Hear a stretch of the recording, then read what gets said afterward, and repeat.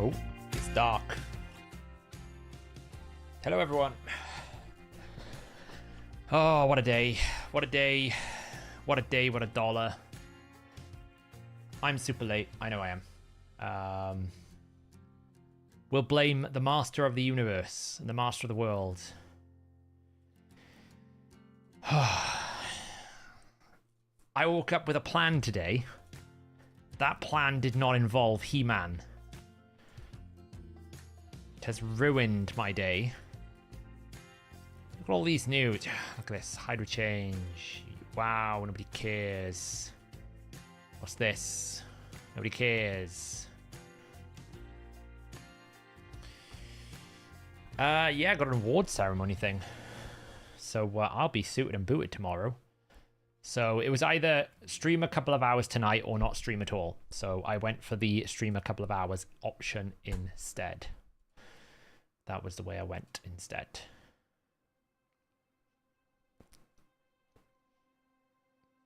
I haven't eaten all day, so I'm snacking.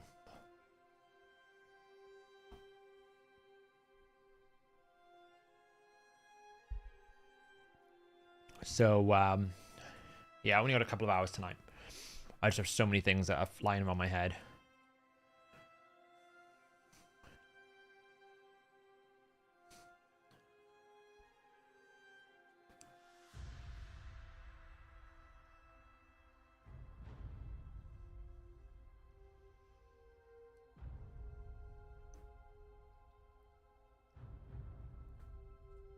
Sorry, something someone's just sent to me.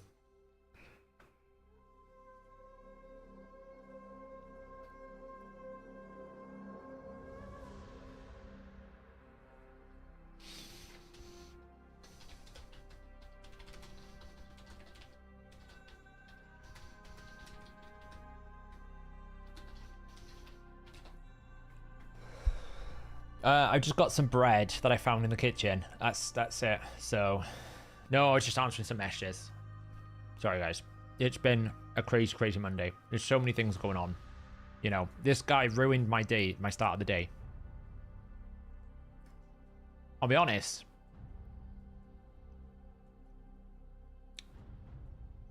I don't know. What's everyone's thoughts? I'm gonna put a poll. He-Man. Yay or nay or meh? Meh.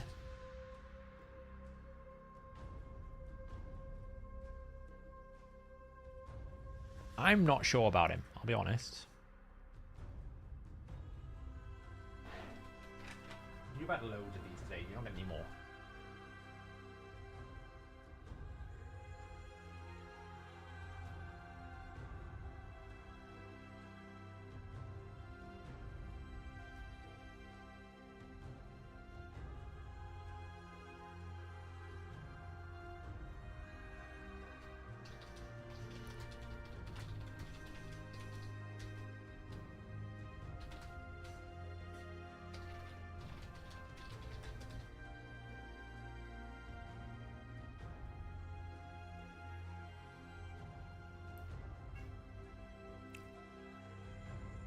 What?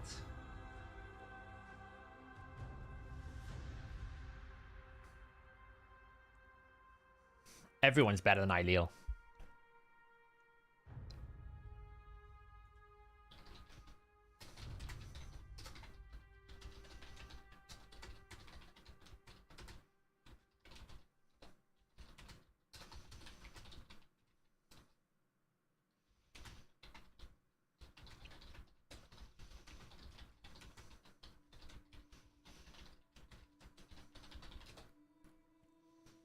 Yay or nay, Sculpt. I'll be honest.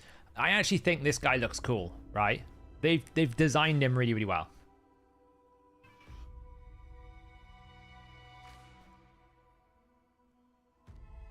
What do you mean is a useless poll? Yay or nay? It's a pretty straightforward poll. Do you like it or do you not?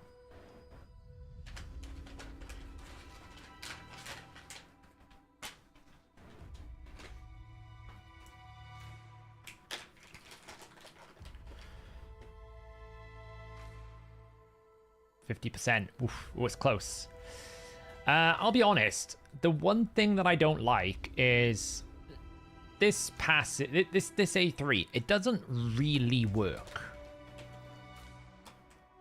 Because quite honestly, the amount of time it takes you to stack it up to become a damaging ability that actually has impact, you might as well just run the A3 twice. Right? You might as well just have used the ability twice.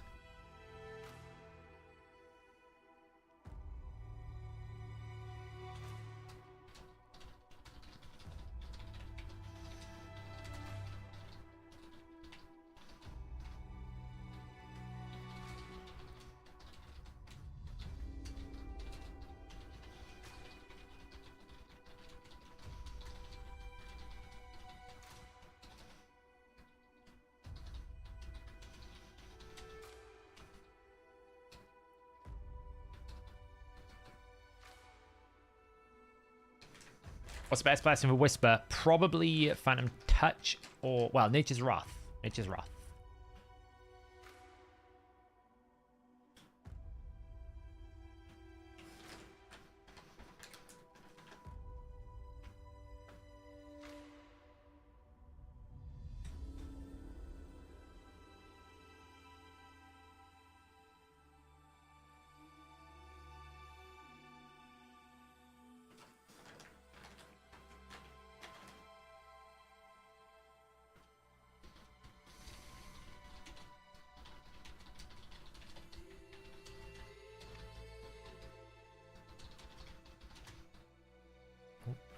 Sorry, guys. I just had a last-minute message.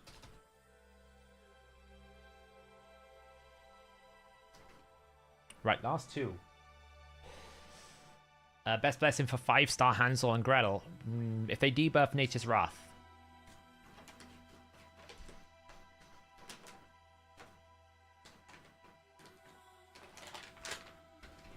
Right, that's it. No more. But yeah, I just feel like with this ability here, it just doesn't really... You're better off just running the... Like, you can't really realize the vision of, like, oh, I have the power of 500%. There's no way you're ever going to get this to 500%, right? It's just impossible. Now, that being said, what have we rated him at the moment? Let me check. I think I just need to reset some of our ratings because I did an initial rating. May have undercooked him. I was not vibing him. I don't know if I still am vibing him or not.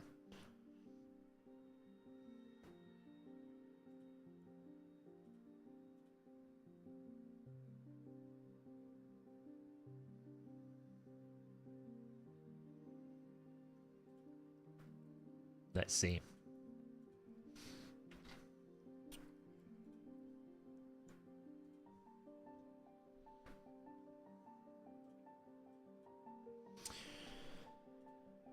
We got him at 3.5 right now on the website because the biggest thing is he is all but damage, right? And his damage is not insane. It's good, don't get me wrong. It's good. It's good. Right, what do we got here? Let me get rid of these videos a second. Like 3, 98, 93. Like, this is... I think we've based this off a 5 and 5, okay? So, obviously his passive will stack 10 times, and this can stack, 50 times. So I think we've basically said the A3 is on 5, and the passive is on 5, except for Clan Boss and Hydra, where the passive goes to 10. And I think we lifted the I have the power up a little bit as well. So you can see that's why Clan Boss is stronger, because we've lifted it up to like 10 in Clan Boss. Makes it stronger. But, I mean, it's decent.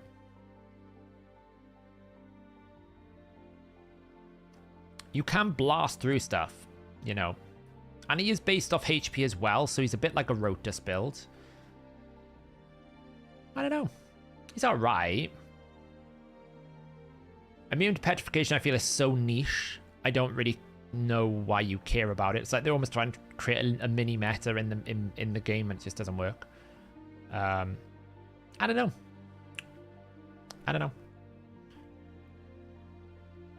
That's how we've got him rated at the moment. Because, like, outside of damage, what does he do? Not much.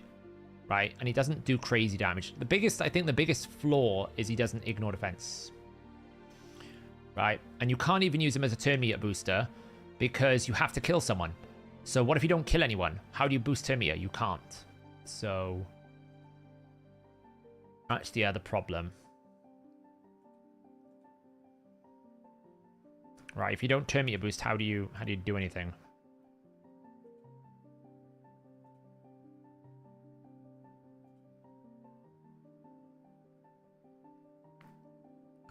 No, I get the thematic. I'm just saying that the like, here's the thing.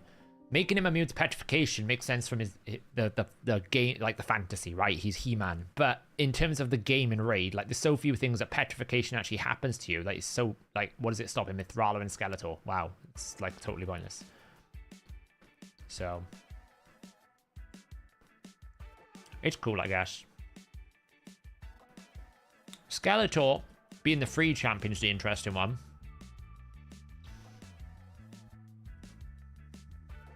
Kind of good.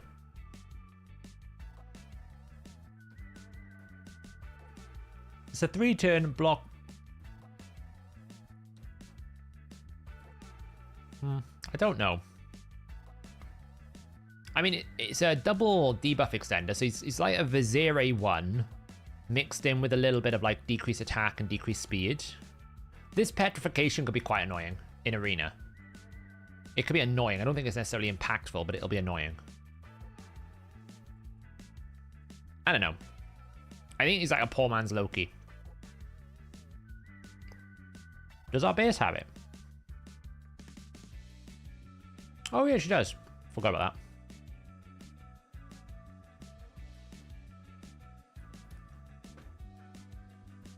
What about Stokk? I don't think Stokk gets good at the thing about Stokk is I think he'll be... He's great if you've got this guy. This guy and Stokk are loving life, right? These two together, this guy, Vizug, and this guy, right? Why? Because with Vizug, you get this A3, increases duration, and you get this passive, increases each ally for each HP burn poison in the enemy team, right? It stacks up with damage, great, awesome. And then you have this AoE that activates the burns, and then this guy will place burn. The biggest thing that Stokk doesn't do is he doesn't place burn. He only places poison.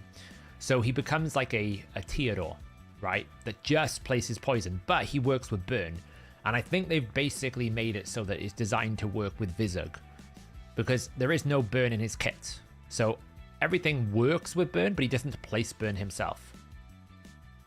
Right? Nothing about him places burn. So what you do is you run this, and then you run this, right? And that counters Marichka. Massive Marichka counter. Massive Marichka. I can't speak. Becomes a massive Marichka counter, because one of the biggest things that we're seeing now is Marichka come back because of the Teox teams with Calvalax and a bunch of other things. You know, Burns being able to get rid of Stone Skin. Well, how do you stop that? You bring Marichka back. She's coming back. So him with that is good. Now, the problem I have with Stokk is the further up the game you get, the less valuable poisons become, right? Poisons in Hydra, not very good. Half the heads are immune, and the other half basically just, you know, you just don't really get much for it. Poisons are generally weaker or less valuable compared to enemy max HP, and you get Marius for free now, eventually. Or just raw direct damage, you know? Right, there's no substitute for just raw damage in the game, because you can abuse stats to quite a high level now. And because you can abuse stats to quite a high level, it basically means that you don't necessarily need to rely on the 5%, because you can outdamage the 5%. So what you invariably get is Stokk the Broker becomes great early game. If you're in the mid game, he's almost a must pick. And the reason why I say that is because he's like a Theodore. He's going to put poisons up. He's going to activate those poisons, continuous heals on all your allies. He's an AoE, sort of double AoE. Perfect for like a stun set, a good turn meter fill. Decent, like a decent aura. Like all round, he's a great champion, but he's not a specialist in anything. Like, I don't use my Theodore anymore because there's nothing I need him for. Because at the late game and end game, there are just more powerful champions. I think where he becomes viable end game is with Vizug. If you have the two of them together, then he becomes viable. So I think he's the best fusion we've had in like months. I just don't think, like, I think the further you progress in the game, the less you need him. The less he becomes important and viable. In that sense. By the way, just in case anyone does pull him when they add him, they haven't fixed the guy's passive. I've been told that they fixed it on the test server. By people who are on the test server. They haven't fixed it. They are going to fix it. This is going to get a nerf. For sure. They're going to cap it. It's too powerful. It's too abusable. So, don't be upset if they do it. They've already said they were going to do it. They shouldn't apply it. So.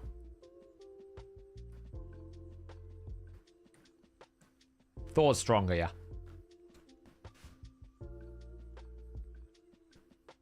So.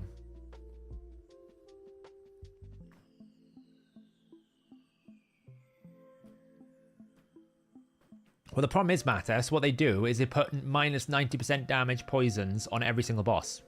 Mattis. All the bosses have a secret passive that basically nerfs the amount of damage that poisons do. That's why poisons are less valuable, because they just nuke them.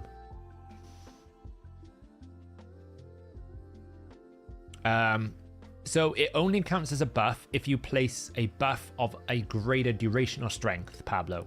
Okay? So if you have a 1-turn increased attack and you put a 2-turn on him, that's a new buff. If you put a 2-turn and you put a 3-turn on him, a new buff. If you increase the attack buff from the 25% to a 50%, it's a new buff. If you try to put a 2-turn attack on a 2-turn attack, then it never replaces the attack because it can't. So it doesn't place.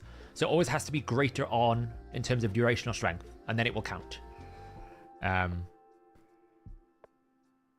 yeah, this will get capped. I think they capped it at 100%.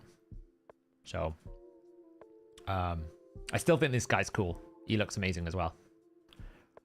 I'm not so sure about these other ones. Where is it? Like this one, I don't really see the point.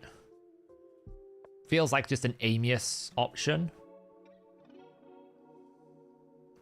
That's just like a filler legendary. The lizard though, oh, this thing is monstrous. Don't know why it's got a random like I don't know, attack on. Kind of weird. This is insane.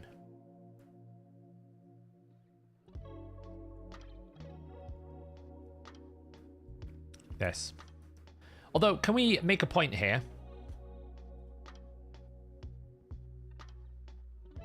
Decreases the cooldown of all active ally skills except this champion by 3 turns. The cooldown of this skill cannot be decreased by other cooldown decreasing effects.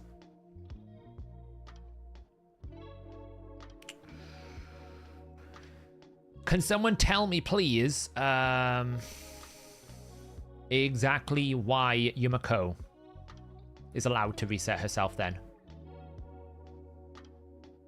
Because you could make an argument, and I think this is a fair argument, that people have made the argument that Yumiko's a newer champion, so they changed principles, right? You could make that argument. But then I'm like, well, what about Crixia, right? Crixia came out. This one doesn't work.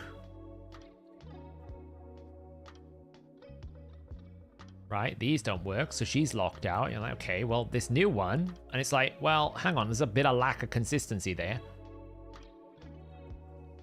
Right? If anything, you'd want to make this one not, right? Why? Because you'll get people to wail for it.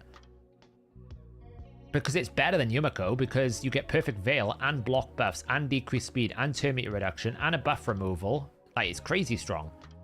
Hell yeah. But anyway.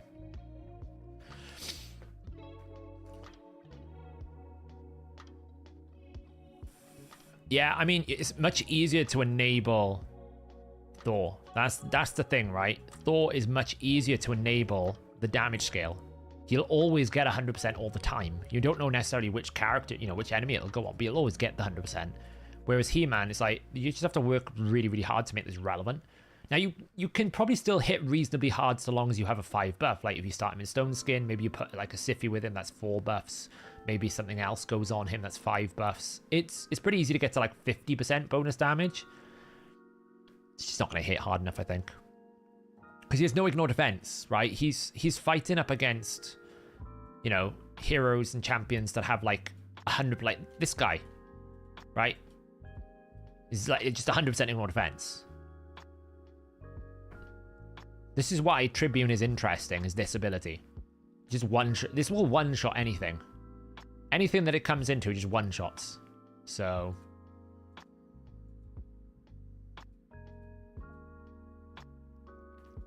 he'd be too OP if it was resettable. Well, I mean, Yumako's OP, and she's resettable. Yumako locks out and resets, and she's got basically a guaranteed 75% debuff transfer. Talk about crazy. We need to win this stupid mission. That is no longer optional, apparently.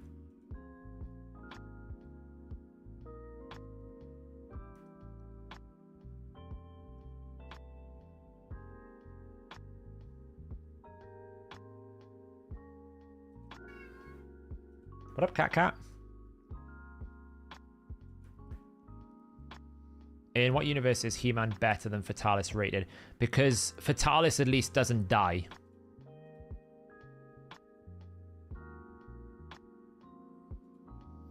And they're about the same. I would actually put them on the same level. Because the thing about Fatalis is, he doesn't die at least. He's just never going to kill anyone very quickly. And I feel like He-Man's damage is great, but he's still a bit squishy, right? He's going to die. That's what Fatalis has got going for him, is he's very hard to kill. So he might not kill you in one hit, but he'll at least have a couple of hits. Where He-Man might have one hit and die. So...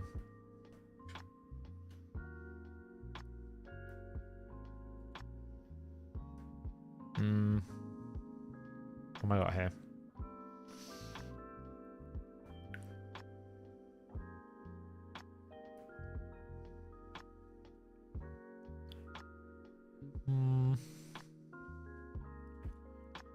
Let's pull someone out I haven't used in a while. Let's throw him in the mix. And let's throw it in with a little bit of Carnage.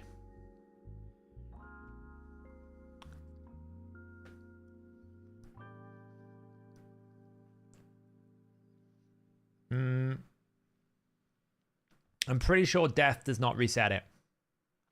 Could be wrong, though. I did, yeah, Matt. I need to rebuild some tonight, so...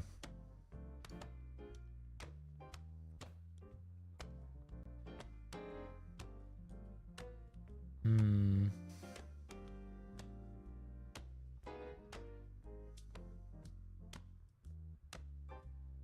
feel like I want to take Harima out.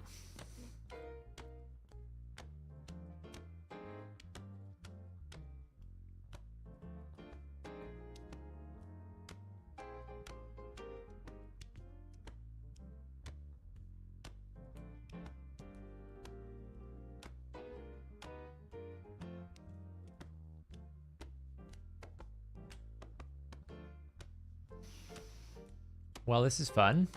Let's take out the... All right, well, we resisted.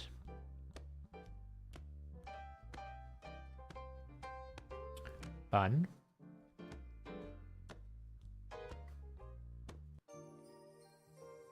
We're probably going to lose.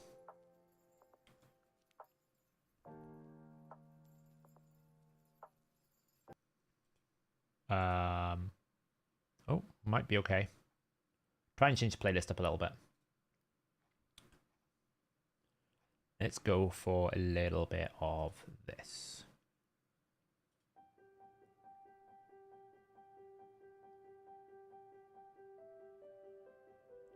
Whoop. We're still in it. It's very unlikely, but you never know. If we can kill off. Nice. I was kind of hoping to get rid of the stone skin, I'll be honest.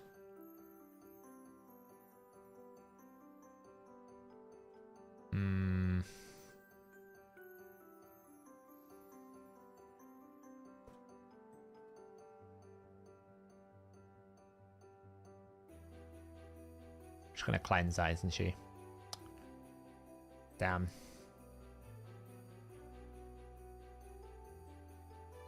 Oh, he's still alive. Damn. It's close.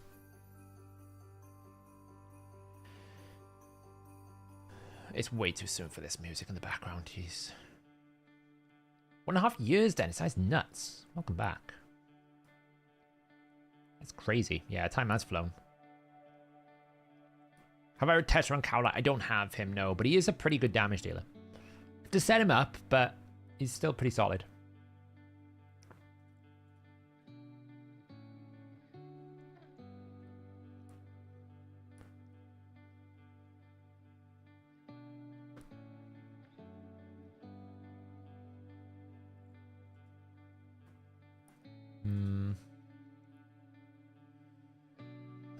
I can feel my arena teams are dated now. I'm struggling to break these speed teams down. I really need a solution for the speed team meta. A lot of games do an in-game pity summon. I don't really see the need. Most of the time you summon because you have to, not because you want to. I'm kind of stuffed here. There's not really much I can do.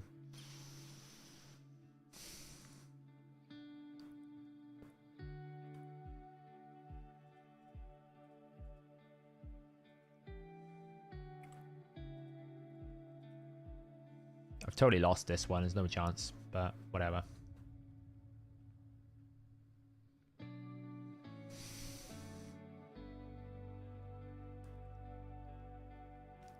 Fast champ is like 390, but I haven't looked if I can go faster recently.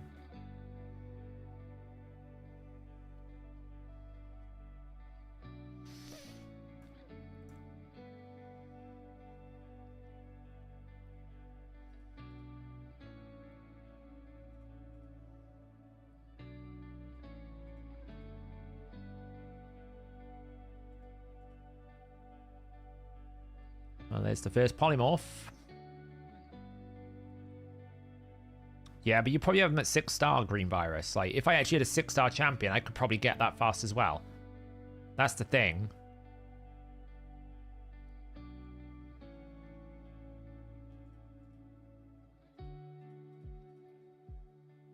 It's the big factor about being at 6-star.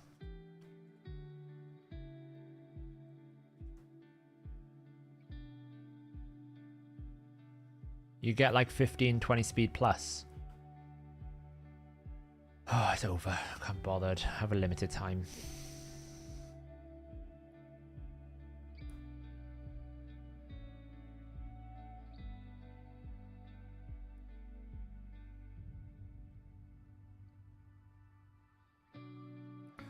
They just need to put seasons in, honestly.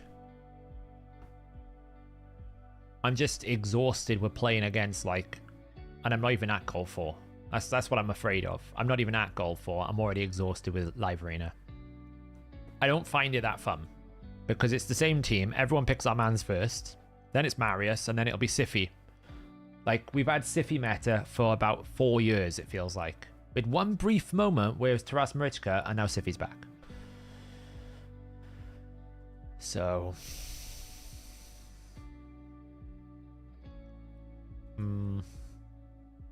So go with speed meta.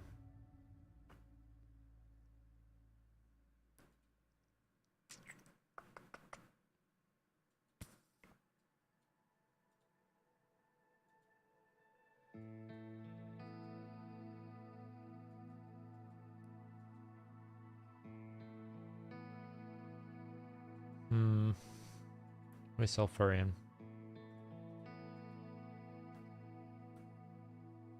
Yeah, I need to build my Torment up.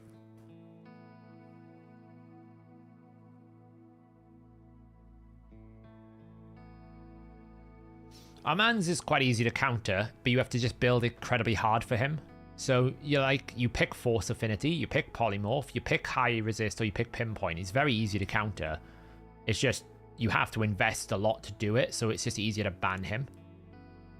But you know, that is... Man, what is it with the Marichkas? Like I said, Marichka's on her way back. Like, Marichka is on her way back into the meta because it stops the burns. So...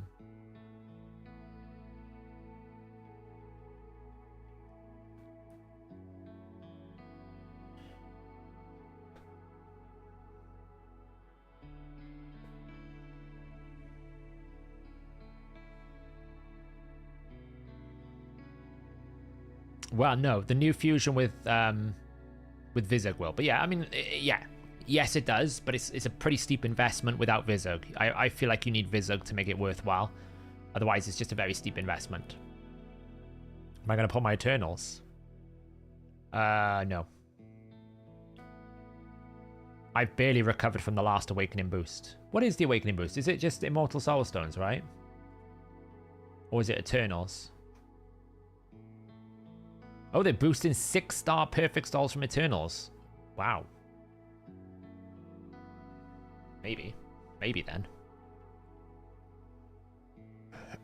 Maybe.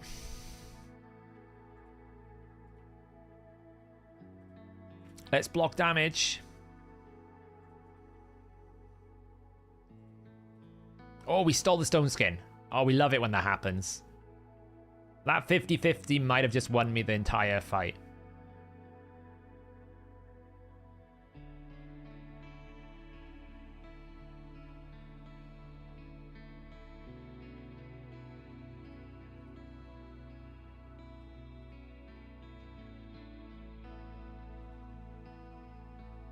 That 50-50 has probably just won me the entire fight. Because I managed to steal Stone Skin. And this can't really do anything now because the decreased resistance comes back. Let's use that there. And then we just kill it. And because it has block passive skills, free win. Eventually.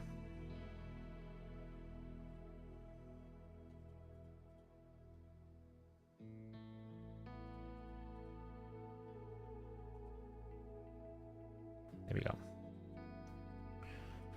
Alright, that's at least our daily free.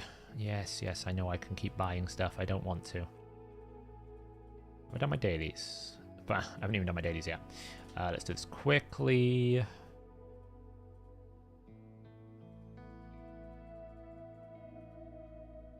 Boom.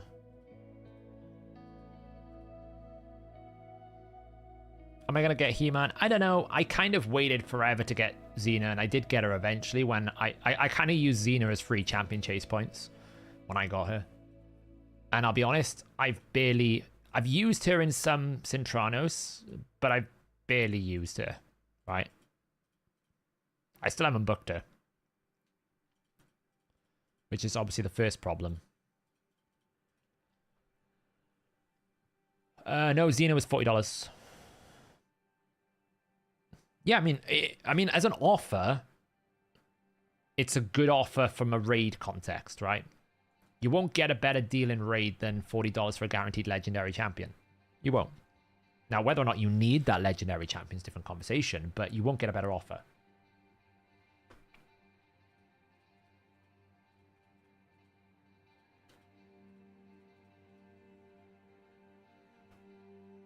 I did. I just never had a window to book her.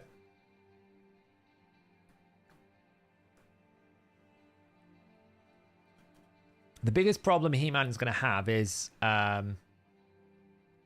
he has no ignore defense. So why is that a big problem? Because he's going to get power crept the moment any ignore defense champion comes in and does somewhat similar things to him. Right, and we got these Unity guys coming in, and Teox is coming in, and all these other champions coming in, mythical champions coming in. He's going to get power crept, if not already has been power crept. So that's my concern with it as an end game player. I'd be basically buying a champion that might have a shelf life on my account for like a day. I mean, he can't do what Marius can do. Right, he just simply can't. So it's kind of like, okay, well, I can get him, but what am I going to use him for? Tails can be suitable for live arena. I mean, let's face it, you pick the fire dude is an instant ban. Right? The fire dude comes up, you have to ban him instantly because he's just so dominant. I don't think He-Man's anywhere near as... and I'll be honest, I don't think Fatalis is all that good either. I know some people have found success with him, but, like, rank him up against the other ones, you'll not get near him. Right? You will not get near him. Hey, look, let me just add to my long list of things in my inventory that I have no space for.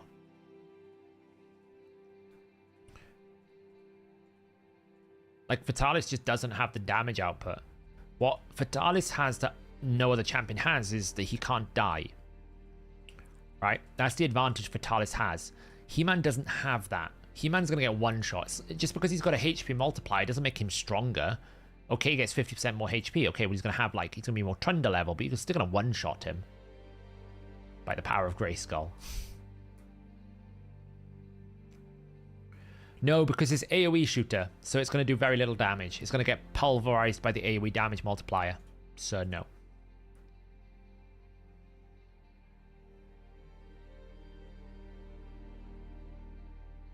But that's what Fatalis has going for him, is if he can get to his A3, I think the one that unlocks on Fatalis, then that can do a reasonable hit.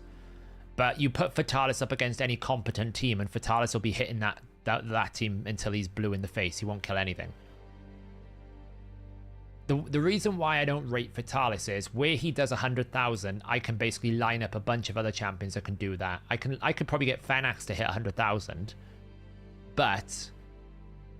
can I get Fenax to hit 100,000 consistently on the highest possible teams? No. Right? That's the thing. What Fatalis has is he's a bit of a go-second, tanky kind of guy. If you can't get rid of him quickly, he's hard to kill. But then you just put block passive skills on him like you do Wukong and you just kill it, right? Carnage. Or Ronda. Romantu. You just put that on him, he dies. Instantly.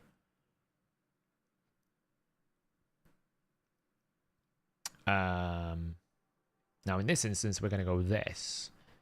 And we're going to go this. Hey, Chloe.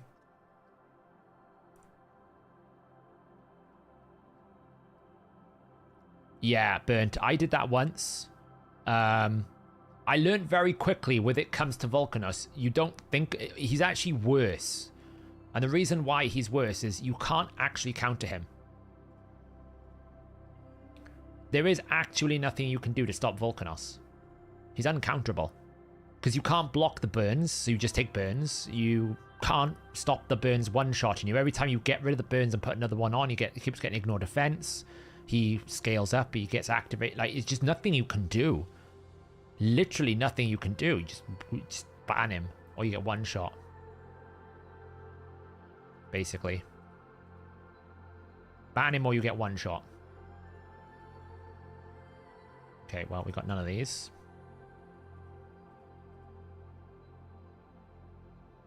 Frozen. Let's see how much damage his dwarf can do, shall we?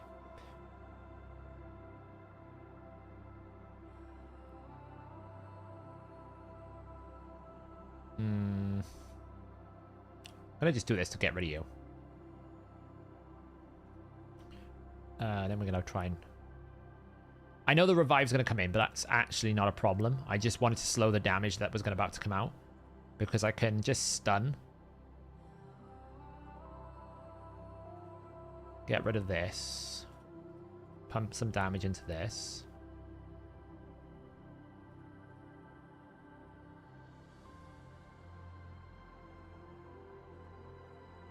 Okay.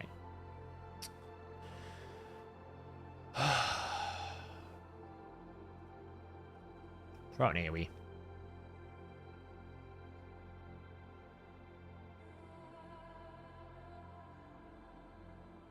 Hey, JKG. Yeah, they have been. I believe the issue was they accidentally changed the multiplier.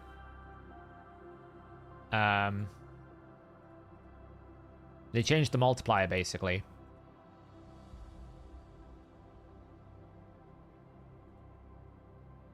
and didn't realize what they did. Right, can we... I have to kill her. Like so. And then I can kill this.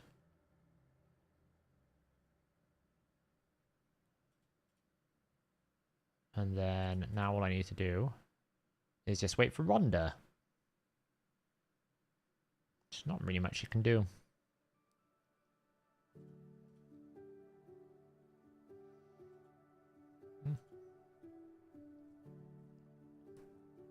When did Ray change the AI for Artak? He's using A3 into A2. God knows. Dread to think. But yeah, I think what they did is they were modifying something to do with enemy destroy max HP. I wonder if it was in preparation for this new guy that's come in, the Tribune. They accidentally put a 0. That being said, maybe the other thing they actually did was bug fix it. Because I've always said from day one that it wasn't doing what it was saying. It was destroying it way too quickly because it should only have been like 5%. And it seemed to be doing it way more. So I'm wondering if they bug fixed it, realized actually how much people didn't like it, and then basically reverted it back to what they did as the unbug fix, if that makes sense, right? They basically made it do what the bugged version was doing when it shouldn't have been. And that's what they've left it at. So destroy set has always been garbage. Because it's based on any effect that destroys HP based on the damage you deal is always going to be garbage.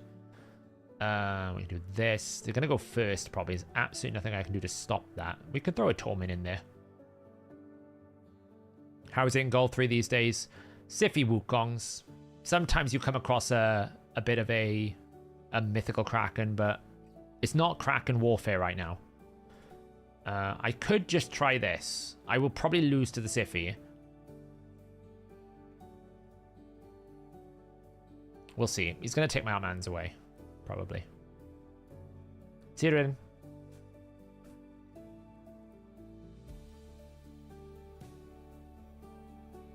The 5 fragments will come back in the champion training event, I've been told.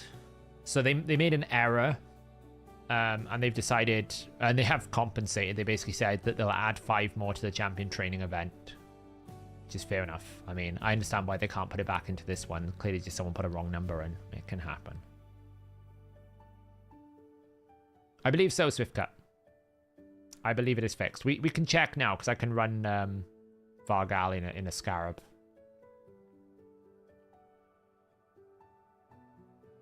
They've done this error before, Vexo. It's happened before, so. You've been Minecrafting? What, in our realm? Better not been.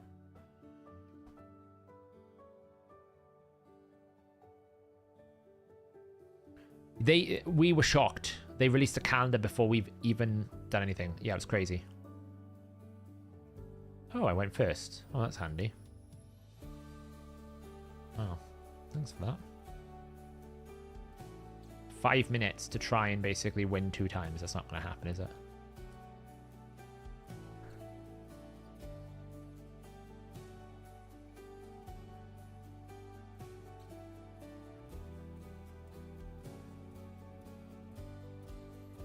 Like they're prepping for something else, yeah, right?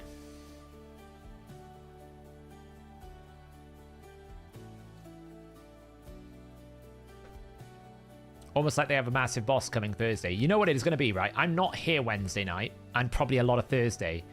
You bet the new clan boss is coming Thursday. I bet you they are. I bet it's coming Thursday. Just to annoy me. Because I'm not here. So, any math on the max potential for He-Man? I mean, if you get to 500%, it's the hardest hitting ability in the game. But you could have just ran the A3 multiple times and probably did more DPS. So sure, if you just need to burst, then yeah, you can keep going forever.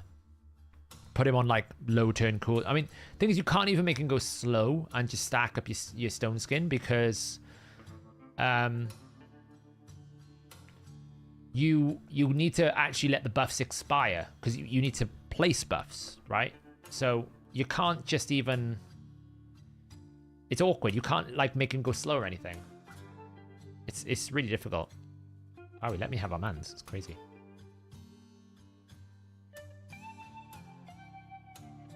I'd go for Stokk. You know, even though I said earlier that he wasn't as valuable endgame, I still think if you ever get Vizug, him and Vizug are an automatic siege team. And if there's any stage in which they would, like, if you need a poisoner for some of the Cintrano stages, he's going to be god tier, so. Alright. See ya, babe. Boom.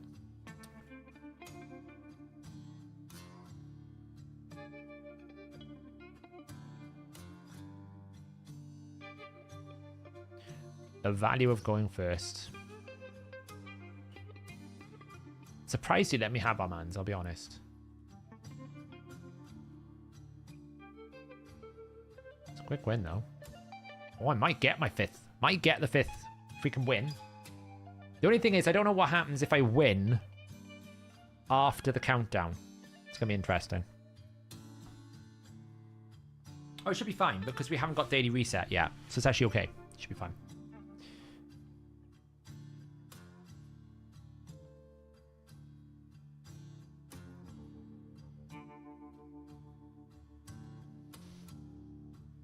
Yeah, it will count Royal. But you just have to reduce the duration, right? That's what I'm saying. You can't run him slow. You need him to go fast so that he consumes the turn so that you can rebuff him. It's kind of awkward.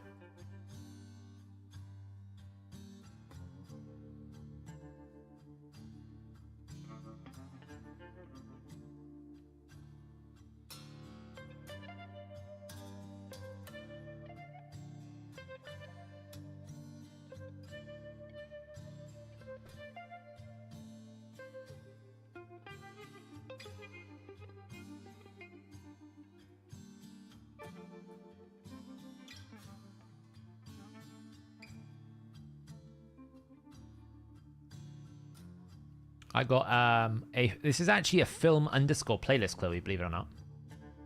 I don't know what it gives me. So wow, this is taking a while to pick.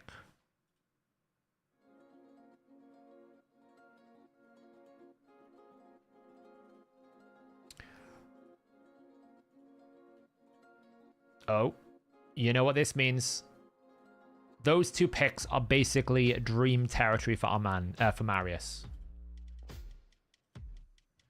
Yeah, I've got to win this, otherwise I don't get my free win.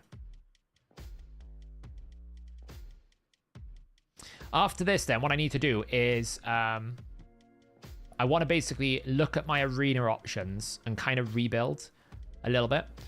Because I've got to set my siege defense. And to be honest, I've just been feeling like my arena defenses are not so much bad, they're just out of date a little bit. So I just want to try and see what I can do to revolutionize them and re-gear them up a little bit, change them around. Can I, now that I got a lot more stone skin, is there something I can do with that? I'm just feeling like I need to take a look at them all. I should probably try and do a Trunder team as well, if I've got time.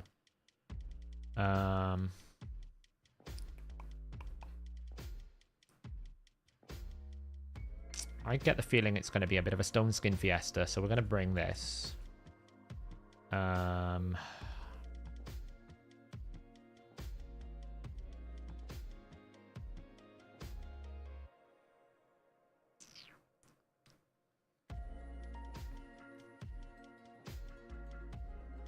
going to scare him off. Like, Mikage at the moment is in a weird place. I don't really know what I'm doing with Mikage at the moment.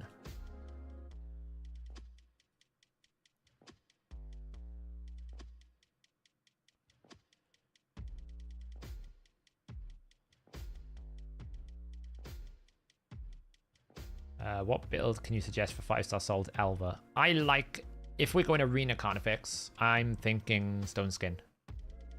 That's how I've got mine. 1 turn Stone Skin and just then build it fast. Because you want to basically have it cleanse. Oh, there's only 1 Glath here.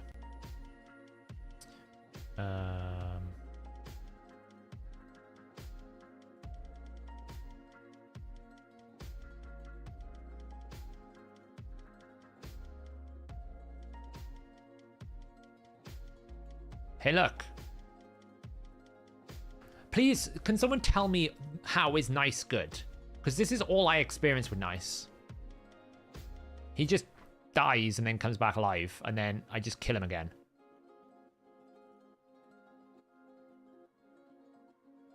I don't really... I mean, I might actually lose this if he A2s and boosts, because... Oh, never mind. I simply do not know what Nice is meant to do, because anytime I face him, I just one-shot him. I don't see why people say he's good. I just see him and I one-shot him.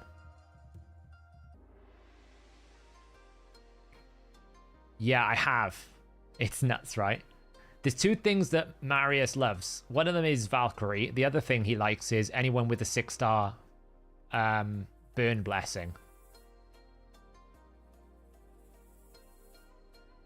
Oh, what do we got? Nothing. Might be okay. Useless. Has anyone actually got a legendary book out of this damn thing? Because I haven't. I've yet to get it.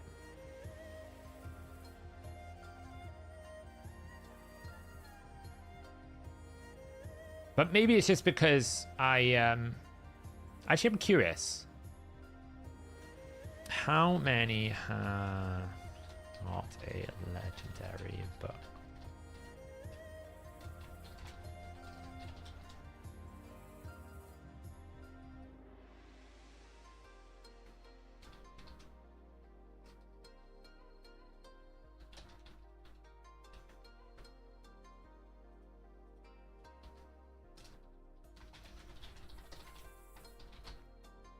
I'm curious.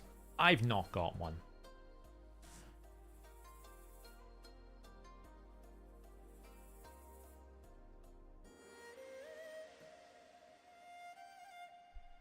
Yeah, if you're looking at team suggestion, all the stats that the person has when they ran the team is included, including Great Hall bonuses. I will be trying to get prisms for this, but I don't know. I don't think I'll whale for it, honestly. The Kaimar's tempting, just because it's a bait at this point, but honestly, I'm kind of not in the mood. I mean, it's a great champion. The Volcanos is nuts, but I don't need him. I've not leveled my Incarnate, no. I'm expecting that something's going to come out that I'm going to need it, though, because that's always the case. It's always the case with this. How many do I need to do here? Just like 2 more, right? So 1, 2, 3. So we can just move through here. Let's go grab this.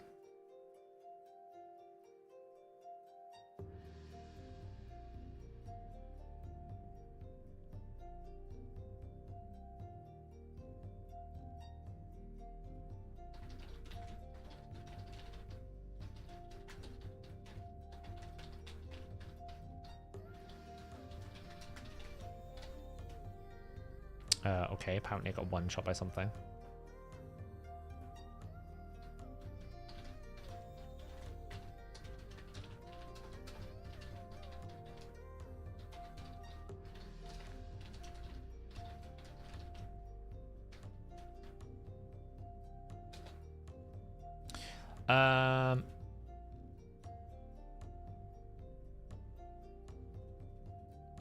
Don't ask me how I lost that.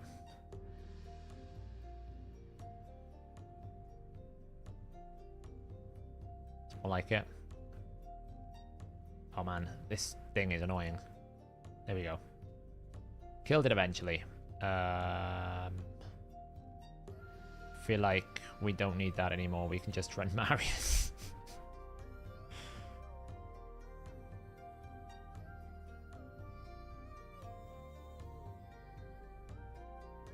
I mean, the guy is just a monster. Look at him.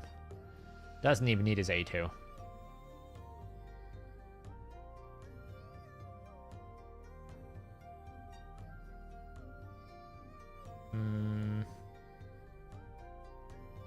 I need 9 here, so I guess we just basically run that to make it up.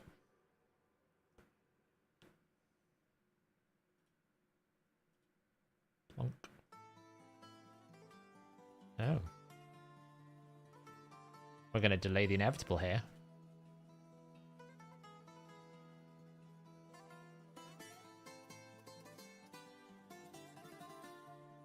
I do like the music taste tonight. It's very eclectic.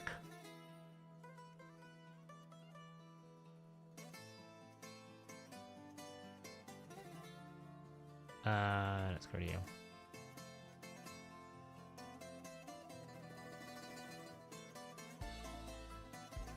I mean, no, I'm just not using his strong abilities.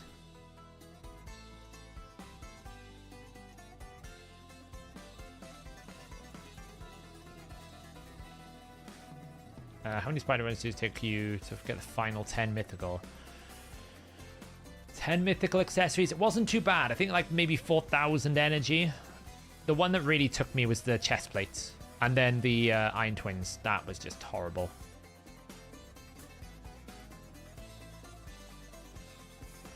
Like, the essence was nasty.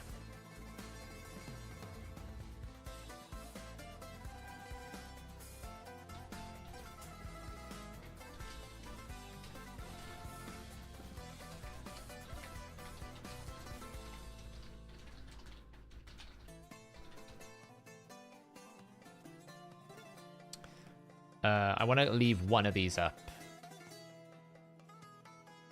because I want to make sure if I need the 3-hour re-gear, I can use it.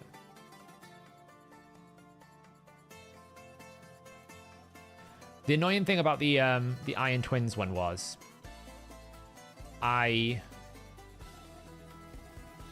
basically farmed every Sunday. I never got any essence on Sunday. And then the 2 Sundays after I finally finished the mission, all I got was essence. I was like, is it serious right now? Literally, that's all I got.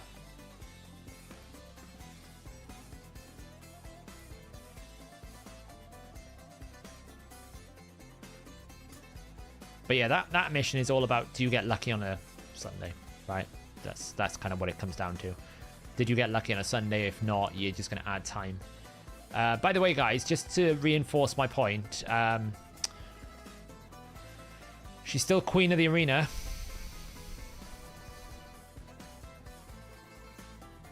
Pretty much fundamentally winning because of one team.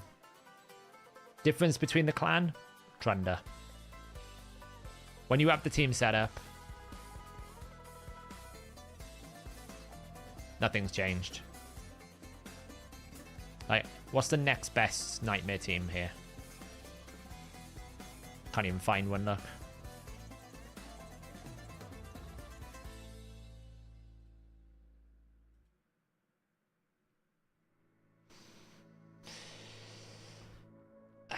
It's great how we ruined everyone's Hydra teams. I mean, the numbers are lower, don't get me wrong, but I'm like, lower by how much? Like...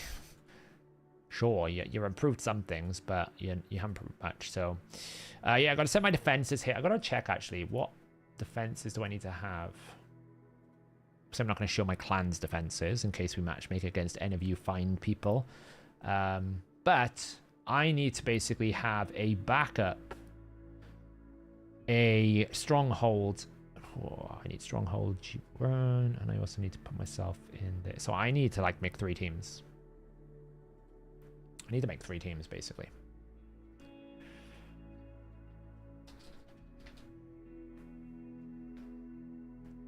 Yeah, I haven't done my Trunda team either. To be honest, we're so hard carried by that one key that it just becomes a bit too easy. So... no, because I'm in Stronghold. So... I'm in Stronghold.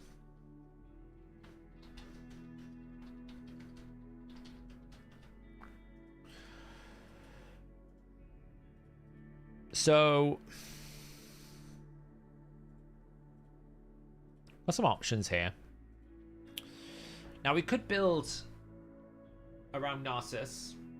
I feel like Narcissus and Korra is an option. Freya is also a great option. I got a 6-star Mikage, so I could just completely rebuild Mikage into like a whole speed concept, you know? I mean, we're still trying to get speed on this.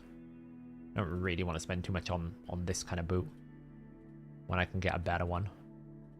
In protection. What does this have at the moment?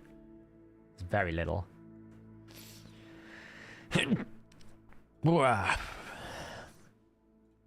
We go hunting for a speed boot with speed accessories. Ideally, it has accuracy, right?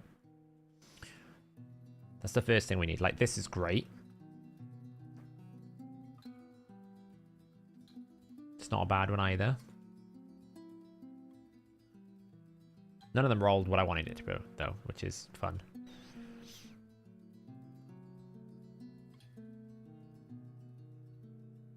I mean, it's technically a better one because it has more accuracy, but... Which one's going to roll speed? Not that one. Let's see if this one rolls speed. Nope, that one didn't roll speed. It's kind of annoying, really. I do have an Ancora one, but she's in the resist boot, and that's the only other one in there. Which is, you know, it's fine. It's just 5 speed slower than it could be. That's all. You know, in the grand scheme of things, I could get, you know, something like this. Maybe this one will roll speed. That one rolled speed. There we go. Boom. Axie. Well, take HP. It's fine.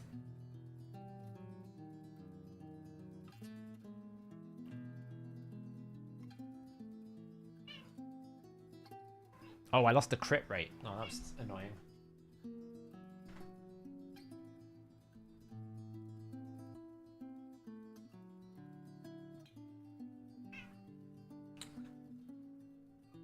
The cat has awoken. I lost the crit rate. That's the only thing. I didn't realize I needed crit rate.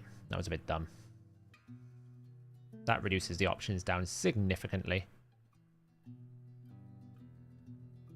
That was actually a better boot, though. Look at that. Maybe this one will roll speed. Nope. Oh, that one's actually the best one. Look at that. Speed. Okay, well, defense is better.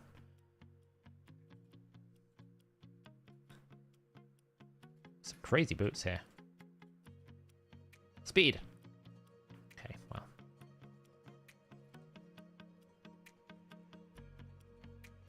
There's options. I think I just built her in like a fast attack build, but I could change her up now because I haven't built her since getting 6-star, which obviously makes a big difference. So I could just go like full speed ahead, try and make her as fast as possible rather than try and build her for damage. I don't really use Garrel for anything anymore, but at the same time I don't necessarily think Garrel is crazy good in arena. I don't know. I mean, technically is, but it's very difficult to make, like, to enable Garrel unless I take it out of Slayer, but then I feel like you lose so much.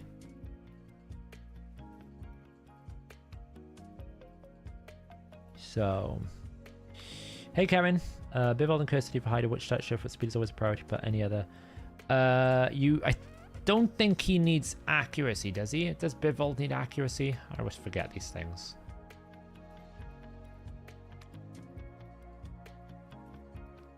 Yeah, you still need accuracy, right? So he needs accuracy for the leech and provoke. So he still needs to have the accuracy up.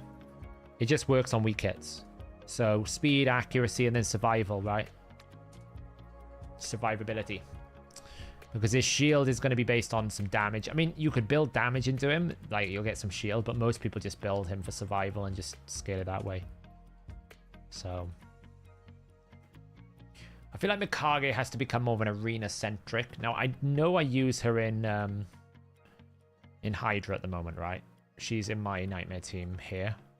Is she even in my Nightmare teams? No, she's not in my Nightmare teams. I could literally build her exclusively for arena now, because I took her out of all my teams. Did I take her out of my teams? No, she is in my Nightmare team. Yeah. What am I on about? Am I looking at the wrong team or something? I was looking at Shooter's team, that's why. Yeah, so she's in my Hydra team. But it doesn't matter if she goes faster, to be honest. So I could absolutely build a team around Mikage as an option.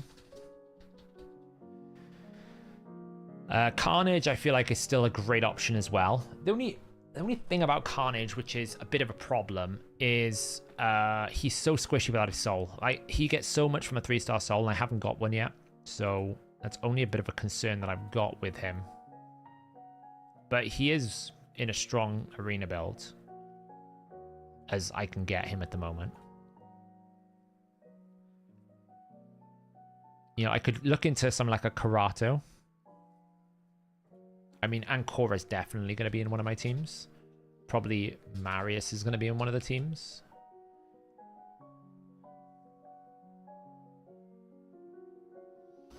I've got a good account, but I don't have amazing heroes, if that makes sense. So what I mean by that is, like, I've got strong champions, right? I've got a strong Marius, I've got a strong Mikage, I've got a strong, you know, Amans is there. But I don't have, like, the crazy mythicals. I don't have, like, you know, the Commodus Bomb teams, and I don't have, you know, 6-star Sifis and 6-star Rhoduses and Yumikos and Warlords and Kaimars. I don't have any of those things, so I have to kind of work around. I've got loads of damage dealers, but not as much support options. I think that's the best way to explain it. Because if you were to think about what you would go for support options, right? I don't have Marichka at all as a support option, right? That's not available to me. So, okay, fine. What else have you got in height? There's not really many high elf supports apart from Galathir. Don't have him. Don't have a Siegfried that I can abuse, so that's a bit of a thing. I don't have a Cardiel. It's a pretty good support. And then the rest of the supports in this don't really cover it. Barbarians. I don't have a 2 Hanurak or an Odin. Bit of a problem. I do have a Freya. I do have an Archer, not bad. And obviously Amans. No Grisor. Not really that much of a big deal, but... no Gizmak, of course, which is the thing that you would want to see here. No Lazarius.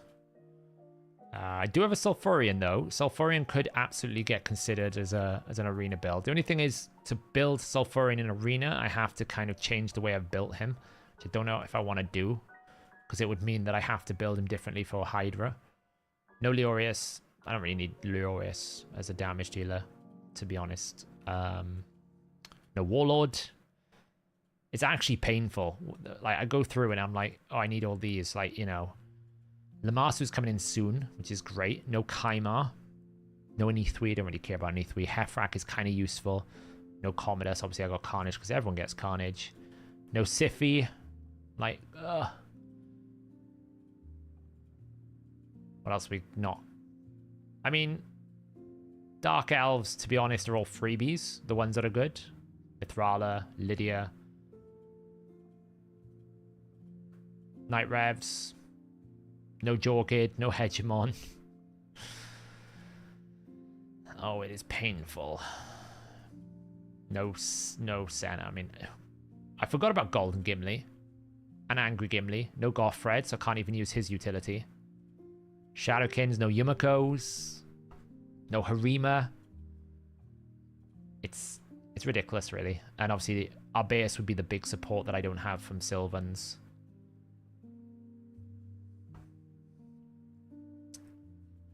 So yeah, my biggest gap in my roster is supports. I don't have an awful army of supports that I can utilize. So yeah, Freya's the next best thing for a defense buff, but it's like, who do you run with it, right? Normally you would run Harima with Siphi. That's the damage I lack. So I think Marius goes nicely with Freya, but Freya doesn't have the revive. So she's good from a go first, but she doesn't have the revive. Yeah, I don't have Gothred either. That's kind of annoying. I do have Arix. Like, obviously, some of the champions I haven't pulled out the portal, right? Like, we got portal champions. I've got like the whale glow stick. I got Arix in there, Gronjar's in there, Chromax is in there, Jeroboam's in there. Lamasu, if we win the siege, will be absolutely a champion I will use. Will be a great support.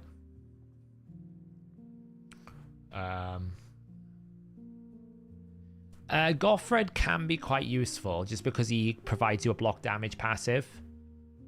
Yeah, he was guaranteed back in the day. He's not S tier, absolutely, but he can catch people off guard, which is always a nice thing. We do have a King Garog that I could absolutely try at some point.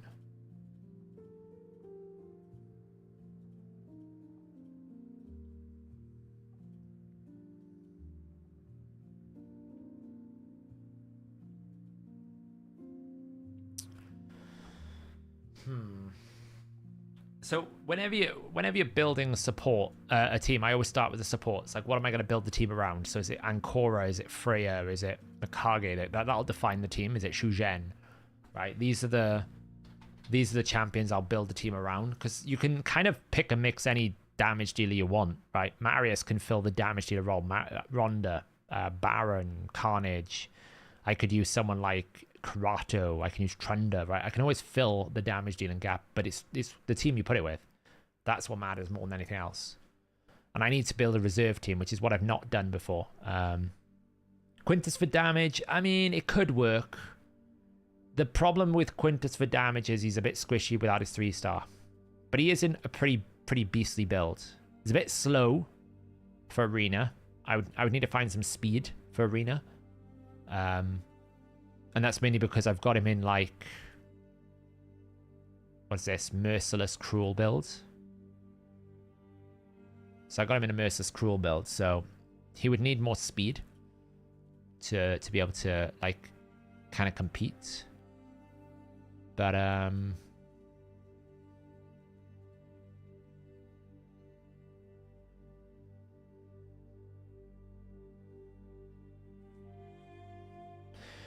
the Benzo, welcome back, the Benzo. I haven't seen you in a while. 10 gifted memberships to everyone. Wow, I really appreciate it.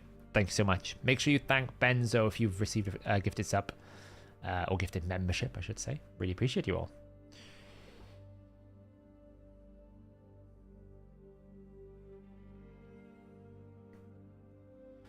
Is Yanuka better than Narcissus? No. Yeah, I mean, Narcissus is the great. Like, I often think the strongest arena defense is probably like Marichka, Narcissus, and Korra. It's very hard to break a Narcissus and Korra if they get a turn. So it's very hard. It becomes just an intolerable management. Like, you can't put shields into it. You have to go first on one shot, otherwise you lose. Now, Karato is good, but I kind of need Yumiko. And he needs to be booked. If he had Yumiko with him, he'd be strong, but...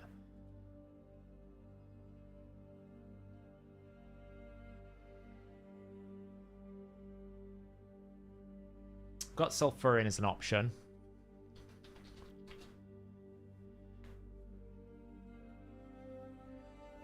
Tormin as well is an option, although I don't think Tormin is very good in Siege. I do think he's good in Live Arena more, but I don't think he's very good in Siege.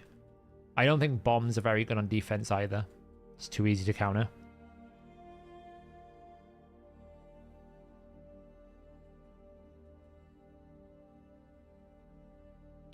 I wonder what 6-star souls we got going on here. I don't even have any Eternal Soul Stones. There you go, look. Can't even pull one. So you have a 6-star Bellatar, a 6-star Noct. No 6-star damage dealers apart from Faceless over here.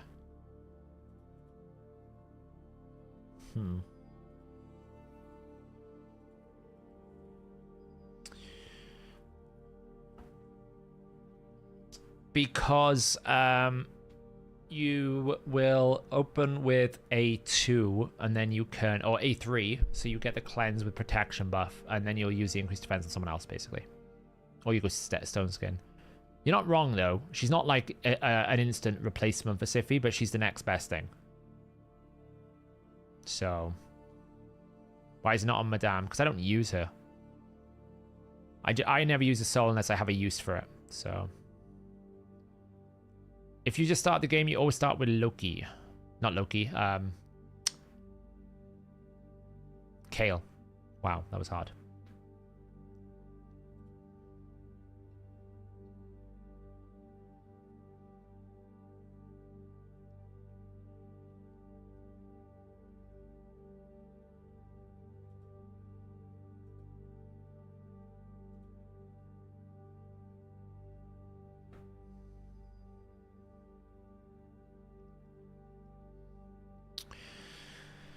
How many legend tokens can you get in gold LA, by the way? One, I believe it's 1 per month you can get. Nah, Gergo's... Honestly, Gergo is way too difficult to enable. You need to land freeze And you also need to land like the decreased defense, kinda. So I don't know. I feel like you're just asking to be polymorphed. So you have to run him in pinpoint, and that reduces your damage potential. So I'm not a massive fan of the Gurgo in PvP. It makes sense, don't get me wrong, but it's just what happens if you don't get the freeze? Well, now you just do no damage. Because it's not like this has ignore defense, right? Sure, it doesn't have the freeze penalty, but it doesn't have any ignore defense. So if you don't land the freeze, you're in trouble, basically. And there are much harder damage dealers than Gurgo. Right, Ronda is a better damage dealer than Gurgo. Straight out. Straight out. It's just a better damage dealer. Freya's a better damage dealer. But, I mean, if you land the freeze, then it's an 8 times multiplier. Don't get me wrong. What I'm trying to say is he's so contingent on that freeze. If you don't get the freeze out for whatever reason, Insurgent, Polymorph, you've got no chance. So... Well, no, I actually think Ronda's a better damage dealer. And this is shocking because I always used to think she's bad because of this. She just gets rid of problems. Gurgo doesn't get rid of monkey problems, Ultimate Death Knight problems, Harima passives, right? She's basically going to remove a Harima passive, then one-shot Harima. She does it. She's my go-to Harima counter. You're not going to get that with Gurgo. Don't get me wrong, Gurgo's okay. I just don't think he's all that good. I haven't used him since the update, but this is an 8 times multiplier that is basically average if he doesn't land freeze. You don't need to weak it. She places. She'll never weak it. And her damage is so high because she hits 3 times, 2 hits will kill it. See you, Dridden. Like, if I can find Harima, I'll show you. Someone's going to have a Harima here. Here you go. It's a bit awkward, but we'll make it work. If I just take... you. Take you out, put a Ronda in. Anyone see a Ronda? A wild Ronda. And then just put you over this. Should be fine.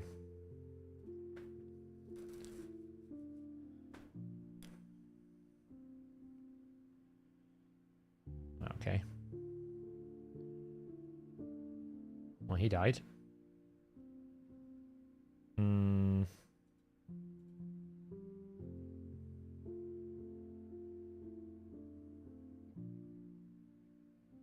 That team died. Got Odin'd.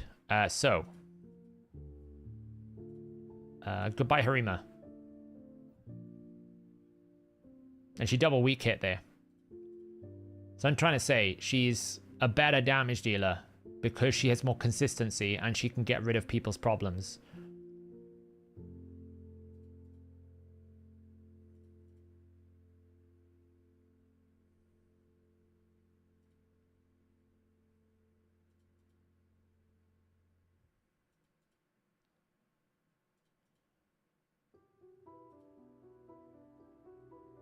She's not even in my best gear. I slept on her for a very long time. But the more crazy passives they introduce into the game, the stronger that her ability set's going to be. Basically, the more crazy Unity champions they put in the game, she just gets better every single update. Because there's only two really reliable champions that you can trust to give you block passive skills, and that's going to be, well, 3. Carnage, Ramantu, and Ronda. And Ronda gives you damage, Carnage gives you damage. So the reason why you're choosing between the two, when it comes to Ronda, she will do it without attacking, right? So I use Ronda into Harima. Why? Because this always applies, and it removes it from the team. I also use her for Ultimate Death Knight, because she'll apply the passive before the attack transfers. So she's my go-to for Harima and Ultimate Death Knight. Carnage is also my go-to for Harima, but not when there's an Ultimate Death Knight with her, because the first hit will go to the Ultimate Death Knight. Both of them are crazy. Well, you want me to find another stronger one, okay?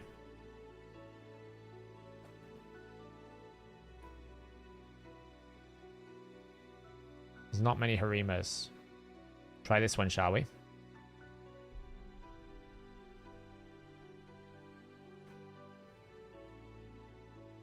Which new player code?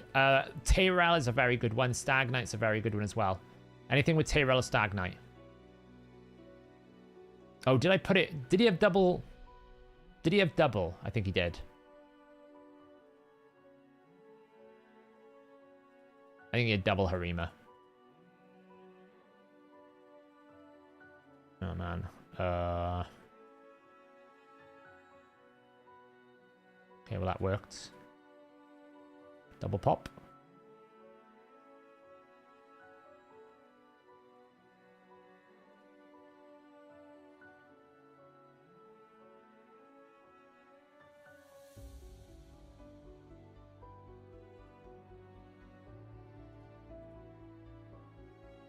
Get rid of you.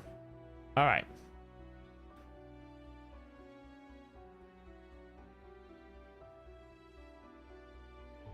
Reaction saved it.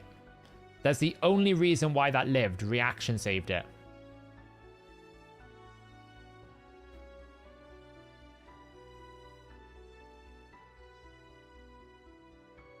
I can't account for that. Reactions and...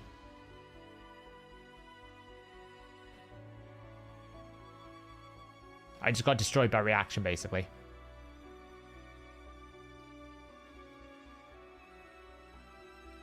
I haven't lost yet. I probably have now, though. Oh, not yet. Okay, now I have, because I weak hit and I polymorphed again. How much polymorph has that last team got? 1 5-star. I double polymorphed off 1 5-star. That's crazy. 1 20% chance twice. I rolled 20% and 20%. Do you know what the chances of rolling that is? Your chances of rolling that? 4%. It's a 4% chance that I get double polymorph there.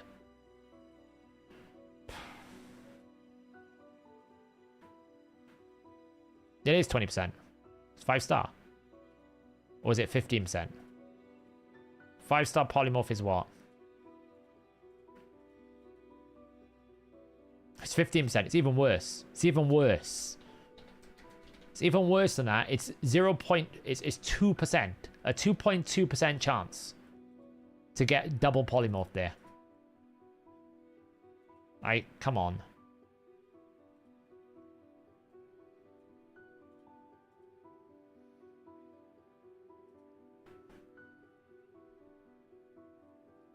.25% chance.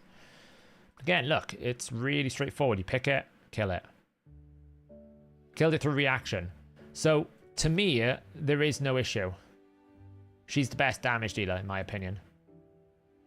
Because she picks on Harima, gets rid of the passive, and you one-shot it. Easy peasy. Right, look, I can do it again if I wanted to. An AoE this time. Double AoE. Full smack. Full send, as they say. So if you're actually giving me an option between Rhonda and Gurgo, I pick Rhonda every day of the week. Because she has the ability to get rid of passives, and passives are the most impactful thing in the game. The only other powerful thing you can do is if you're facing mythicals, you bring block active skills. But otherwise, block passive skills is the most powerful thing you need. Because it will just stop Wukong. It stops all the issues that you normally have. Let's just kill you.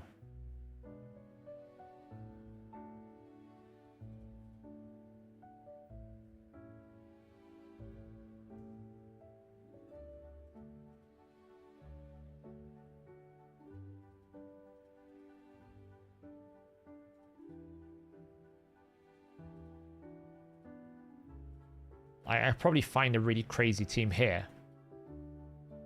It's a bit difficult because it's just start of the new rotation. So sometimes you can find a crazy strong OBV Snapple, Ivorina 3. I'll try it. It would be without you. And without you.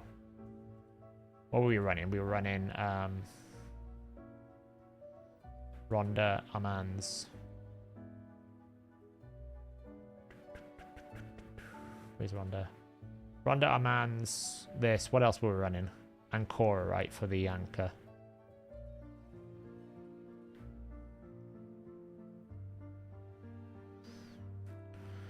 Yeah, but this is what I'm trying to say. It assumes that you're going to be able to buff strip, and it assumes you're going to land freeze. That's not what I'm saying. I'm not saying she's a better damage dealer if Gergo is running under optimum conditions. What I'm trying to say is that it's much easier. It is significantly easier to get her in an optimum window versus Gergo, which is subject to any form of... wow, we triple weak hit there, and reaction saved her. It's kind of annoying. Anyway. Full send. Eventually kill it. Literally, a reaction has saved us so much. Double sheep, though.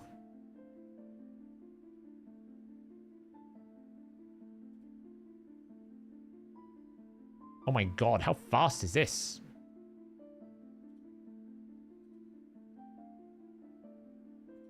Can we get some control? Affinity's still the strongest system in this game. I feel like you're just going to go CP buys for a bit.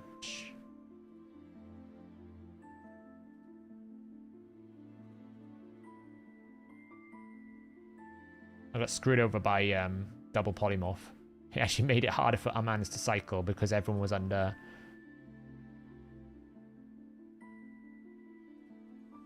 two turns sheep, not one turn.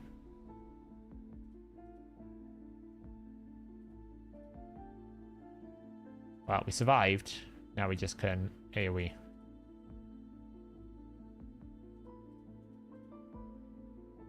Can you stop doing whatever you're doing? Oh my god. So this is a stronger team. But it's being backed up by Harima passive. I didn't take the Harima passive away. Now we can. I mean, it's an Armand show, but...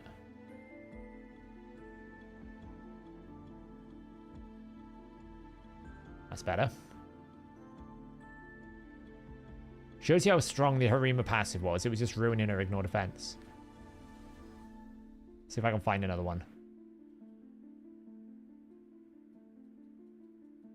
I can probably just clear this board.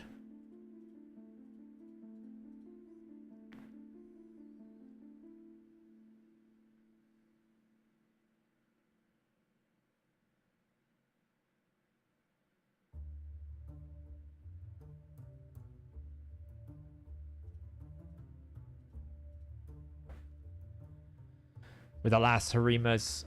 I still think Harima's maybe stronger than Alas. I mean, Alas is strong, don't get me wrong. Oh, there's a Harima. Look, there we go. Bum, bum, bum. Recently used. Doom.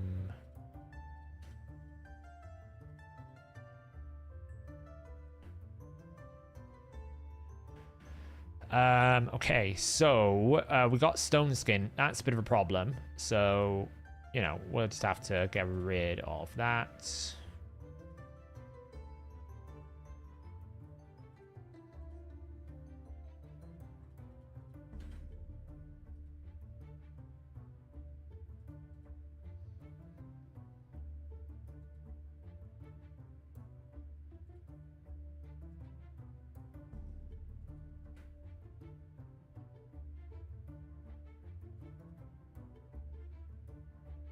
Smashed. Let's just assume that this is going to be a bit of a horror fest.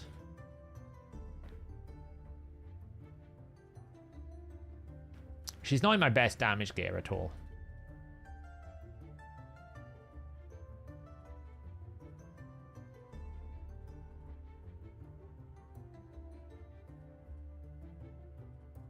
I actually haven't checked the build in a while. She's in good gear, she's not my best gear. What do I think about Ragash? Ragash is pretty good as a PvE carry. One of the better PvE carries, actually, because of his AoE decreased defense and stunning. It's very strong.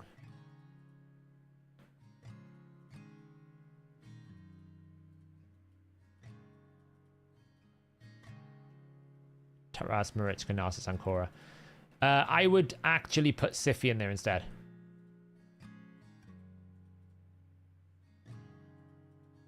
Sify is Queen of Siege right now. Because you need Termia. And Sify's the best option for a go second Termia team. Does he feel well on tag team or in defense? He can do, but I also think he's about a year old, right? He comes from a generation of champions now that have been power crept quite hard. Doesn't mean he can't do a job. It's just not as strong as it used to be.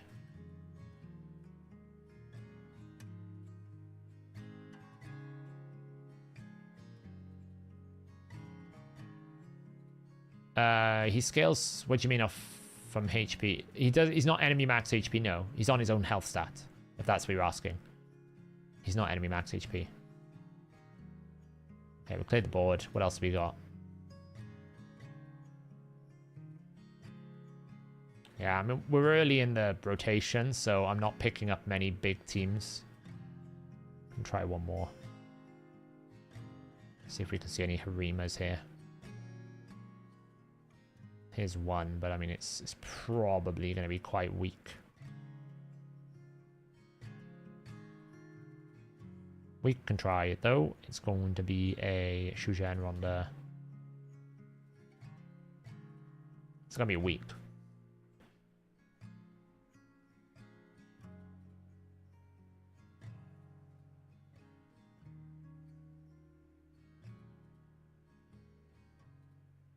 You know, it's not totally weak. No more monkey.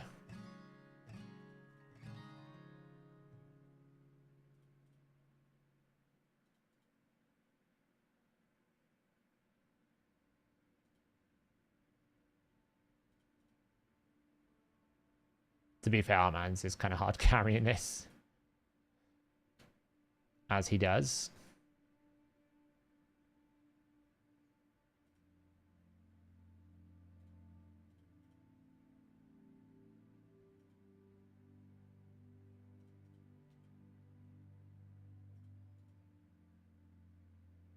She also counters like those high resist champions.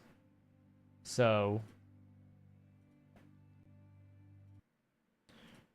that's the thing as well. She counters the high resist champs. But yeah, anyway, there's no more. Don't need to do many or show and tell. But yeah, it just goes to show that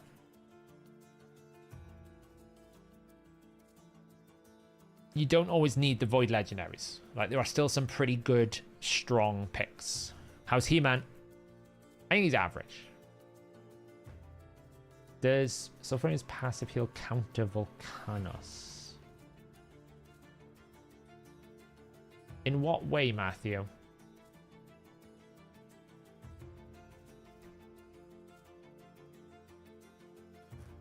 What's better, Chains or Poly? I've gone with Polymorph.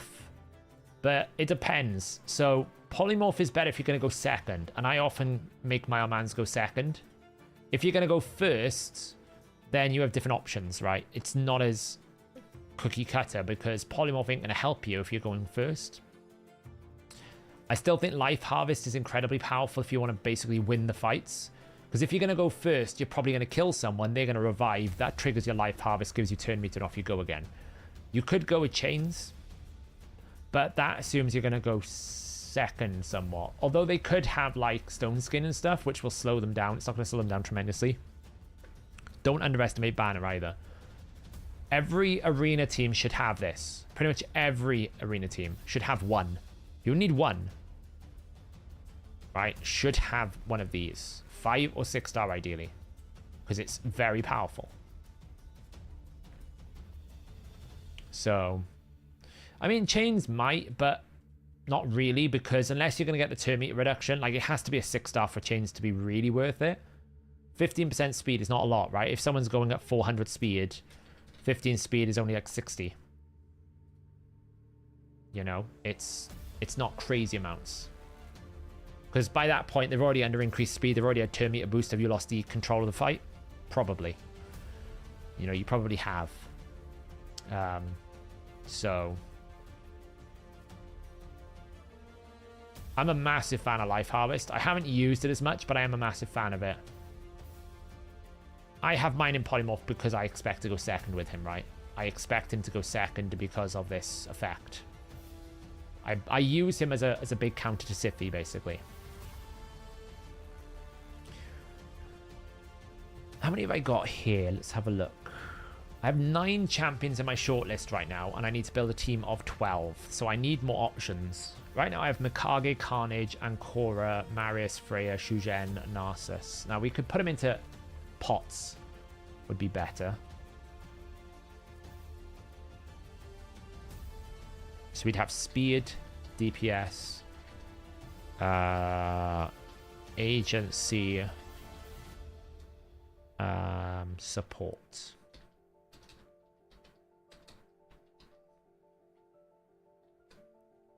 Yeah, I've been trying it on a few. I'll be honest, I'm not a massive fan. Right, I'm not a huge fan.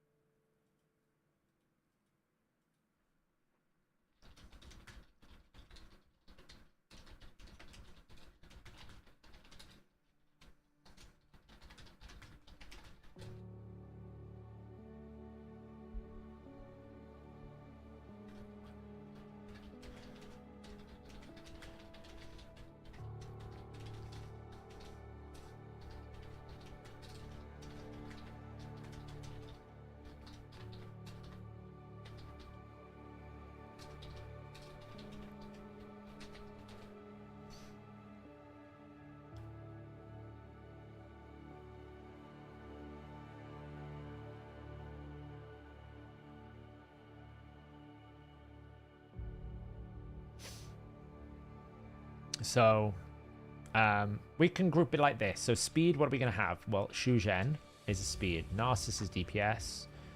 I would put Ancora straight in that. Now, Tormin can kind of go across multiples, right? Tormin can be here. You can be a DPS or agency.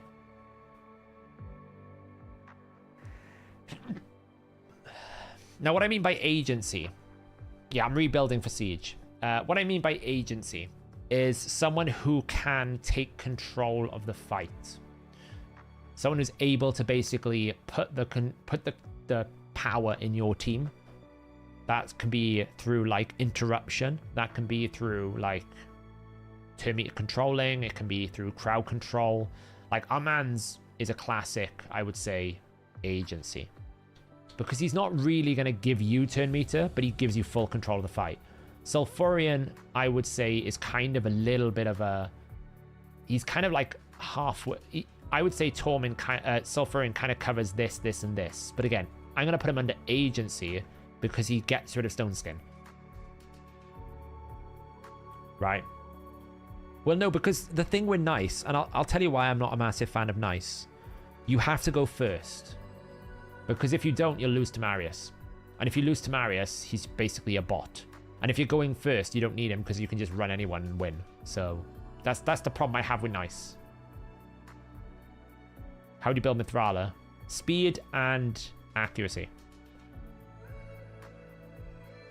But I have seen Nice be annoying. And that's the difference. If you can get Nice into his window where he becomes annoying on that second form, then he can become quite toxic. I just find him very difficult to get him going, you know. That's the thing, isn't it? There's just so many ways you just deal with Nice. Like, Marius will just one-shot him. You can take away his passive. Soul Reaper. It's just too many. Can Sulfurion's heal based on HP burns counter the HP burn faction unit? I'm not sure what you mean by counter. Let me just check the dude. What does he do?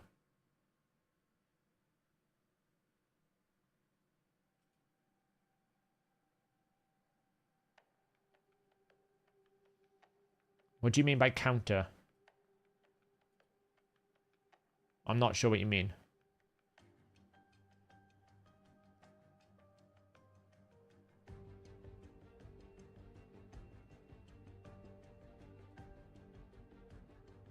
Negate the damage? From what? Can Sulfurin's heal on HP burns counter the HP burn faction unity?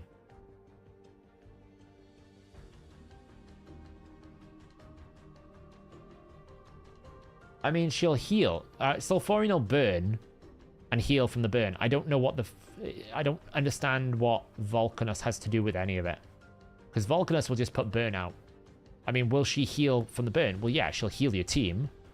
She's not going to have any interaction with Volcanus. She, he, it, lizard, I don't know. The lizard will not have any interaction with Volcanus specifically. No, I don't think I will.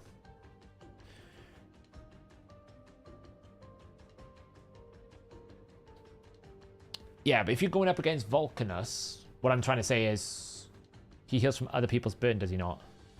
No. Does he? Does he? These Unity guys are really hard. Maybe he does.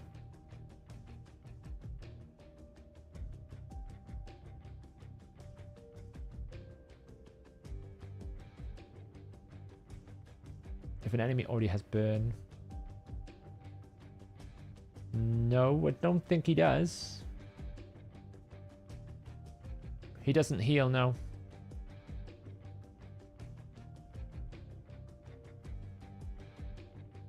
Yeah, Sulfurin, what I'm trying to say is I don't understand what Volcanos has to do with it.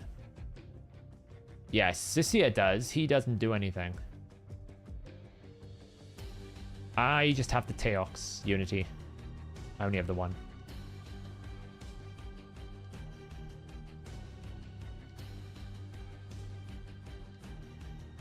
Yeah, Volcanus doesn't heal from burns, no.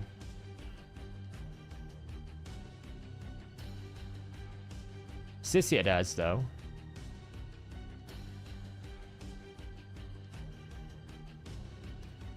By the way, talking of fusions, does anyone hate the fact, right? When you start a new fusion, we have this problem. Okay. This drives me up the wall every time. Like, we start a new fusion off, and literally you can't do anything for a day because you're like, well, I can't do Sand Devil. I can't do Finite because I gotta wait for Dungeon Divers. Why? Just why? Even Champion Training, you don't want to run Champion Training in campaign because you're losing out on Dungeon Diver points. I often finish the Dungeon Divers with Champion Training, which I'll have to do if I want to get this 45,000, you know, this 40 thing. I don't even know if I'm going to be able to, actually, because I'm away Wednesday. What's this going to be? 2 days, 11 hours, 1 day, 11 hours, 11 hours. It's going to be borderline. Like, just started on the same day. It's so depressing, you know? Because you're basically playing Wait Shadow Legends day one of a fusion. If I look at Sulfurin, what am I looking at? He's Ogren, right? No. Skinwalker? No. I always mix these three up. Lizardman. What am I looking at?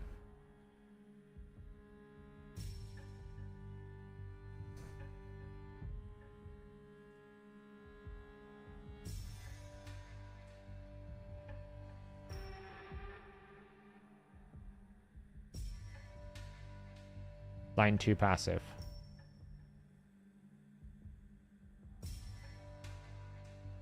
Yeah, I know it heals.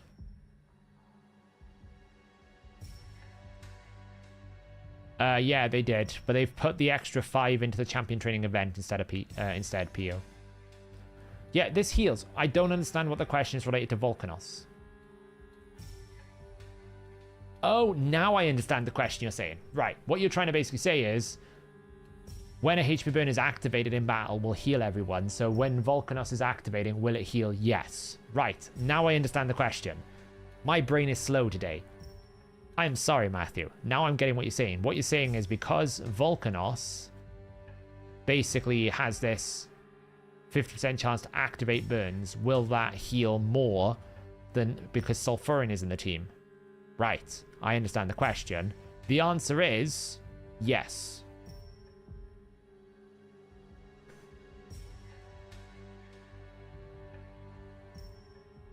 Yes, it should be a 2% positive. Because the burn should do 3%, the heal should do 5%. So in theory, yes.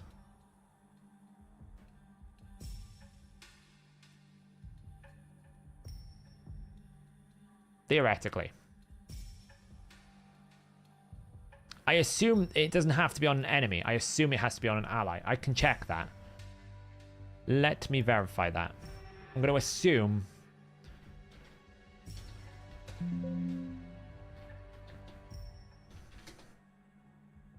I'm going to assume it doesn't have to be on a...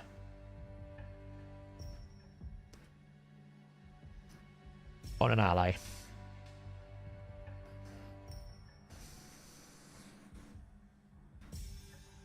Oh my god.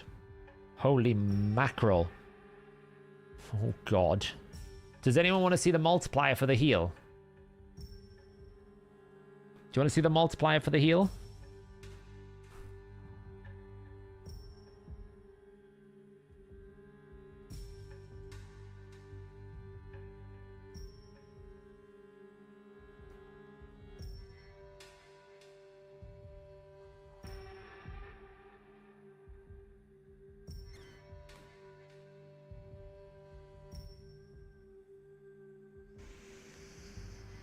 Oh, Lord. And you know why this is like this? It's because of the spider boss. These are all the different versions of the spider boss.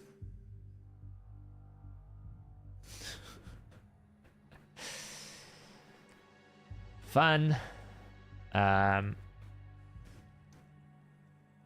Oh, wait. I haven't showed you the right screen. I'm tired, guys. It's been a long day. Now you can.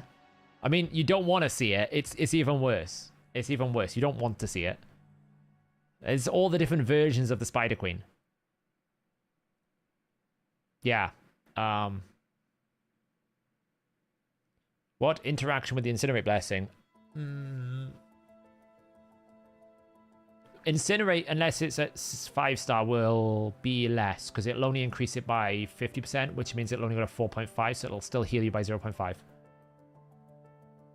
It's actually not bad coding. What they've basically done is they've said instead of configuring the Spider Queen with a base overall type ID, they've created multiple versions of the Spider Queen for various different sieges, stages, hard mode, normal mode, cursed Cintranos, double boss.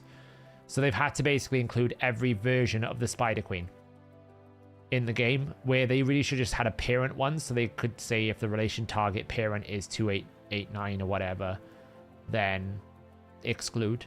It's fine. I can understand how it's scaled to this, because when you first created it, you didn't have all these iterations, and now you do. And it's just easier to add more to the array than take it away. But fundamentally, it's 0.1. The question is whether this happens, right? So what phase does it happen in? And it happens in phase 45.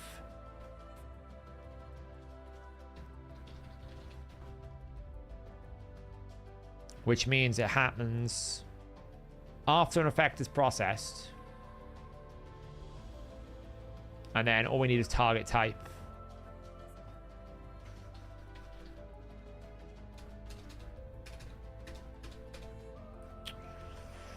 So heal the AoE ally when an effect of 3014 is activated in battle. It works. So yes, if Vulcanus is in the team, Sulfurin is a pretty good counter, because whenever an activation happens, you will heal by 5%. I mean, it's dirty coding. It depends if you say it's bad. It's not bad coding means it doesn't work. Inefficient coding, yes, you could argue. Poorly written code, yes. It's not bad in the sense it's not broken. It's dirty. They could have done it better, for sure. They could have cleaned it up. No, I don't think so, Grimoire. I just think they decided to make it a meme. I think they kind of enjoy it. I think they like the meme out of it. Right, we're not making much progress here. I need to figure out these teams. Which isn't going very well. Like, we've currently got 10 options here. I got to figure out how to make 3 teams out of it. That is going to be compelling to beat. which is going to be difficult. Like Marius is obviously a key number one. Like if I'm ranking my damage dealers right now, it's probably Marius, Narcissus, Carnage, Rhonda.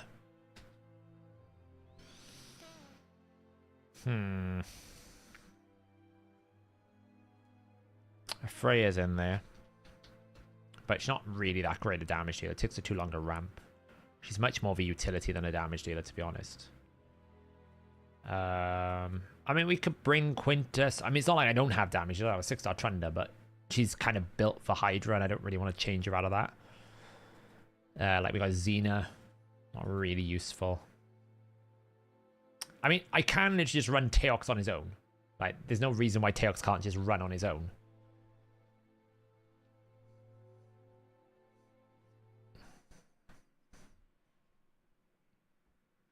Why don't you run Narcissus Elva? I actually don't rate Elva that much for Arena. And I'll tell you why. I'm not a massive fan of running double single target revive. I'd rather run someone like Uko, which has more disruption, or Sulfurion, over someone like Elva. Because Elva's a little bit too annoying and not enough power. You can just eventually just kill all her allies and then kill her. So... I mean, they're perfectly fine if you put them behind Stone Skin and reaction. I mean, I could put Baron in as a full reaction build and he'll one-shot everything. So it's absolutely fine. Especially if I'm building a go-first team. Now, the only thing I need to think about as well, this is the other big thing about Siege.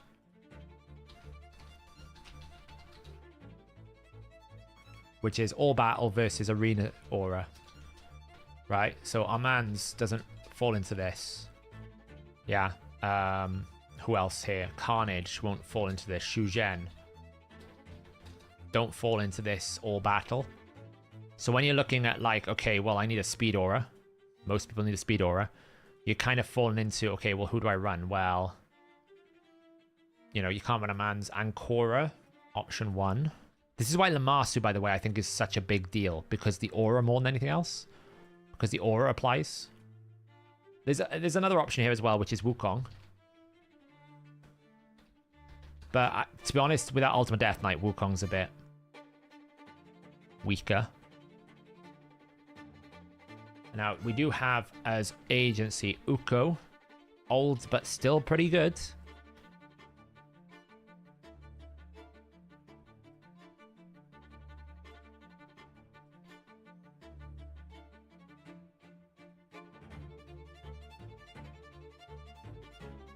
People often run Airstrid, but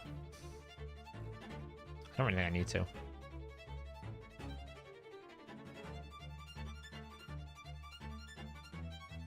It's a very dramatic song.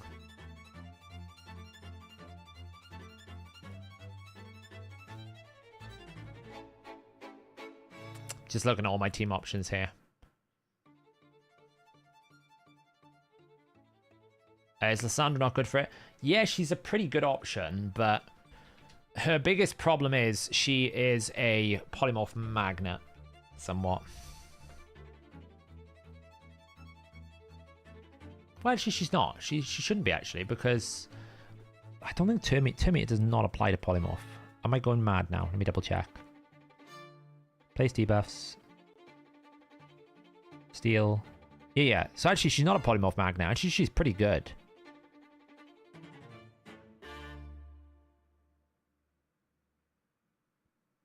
Lysandra's not bad, actually. More I think about it, she's kind of decent. Maybe I should put more emphasis on Lysandra. Like people like Airstrid, because of the A2, bit of a polymorph magnet. Xu Zhen is a polymorph magnet because of the A3 decreased speed, but she's just so good you can kind of overlook it. Same as Kimmy. Great base speed, but an absolute polymorph magnet. Like, everything she does is just too many debuffs. I haven't got Lammasu yet. If we win the next siege, I'll have Lammasu.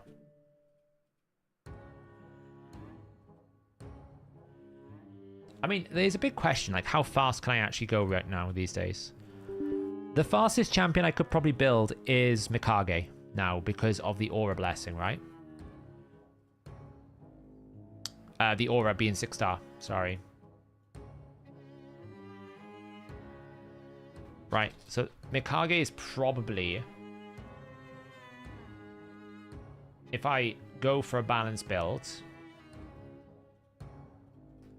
Right, if I say I'm not going to build damage anymore, I'm going to go base stats. I want to go as fast as I can with as much accuracy as I can. Don't really care about anything else. Can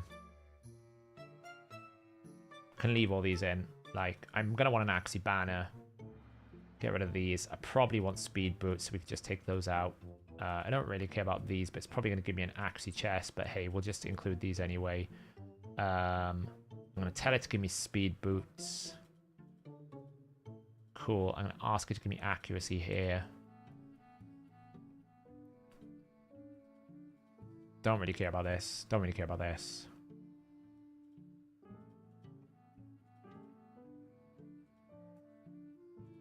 And then I'm just going to go like, okay, what's the fastest I can... I'm not going to do that. That's crazy.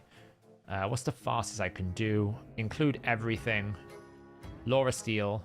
The works. See what I can do. 388.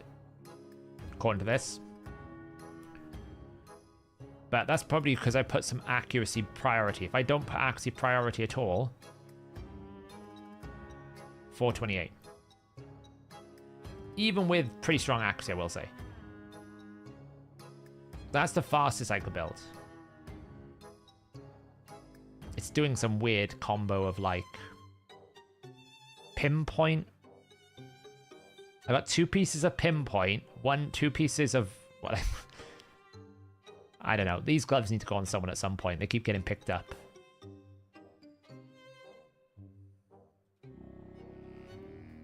So that's the fastest. Actually, there is a faster build. I don't know how it's managing to find this, but not prioritize the fastest possible build. Normally, if you just do that, you find the fastest build.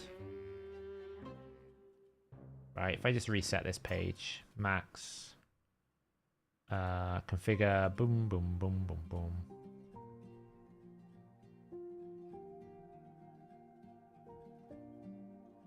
Wow, there's something freaky going on with this. It should prioritize the speed. It should always put the fastest build first. Something weird is going on with the ranking there. I'll have to check in with Wolfie about this. Because 437 is coming out.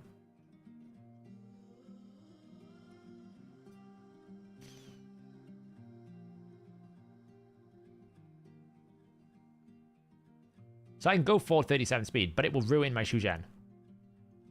That's the thing, right? I mean, I could absolutely see if that banner is even faster.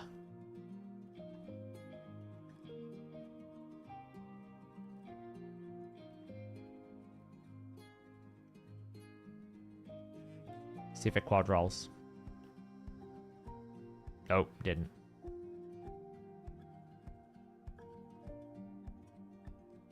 And of course, like, the other big problem I've got is... what is she? She's Shuriken, right?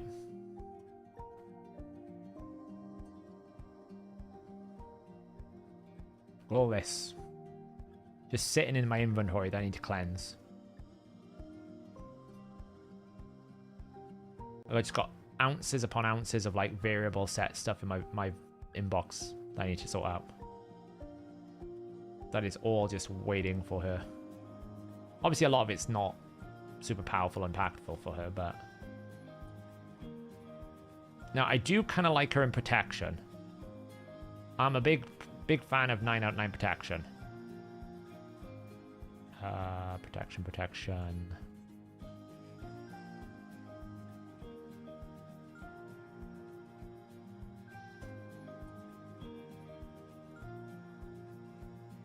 So that would be like the fastest possible build. If I just went 9 out of 9 protection. Because my protection options are limited. In terms of like what I have. In terms of just like accessories and things.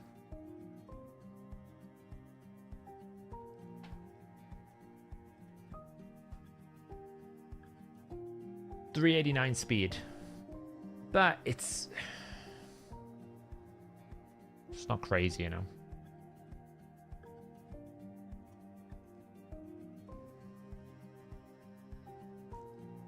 I'm waiting for an artifact enhancement event. We'll have to do it for the fusion, so I might as well do it then. I'd basically be giving up a ton of damage. Right, 45% of my damage just for like 97 speed, which is a lot.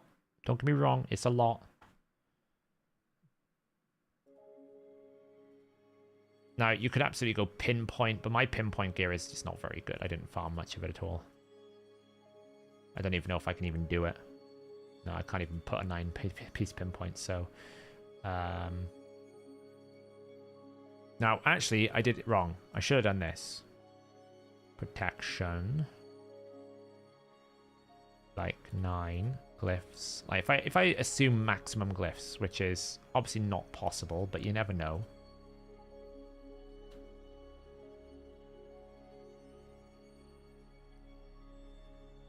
$3.95, still the fastest. Right. It's basically saying keep the boots you got, still the fastest. So that's with full protection gear, which obviously gives you quite a lot of damage because she will do 2 buffs plus her other option. Like, it's a lot. She will do a lot of buffs, but you don't really need protection necessarily for arena. I could literally just leave it like this and just go, what's the fastest possible build you can give me? And it would be 446. Obviously, +8 everything is really, really impossible, but that's what it would give me. Which is really, really fast, right? That's really fast. Like, if we set the glyphs to be a bit more reasonable, which is a +5 on everything, that will bring the speed down a bit. It's actually sorted them in a different way now. Weird how it did that. So if I put it up to +6.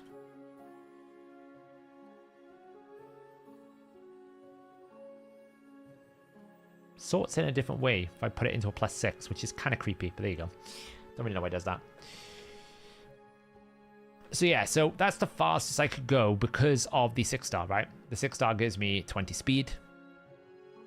You know, I do have a quadra speed pinpoint, apparently. Doing something up there. But it would take gear from Shu Zhen, which I don't really want to do. Yeah, I need to check this. I think it's got something to do with pinpoint. I know Wolfie put a fix in about pinpoint, but I don't know if it's actually behaving. Like, if I take pinpoint out of the optimization flow, will it just sort it properly? Yeah, it's sorting it properly now.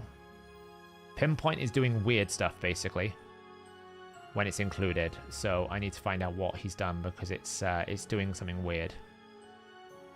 Yeah, but I don't actually have a set. That's the thing, Darky. I have strong pieces. Like, if I look at my artifacts and I basically said, hey, sort it by speed and take away the boots.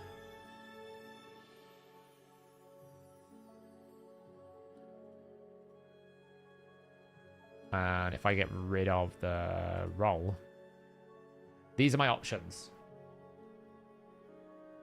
Oh, I do have that feral chest. I should probably make use of that. I forgot about that chest. That is a bit of a nasty feral chest, I must say. Yeah, that one is a bit dirty. Although it did low roll. I mean, you know, it's only a triple. Like 27 speed. It's a bit dirty. So, yeah. So yeah, so the option is I could use Mikage and rebuild her, go super, super fast. That's an option. I feel like our man's, like, it depends on who leads the teams. Like, I feel like Lissandra is a great lead as a speed team, but she has to be like full speed investment, which I suppose is fine. Like, how fast can I make Lissandra? Let's have a look.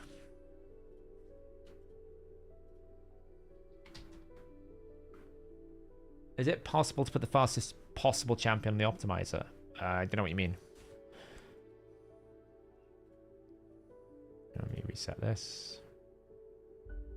Balanced.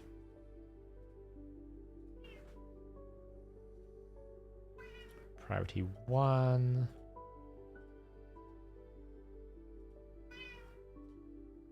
Let's see what we can get with this.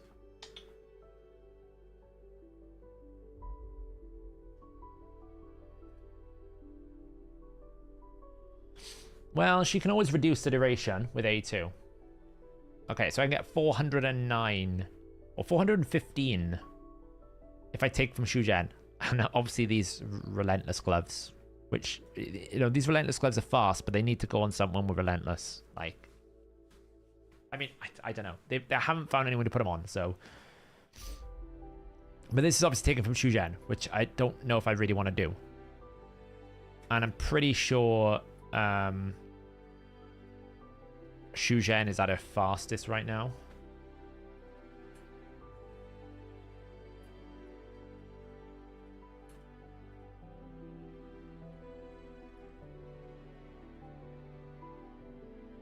So Shujen with full protection is 361, because I often switch her into protection build for Trunda. But if I take away the protection and just go full... No,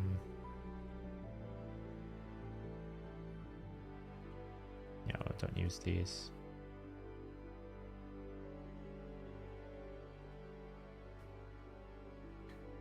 $400. I don't know whether Shujen is better than Lissandra. I mean, for Siege, Lissandra is better because of Aura.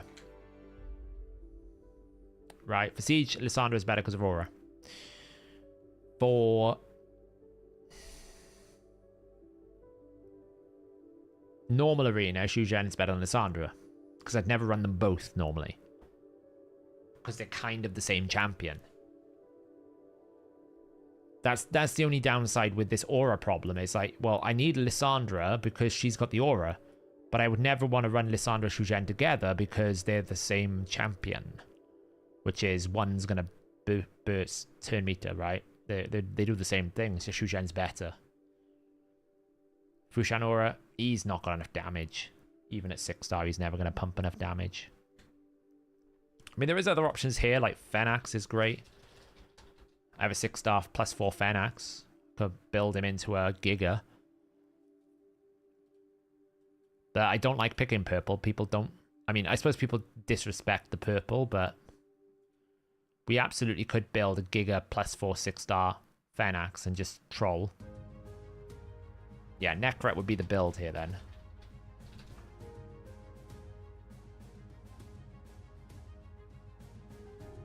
Like, you'd have to build him in a weird build. Right? To build Fenax, I would have to build him this way. Okay, it's a very specific build I would build on him. Okay, I'd want damage mode on the A1. Okay. I'd build with, like, probably 4,500 defense and 90,000. That's fine. Okay. Then you would need to build him with probably, I would say, 240, 250 speed. We'll just go 240 speed right now. You'd need to build, right? First thing. Lethal.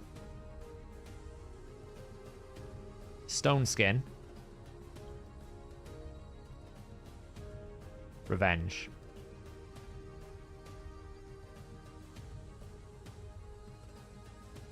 Because you want to counterattack.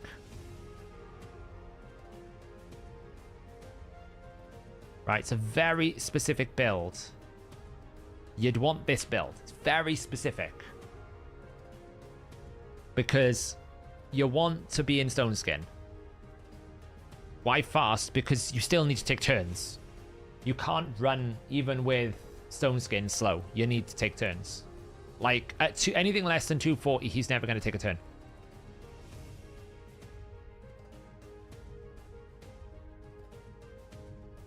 Uh, 25% is all areas, because isn't that Arbeus or someone?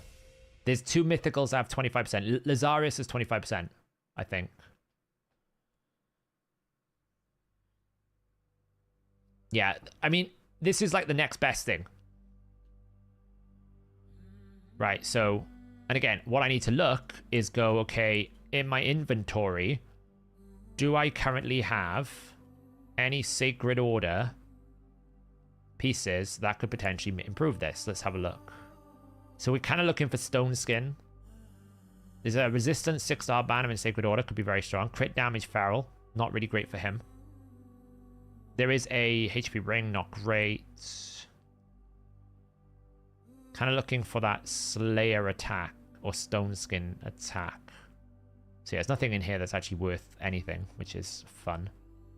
The question is, though, is there any unleveled Stone Skin?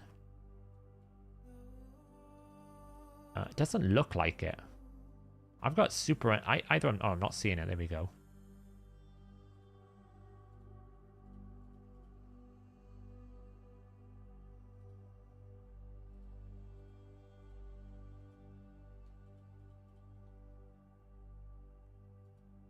Wow, my Stone Skin stuff is terrible.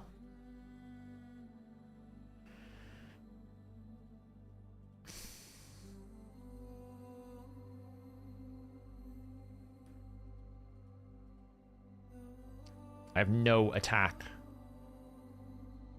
See, this is when we probably... Yeah, no worries, Reggie. You can actually thank Quicks for asking for the filters. The filters made a big difference. So this is quite good for a defensiveness sake. You could argue this is a rework. But I don't have another attack banner. Right? So it's kind of like I would rework it, but I don't have another attack banner. And I would lose 255 attack. And at least it's a good roll. That could easily roll like, I don't know. I don't know. What do you think? Do you think that's a reforge? I don't know. I feel like it could be.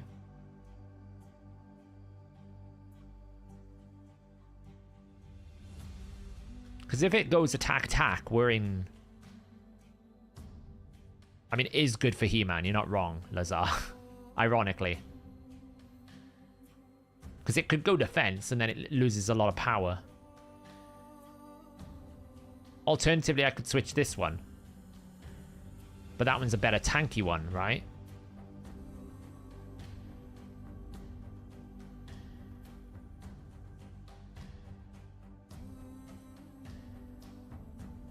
Now I've got accuracy with attack.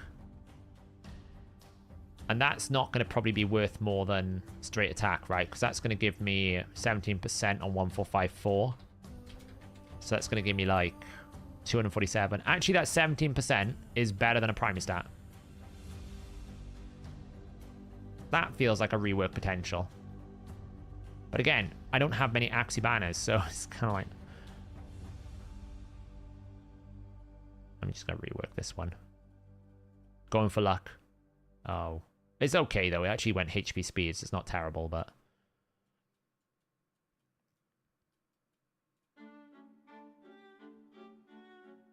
So yeah, that's the thing, right? I don't have many good options. This is probably really... Like, this is worth it. I'm gonna love it when that happens. You know, and if we just do this, waste about 4 million silver. Like, it's a really strong piece now.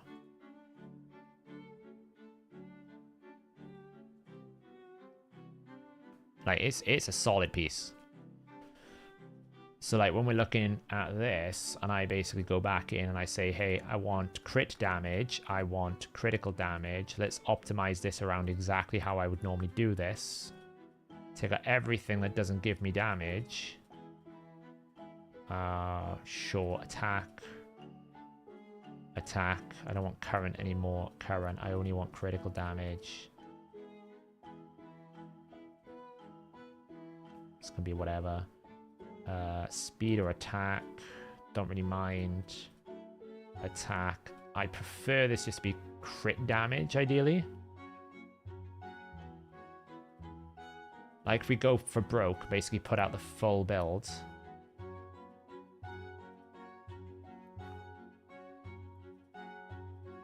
What do we get? Why would you ever want to build accuracy on Phalanx? For Hydra. He's actually great accuracy for Hydra because his A3 applies a lot of debuffs, his A2 applies a lot of debuffs. So if you weren't building for Arena, it would be great to build accuracy for Hydra, Cintranos. The A3 is pretty useful. He does dump a lot of debuffs out, so pretty good if you're going to run Nature's Wrath on him, right? If you're going to run like Nature's Wrath on him, you do want to run debuffs. At the moment, I have Nature's Wrath on him, for example. So I'm not getting that bonus unless I'm using his A3 and his A2. He will apply a decreased defense and a decreased speed. He can apply block active skills. It's pretty solid. So that would be a 7.9k attack Phalanx, 360 crit damage, 240 speed in Stone Skin, Lethal, and One Piece Revenge. The other option is we don't have Lethal, we have Savage.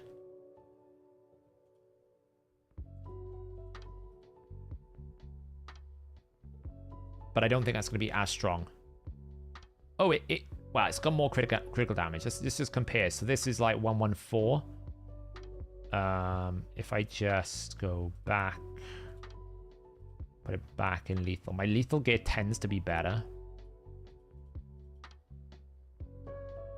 Yeah, Lethal is slightly stronger. Yeah, the Lethal gear is stronger. But it's also taken from Teox, which is not desirable, right? Because at the moment, I'm just unlocking my entire account. Saying, hey, just pick from everyone you can. Which we would never do normally. Because I'd never take from Teox. At the moment, right? So if I basically said, don't take from tier 1, this is what we'd be left with. 103, right? This is basically not taking all my best gear. So 103 if I then go to Savage. Like, it's very hard to farm Savage these days. I tend to farm Lethal. It's better. 104%. It's about the same. But it depends on if I take away... What am I taking from? Mostly Wukong, right? Wukong's losing his gear. To make this work. So we could make a Giga Phalanx. Could work. Would you build Cardial with 100% crit rate for Clan Boss? Yeah. Cardial does a lot of damage. You won't realize it, but Cardial's damage is quite high. Why is there no options for Lethal? Because it's very... it's inclusive. It's basically saying, show me all the best build with Lethal. It's not going, show me the best build with Lethal or something else. It's not coded like that.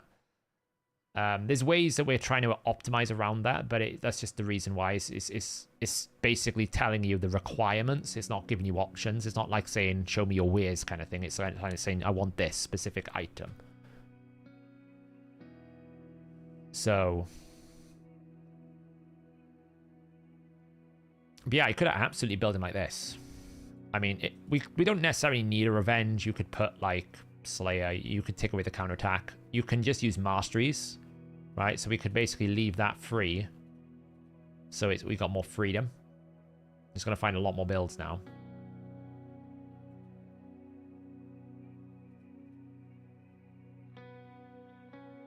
Alright, it's going to find a lot more builds. Because it's basically going to pull the best ring that I've got, which is the ring that he's currently wearing.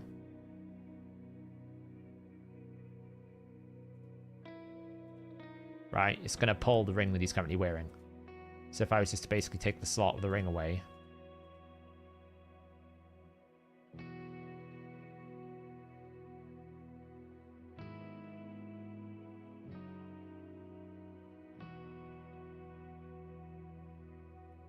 you only ever have to force it into Lethal if you're putting the defense too low or too high. And at that point, in damage mode, it means that Lethal isn't worth it.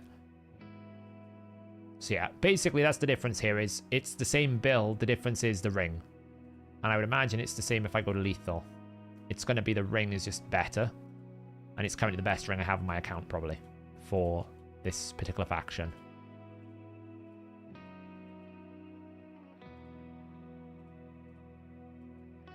there's probably some, like...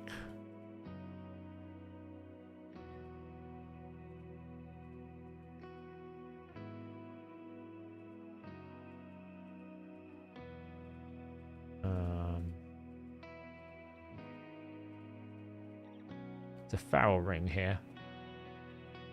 Which is totally gone.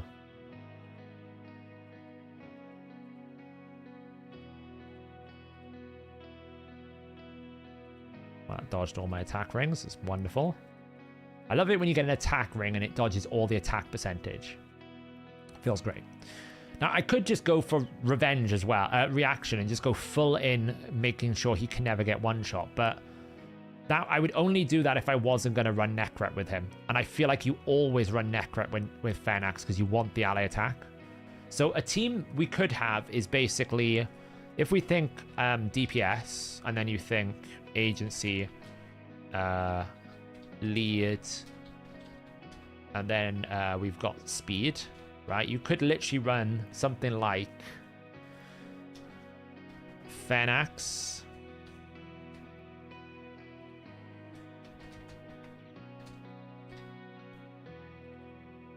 Necret.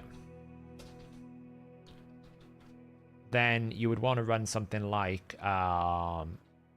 Mikage super fast, and then a speed lead, right? Which it could be.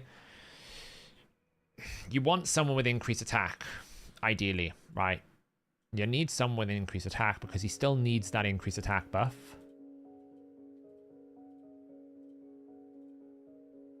Which is Mikage, so I don't need that.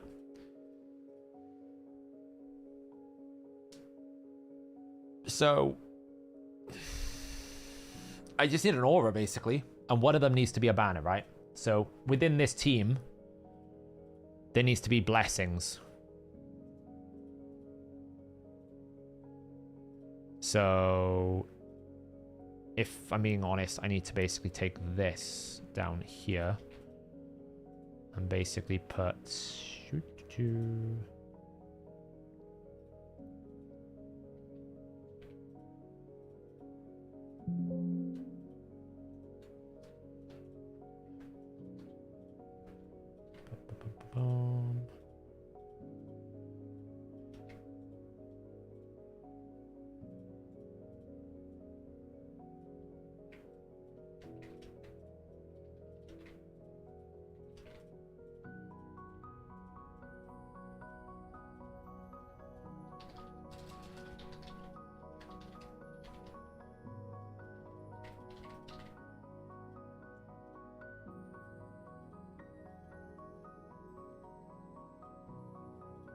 Okay, so we're doing that.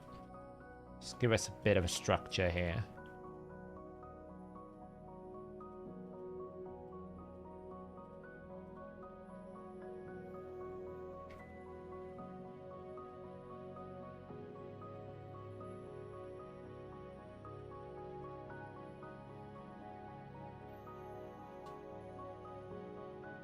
Alright, so team 1. Champion, don't know who that's going to be right now. Speed will be Mikage, I guess. We'd have Necret. And then we'd have Fenax. Now, Fenax right now has got limited options, I would say. You can run Crushing Rend. It's going to give you 6% ignore defense. I don't really feel like he needs it. You can run something like Cracking Roots. If I wasn't running him in arena, I would in like PvE content, I would probably think about Cracking Roots.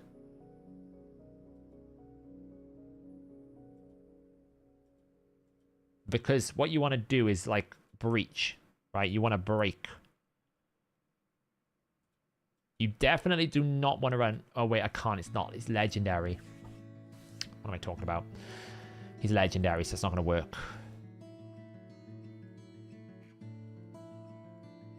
So really, you just run Cracking Roots. You just run, sorry, Nature's Wrath. There's no other better option. It's the best damaging build. Because Rend is just 6%. It's not worth it. You could run Heavencast, yeah. I mean, but it's not going to be better than Nature's Wrath if you land some debuffs. It would give me 2, 4, 6%, 8, 7, maybe 8%. Yeah, Nature's Wrath's better than Crushing Rend in Arena. In Arena, it is. We're talking about Arena here, right? 6% ignore defense is not huge.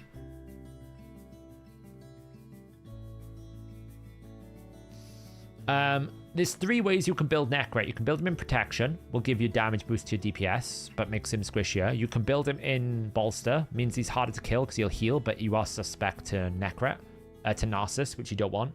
Or you can build him in Stone Skin, which means that he will survive longer and take more of the damage from your ally. Those are the 3 ways you can build him.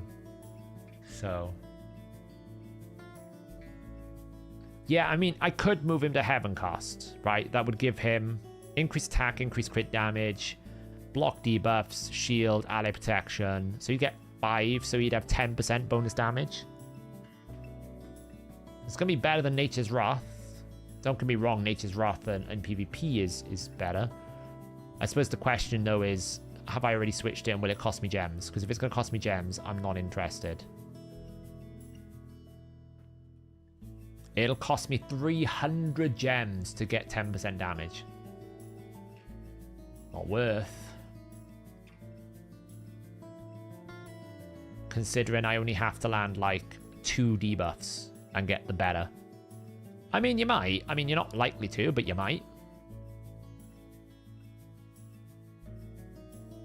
I'm not going to pay 300 gems to get 10% damage. It's just not worth it.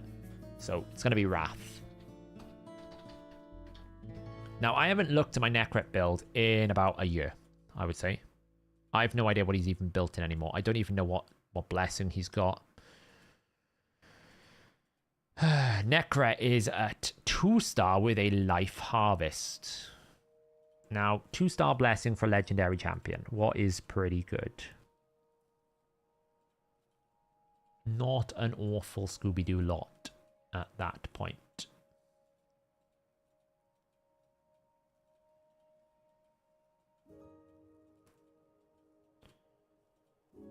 Probably Temporal Chains. That or Lightning Cage. Or Life Harvest. I'm going to say Lightning Cage is better. So I'm going to say that Temporal Chains is better on him. But I've also got Temporal Chains on Mikage. Now, I would probably put Mikage in a 6-star banner at this point. But it depends who I put as lead. Oh, I have, yeah. Forgot about this. So some people have got it. That poll has been running a while. I'm super tired today, if you can tell. I'm not really with it. 61% haven't got one. So people still have it. 21%. Okay. I've not had one yet. I've been trying to do it every day.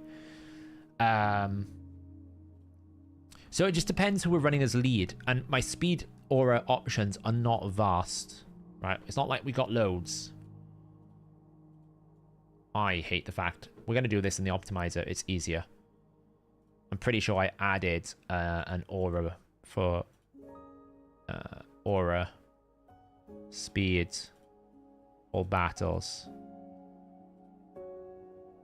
God bless the optimizer. Giving us everything that we need that the game doesn't give. Uses cruelty for Necret on a triple hit. That's not a bad shout. That's actually a great shout, Lou. That's a clever idea. It depends, though, because I still think Temporal Chains is going to give you consistency. But it's not a bad idea, that. Like, how much can we break? Let's have a look on a 2-star. Because mine's only 2-star, which is annoying. Because I don't get the 3-star bonus. I can break like 5% or 10% of the defense, which is a lot. It's like 380. It's a lot of hits, though. It's not a bad idea. Would you want to also... No, because I'm thinking of Siege. Siege is the problem here.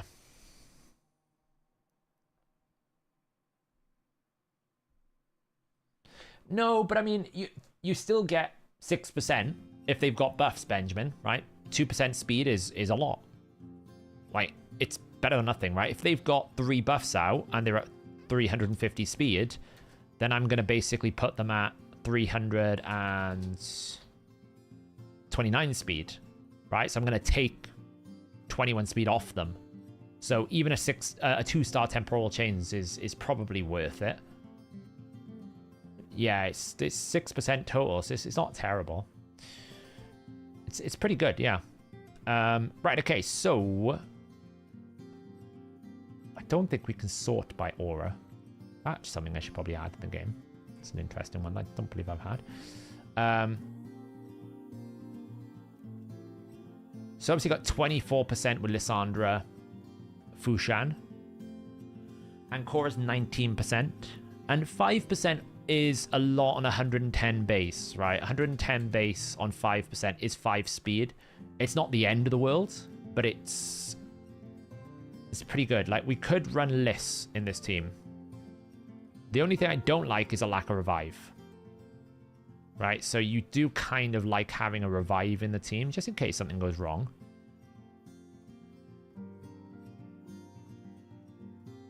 So you can put Uko. I see Duchess used a lot. I haven't used Duchess in ages. But Duchess could be good. No, I don't like Kaja. I find Kaja quite terrible. Like, out of these 4 options, Kaja is by far the weakest one. Out of these 5 even. Out of these 5 options, it's probably going to be... Like, in terms of a tier... If I was doing a mini tier list right now, out of these 5 options here, including Hospitaller, who has a revive somehow, don't know what that's about, I would rank them as Ancora, Uko, Elva, Duchess, Kaja.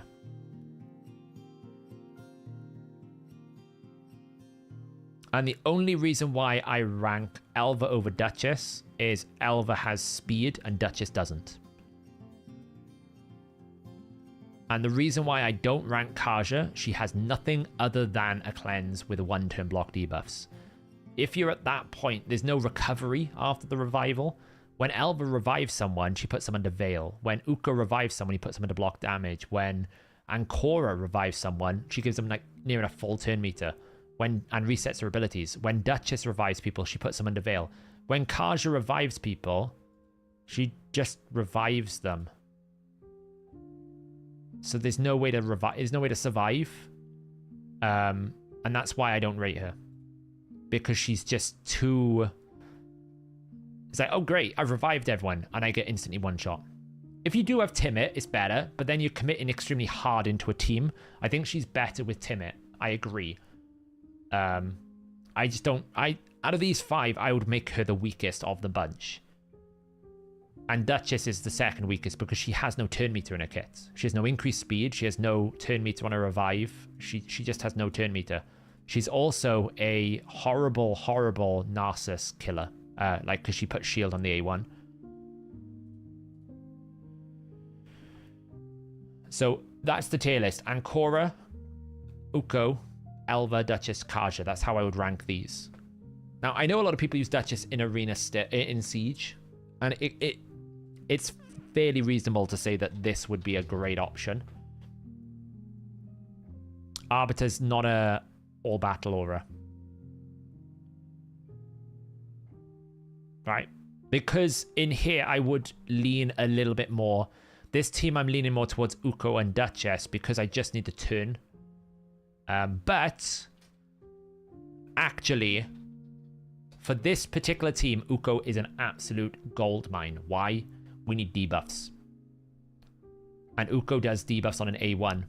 So you basically set the team up like this. You would go Uko, Mikage, Phenax, Necret.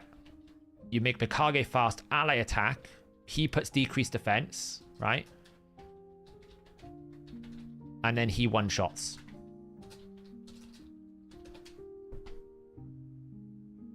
So actually, that's a really, really strong team.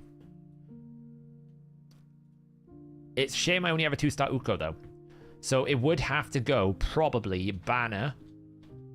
I would put Uko as Cruelty. And I would put Necret as Temporal.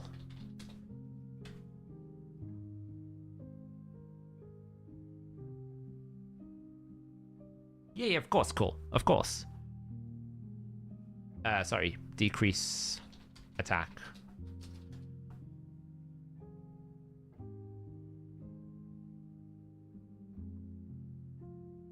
No, because commanding presence,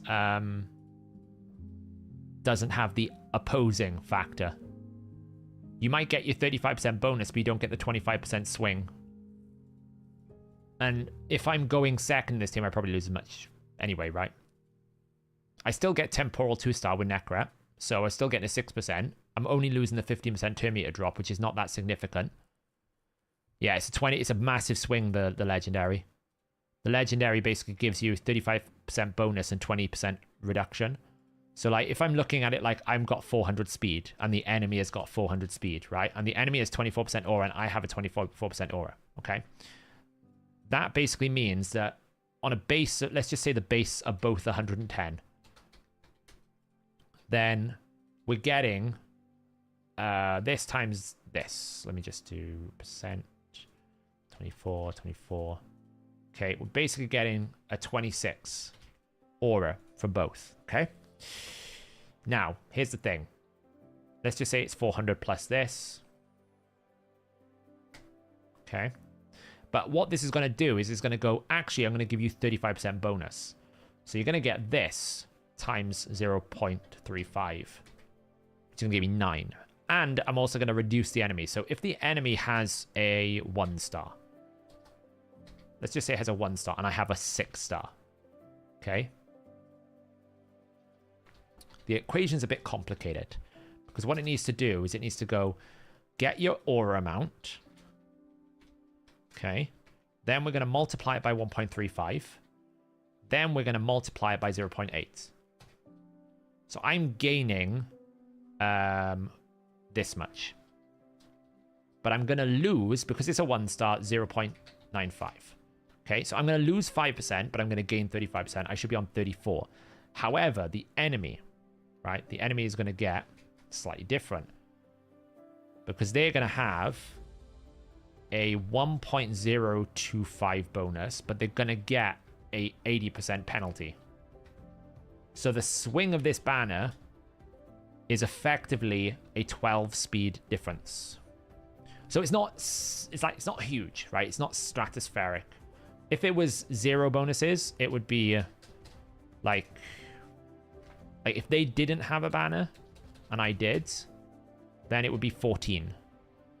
So it's not huge. And obviously if they go up to, say, a 5-star banner, then they're damaging me as much as I'm damaging them. So the only gain I'm getting is the only gain I'm getting at this point is 4. So a 5 versus 6 is not a big deal at 20%, right? You're not getting a huge amount more at 20%. It's actually quite nothing, right? You get 4 speed from going from 5 to 6-star. But here's the difference. If I went from 3-star, right? If I dropped it down to 3-star, I'm only gaining 7.5. On the enemy's only gaining 7.5, and I'm only losing 10%. So the difference there is like 4 again. So it's quite consistent. So it depends. It depends on what the enemy has. If the enemy doesn't have an aura banner of an equal strength, like if it's 1-star, then we're talking quite a big difference. We're talking 10 speed, right? That's basically a whole roll and a half. It's not massive, but it is big enough that you would want the bonus is more than the negative, right? The negative is always going to hurt you. The bonus is the big deal. 35% more is quite a lot. Yeah, I mean, if you're both at 6-star, then you're getting 35 and losing 8. They're getting 35 and losing 8. This is a break even. You're basically back to where you were. So you're both getting 28 speed, which is about, I think if you think about what it is, over. The banner is basically giving you 2 speed. If they have a 6-star, you have a 6-star, you gain 2 speed. But they gain 2 speed. So you're kind of breaking even. Now, if they have a 6-star banner that's legendary and I don't, then it's, sorry, the other way around. Then it's effectively 7 speed. That's the difference. So if they have a 6-star legendary banner and I have a 6-star epic banner, I lose 7 speed on them. That's how much the 20% contribution is worth. 7 speed. Now, you might argue, well, what are you losing in terms of temporal chains? You're losing...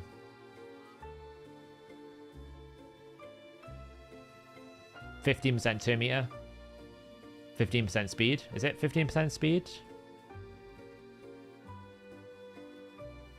So you lose 15% speed and 15% turn meter. So if Siphi does win the speed race, right, she's going to basically put 3 speed up. So let's just say you've got a Siphi that's going at 410 speed, and then the next person's running at 350, right? Well, the 350 person is going to be penalized to 297, and they'll also have lost 15%. So yeah, a 6-star temporal chains is going to be worth 52 speed. A 6-star banner is worth 7 speed. But it depends. Do you have enough to still win this race? That's the question. Do you still have enough to win the race? Because remember, you don't lose turn meter if you're under Stone Skin. So I can't affect a Stone Skin team with the 15%. I can affect this speed, but I cannot affect the turn meter drop. So I would still be trading 52 versus 7. No, the banners don't stack. The higher rarity wins, so if you've got a legendary, it'll override the epic. So it depends. Like, obviously, if you pair this with a supersonic, very, very strong. And obviously, this is a permanent 50 boost. So yeah, I mean, in this instance, it would be better to go temporal and actually just put the banner on Necret would be the better way. Because if I was in this situation at 2-star banner, I'm getting... I mean, I could put the Commanding Presence on Fenax even.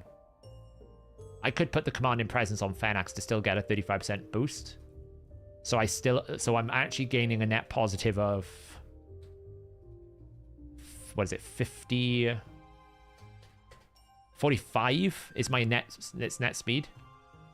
But I would have to pay 300 gems, and I would rather pick Heaven Cast rather than that. Because actually, when you think about it, if I instead just put Necret and got a 2.5% boost, right? Let's just say this was here. And I got a 2.5 boost. And I weakened them by 95%. Then it's only a 5-speed difference if I put a 2-star banner. That's assuming I can't get a 3-star. The moment you get a 3-star, it narrows further, right? Because it becomes a 90%. And this becomes a 7.5%. So it narrows further. So I think it's probably better to run Temporal Banner Wrath Cruelty. Based on that math. And try and get a 3-star Necret. With a 3-star Necret, you obviously get the tier 3, and the tier 3 is enough to mitigate it.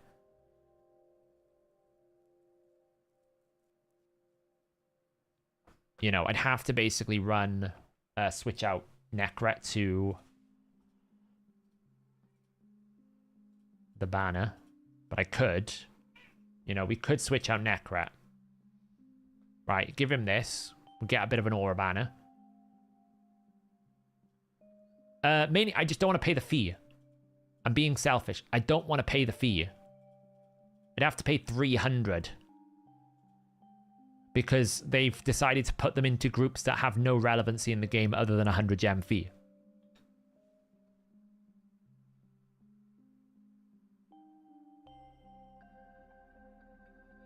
That's the problem I've got. It's like, I don't want to pay the the 300 gem fee just to basically go to a different divinity. So that's why I'm keeping him. But I can switch Necret, and I think Ukko's already in... What is Ukko in at the moment? Anyone see Pumbaa? Pumbaa's in Temporal Chains, so we'd have to change Pumbaa out to Cruelty. To be honest, I think he goes to Cruelty, because we can get that stacking a lot, right? 10 hits, 10%, boom. He goes to Cruelty. Necret goes to... Because the thing about Life Harvest is not good until you get to 3-star. Once Life Harvest is at 3-star, then it becomes a lot more powerful, because every single time a revive happens, you get 10% turn meter. If that's an AoE, that's a 30% turn meter fill. At 1-star, it's not very good.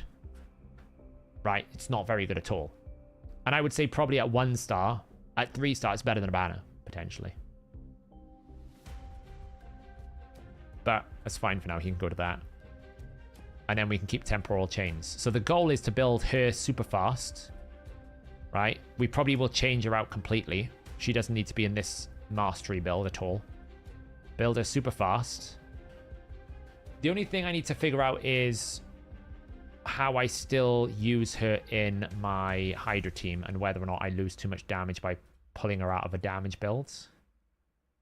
Right now, she's doing... I mean, she's doing no damage at all. Like, if I lose 5 million, what does it really matter at this number? Just pull it into full support utility. I do like building her with a bit of damage, though.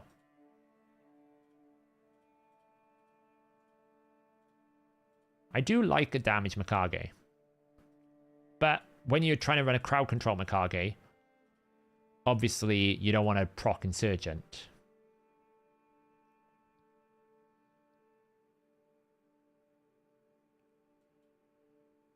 Nature's Wrath is better than Crushing Rend. And for Arena specifically, 6% is pretty useless.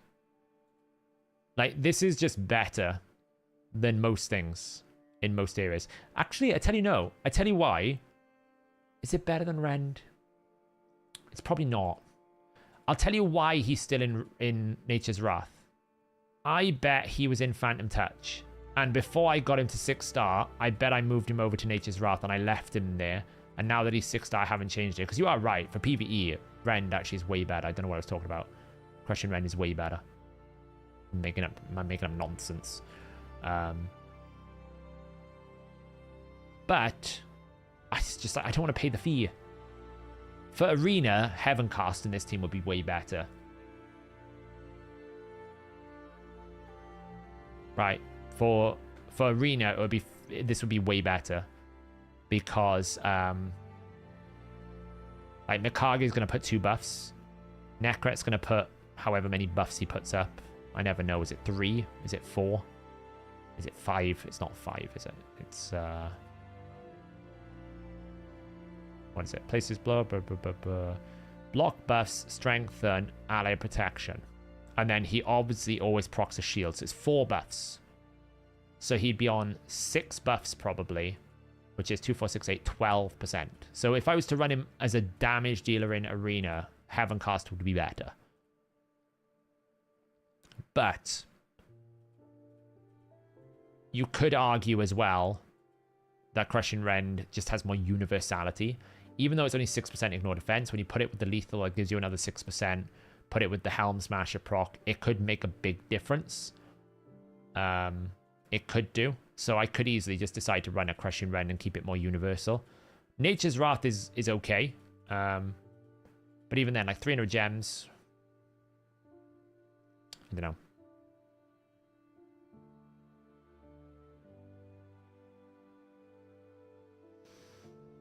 Yeah, I mean, if I was to use him anywhere else, and if he's going to have the best damage gear, I would probably put him to Crushing Rend. Because he does have more viability in PvP places. PvE places as well, Cintranos places, right? He would have more viability with Rend in anything other than Arena. And to be honest, 6% ignore defense is probably comparable to 12% more damage, right? If I hit for 100k versus a defense, like, it's probably comparable. It's probably not that bad. It's just a horrible amount of fee to pay. Let's just pay it. I paid it. I paid the fee. Whatever. It's worth it. I didn't think about it. I just did it. While that's loading. He's in Rend. It's just better. It's just got more universal strength. Okay, so that's one team locked in. And these are locked in, which is great. So we can lock these in. Ooh, what does this do? Ew. Don't know.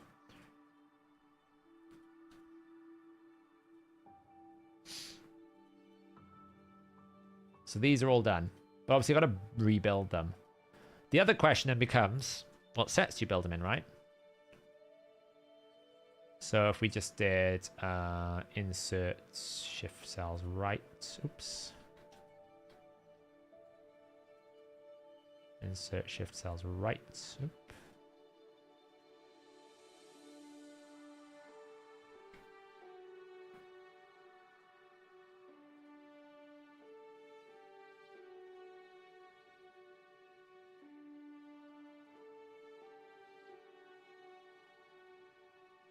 I only wanted one.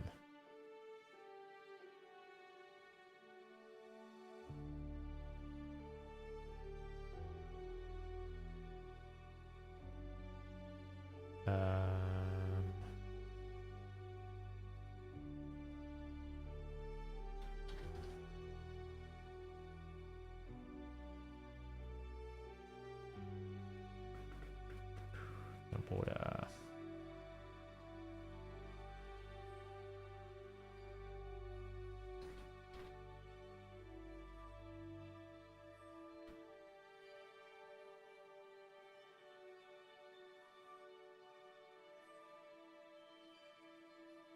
Because then we got to figure out what sets everything needs to be in.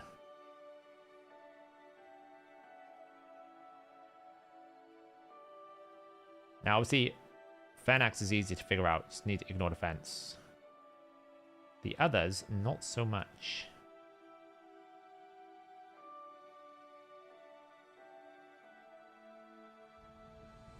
So he's just like, ignore defense. Fine. Mikage, probably just like full speed. But, I mean, I could go protection.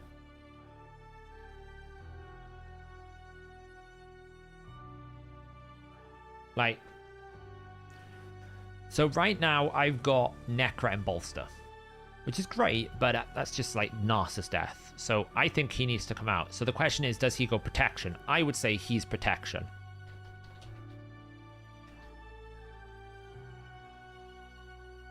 I think Uka right now is in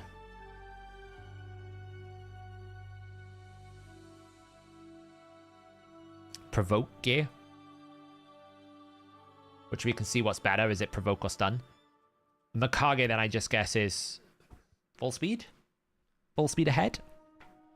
I don't really see any need for Pinpoint with Mikage. Like, this team kind of wants to go first. If it doesn't go first, it's not as strong. The only thing it's going to struggle into is Stone Skin for a while.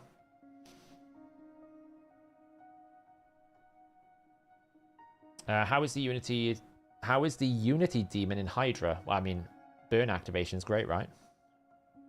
Do we have a good way to determine which is better between Wrath, Heaven Cast, Phantom Touch as fun attack damage dealer? In that exact order, Grundy. If you debuff, Wrath. If you don't debuff, probably Heaven Cast in any high damage situation. If you're doing Clan Boss, Phantom Touch. Heaven Cast works better in more defense ranges. Phantom Touch works better on what single target. But if you're doing any sort of AoE, in Hydra specifically, it literally is in that order. Wrath, Heaven Cast, Phantom Touch, because you can only single target. In Clan Boss, Phantom Touch is better than Heaven Cast. But nothing beats Wrath unless you've got Rend. Rend's the only thing that beats Wrath. Everything else is nothing, is nowhere near it, you know? Just realized the camera's a bit on the wonk. Oop. Camera's been on the wonk all stream. I feel like this is the only question is like, what set do we run? Necrep, obviously Stone Skin. I guess Uko is either Stun or Provoke to be annoying.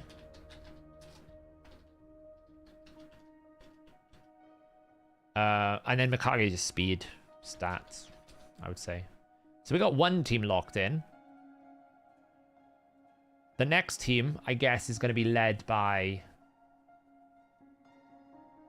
Will you use Uko Strip? Probably. I like running his A1 a lot, though. I actually need to book his A1 up a bit. His A1's not fully booked, which is really poor. But I do like running his A1, because his A1 can be quite annoying with a Provoke set. Yeah, nice 9-piece protection for Necrat. We'll see what he's got. So that's one team locked in. Now, the other team can be led by Ancora. And we still haven't used my full speed potential.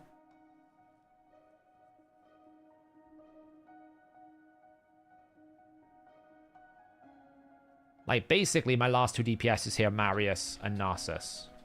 Now, Narcissus, normally I want to run Ancora with, but I often run Marius with Ancora.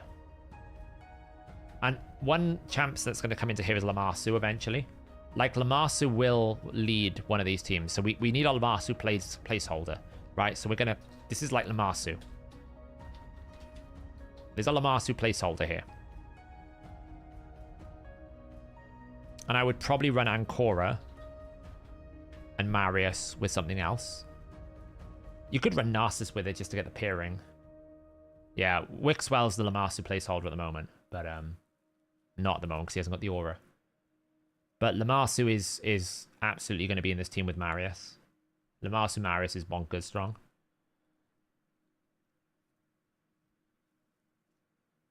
But then it's like, I want Ancora with Marius because of his passive. And I can't put anyone else. I can't put Narcissus with Ancora because Marius's crit damage is so high. But it means that he's immune to crowd control, which means that the only thing that can really stop him is Sheep. It's Polymorph, right? And the only person that can stop Polymorph is Intercept, which is Lamassu. Hence why I'm saying Lamassu, Ancora, Marius is a very strong team. Yes, but that's only because of Armand's, right, Hope? The only thing that can stop an Ancora, Marius, is Polymorph. Because you can't crowd control him. So it's the only thing that you can stop him.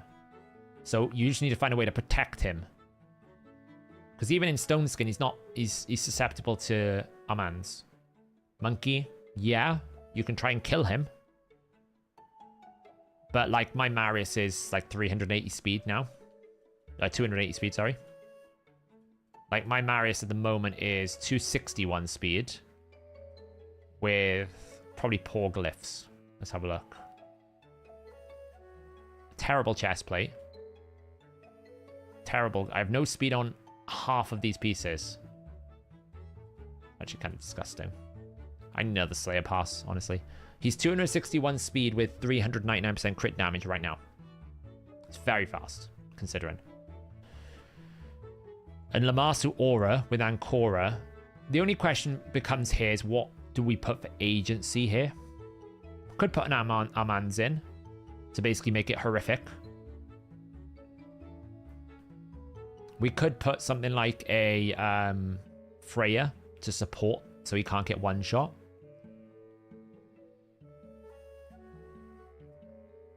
.370 speed. No way is it 372 for 400% crit damage. That's insane. 400% crit damage. Is it like +4 or something, Hope? It's gotta be. There's no way you can get that fast without +4 speed or something. Mine's not 6-star mine, so maybe that's the thing. Like, you get, what, 15 speed from there? But that's crazy fast in 9 out of 9 Slayer. Does Bad L stack with other Bad L passives? Only one Bad L. 270, I was gonna say. I was like, how the hell is it that fast? Yeah, that's about where I'm at. I'm at 261. I could glyph a bit better. I'm not 6-star. Honestly, Marius is fine. The only thing that defeats my Marius is Armand's. So there's two options I can do here for agency. I can go for more. I'm going to go first and then bring a really fast Sulfurion. But my Sulfurion is not fast enough in the current build. Like, Sulfurion right now, he's only at 298 speed, right? It's nowhere near fast enough to go first in Arena. That would need to be 400 odd. And to get him as fast as that, like, it would be very difficult to go any faster than he currently is. Like, 321 I could probably get with a new piece. Because I just don't have any React gloves, right? Because I'm trying to get Reflex. That's the problem. A lot can counter who? What? See, Sulfurion or Fan of Marius? So Marius just counters Siegfried. He just takes away his block damage and just kills him. So option 1 is Sulfurion if I want to try and break Stone Skin. Option 2 is I can go for an Armand's and just basically try to go do a really awful go second example where it's like I'll use the aura from Lamassu and the build from Armand's to basically cut in on anyone who's going to buff. And then once those two get going, they're going to control it.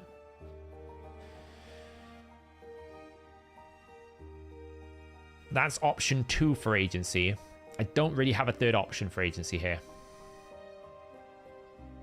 Or I put Freya in, right?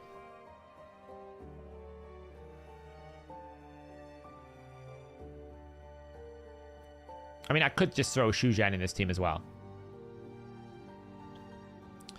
The only problem with Shu Zhen is her leader priority. So if I want to open with A2, I can't have Lamassu in leader because Lamassu will get the boost. Which might be okay because I can make Lamassu boost. But she'll then... I mean, if I basically set it up like Lamassu, Marius, and Korra Shu Zhen, then Shu Zhen should basically A2 Lamassu, and Lamassu should A3 Marius. Theoretically. Because that's the dream. If that's the dream setup, Marius can take as long as he wants, because they're never going to crowd control and they're never going to polymorph him, because he's got intercept. Right? Because Lamassu will give 2 stacks of intercept. So even if it's a stun, doesn't matter, he's still going to get his turn. I know you kind of waste... And actually you get turn meter fill, so he always goes first. So that would be a go first team.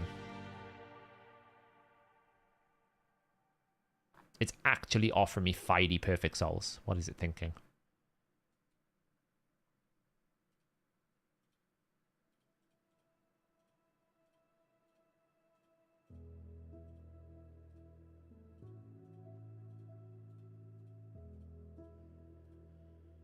So, you know, that could work.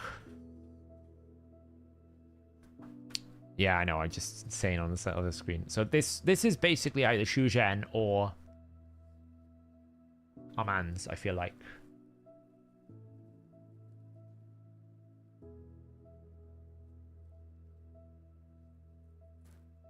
I don't know. I feel like Shu Zhen's better with a Lamassu. Without Lamassu, though, probably Armand's. But then if it's not, I'm going to have to move everything up, and then Lamassu's going to have to be someone else, you know? So...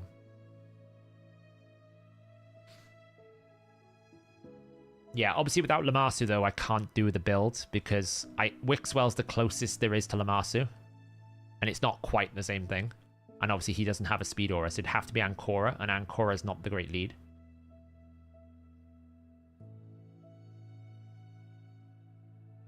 Yeah, because unfortunately, I'm not going to break Marius, and 9 out of 9 Slayer is just so dominant on Marius. It's like he probably can one-shot everything. But the nice thing with Lamassu and the others, if they can survive, is they have a lot more utility. You know, being able to put fear out, AoE decrease attack, not being able to get polymorphed, reducing the enemy's resistance, all these things are very valuable. So this would be a great team for the future. In the meantime, we would have to go something like Ancora, Shu Zhen, Armand's, Marius. But even that is like a heavy go first. Like a massively heavy go first team. And it has the problem of leader bonus. The issue with both of them is leader. Because you can't open Shu Zhen's A2, you have to open Shu Zhen's A3. And you might not always want that. Because my Armand's is only 327 speed, so... And I haven't really looked in a while to see if Armand's can go faster. He might. He might be able to. Let's just check if there's anything in the inbox for barbarians.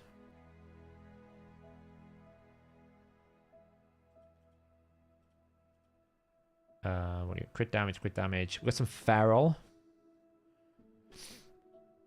It's a protection. We're kind of looking for stone skin more than anything else. There's an accuracy banner with stone skin. That's a pretty good one. Or supersonic accuracy. That's what we're looking for. Accuracy in supersonic or stone skin. So the only thing I've got is this Potential supersonic barrier. What is it? The stone skin. What has he got it on at the moment? So he actually has an Axie double speed roll. And is there anything in my inventory? Stone skin. Not particularly.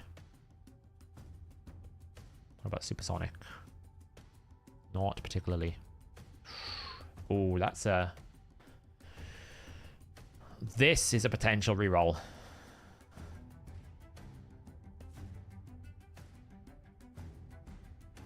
Risk it for a biscuit. Accuracy. Okay. Speed, at least. Okay, well, that just went from bad to worse.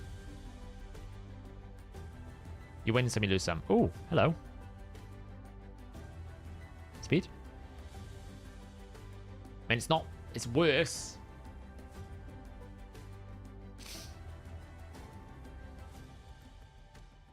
There's also some of this up here.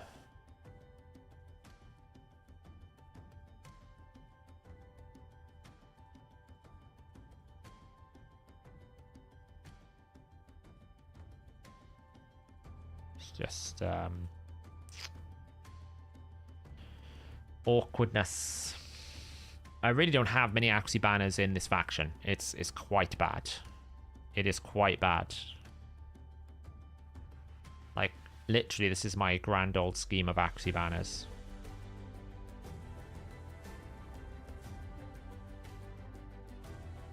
It's not very vast. It's like... It's pretty rough, not gonna lie. Yeah. I need to do more farming in this one. It's pretty poor. So yeah, I don't actually know if Armand's can get a better build. We'll run basically what we ran before, which was a highest fast minimum accuracy 550 with supersonic stone skin, right? This is the build we want. How fast can we get it? Oh, we can improve by 20 speed. Okay, so there is an improvement, which is to basically switch out some stuff. I would lose a chunk of health, but it would speed us up by 20. Now, 20 speed is not a massive difference here if I'm going second, because whether I'm 347 or 327, I'm probably going to break the speed toe if it's a triple buff. Might be different if it's a double buff, but to be honest, if Arbiter goes, you've got no chance.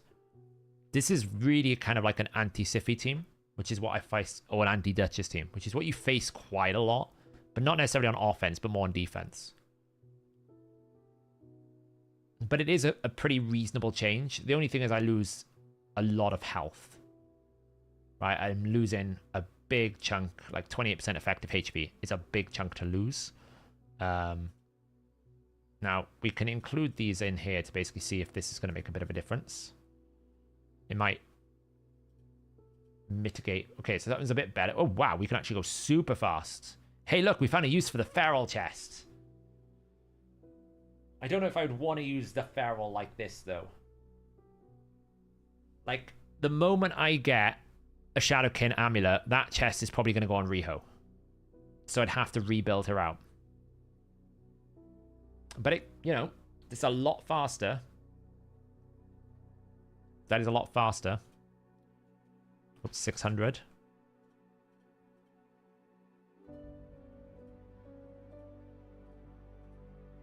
That is a lot faster, and I think it's probably the fastest build. 364. That does make me wonder if that's a better build.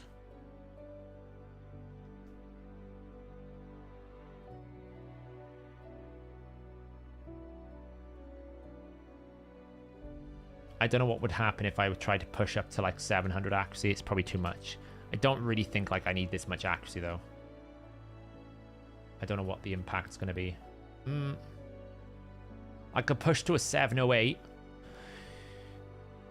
And that would drop my speed up to... I would gain 27, but I would gain 69. I don't know whether that's really worth the accuracy, because to be honest, I kind of strip a lot already.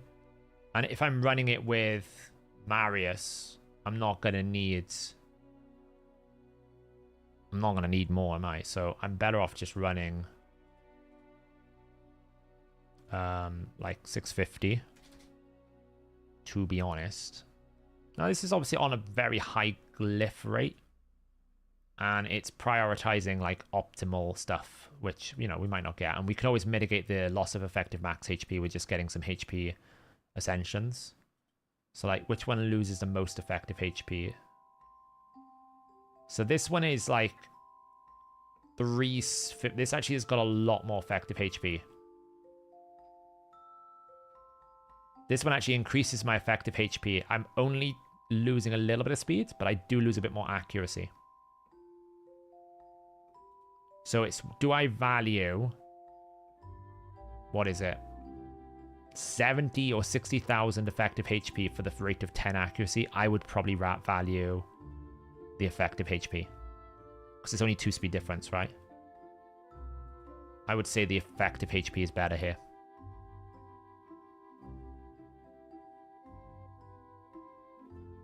No, because you do have counterattacks, right? You don't want it to be glass cannon.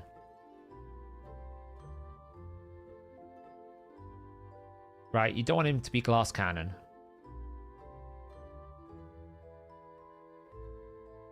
So if I was to put this here, I mean, he's not glass cannon. He's 3.9k defense, 58k HP. It's not a big deal. He's still got 279k effective HP. It's still pretty good. It's just, I'm not really gaining an awful lot for... I gain a lot more here than I lose. That's what I'm saying. The other thing you can do, which people like to do, which I find the most toxic experience ever, is you put 100% crit rate on him. Because, I'm just going to make the builds a bit longer. Because if you put 100% crit rate on him, he's just going to, he might not do a lot of damage, but he will kill you eventually. Like, he's not going to be doing, like, tons and tons and tons of damage. But he will kill you. So I could absolutely, like, lose a little bit of speed, get 100% crit rate, and troll. Which is probably better than the effective HP and the little bit of accuracy you lose as well. But I would lose, like, 6 speed. But it is annoying to do this, I would say. So I don't know. What do we vibe in? Crit rate, effective HP, or more speed? Considering the speed is like, we're talking 5 or 6 speed. We're not talking... We're talking 1 roll of speed. So either 100% crit rate, 1 roll of speed, or 1 or 2 rolls of accuracy.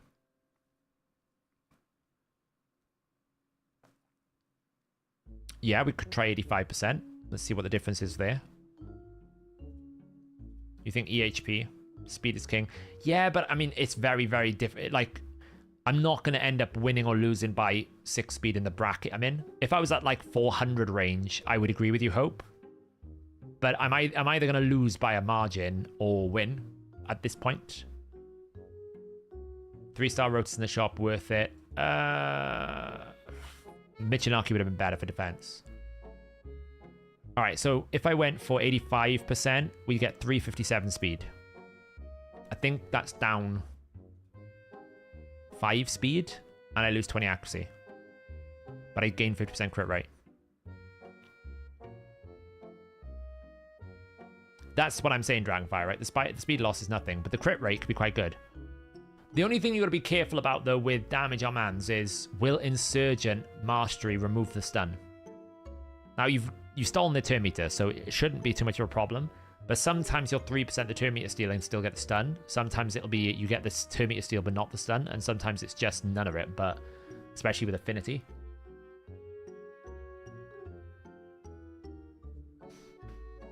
So those are different options.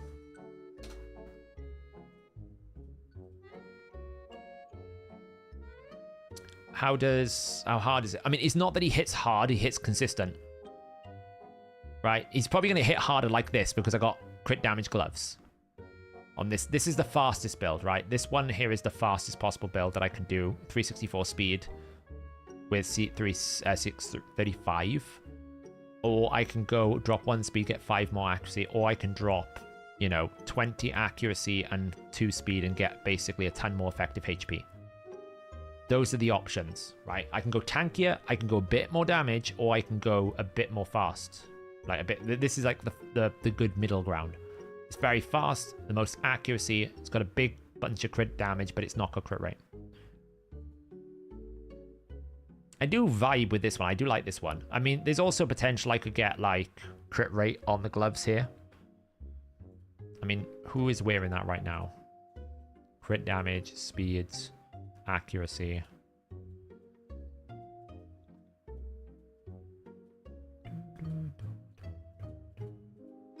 Let's see.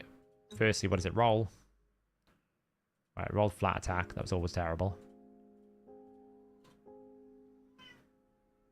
Oh, it did roll crit rate. All right, we're going to go with this build. This build's really good. I'm going to get a free regearing event. That's why I save these free hourly regears for a moment like this. Yeah, do that.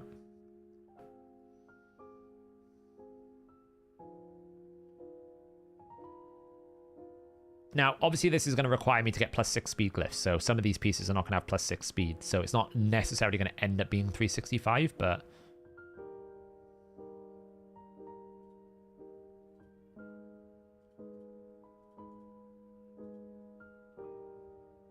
Let me just blast it outside.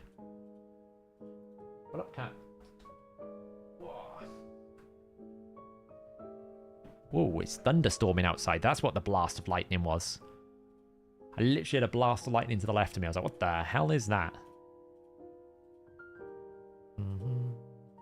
Where's the little pack? Small pack. There we go. Claim free. All right. Amans.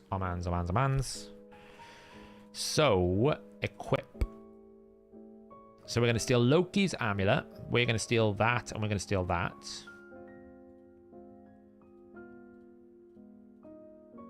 Now, can we get it once? Oh. Can we get it twice? Oh, Lord. Well, that's the best we can get.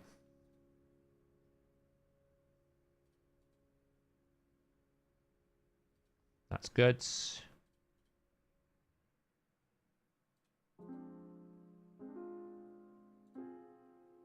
Okay, and this one will max.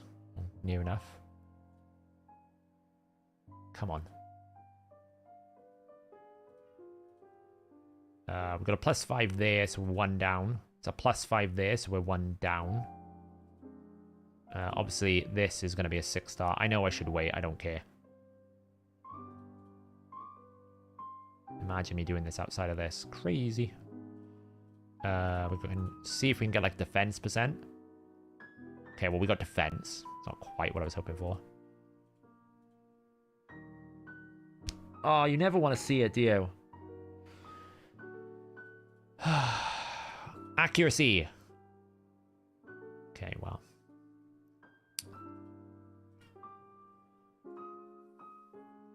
Like... You just never want to see it when a speed glyph goes +3 on a... Why is the 6-star speed glyph +3? If they're going to do anything with Faction Wars, can they lift the 6-star glyph base to be 5? Or 4 at least? Like 5? Like, why is my 6-star basically rolling less than my 4-star? Come on. Like, minimum 5. Please. Oh, you haven't even seen the pain that I've just had.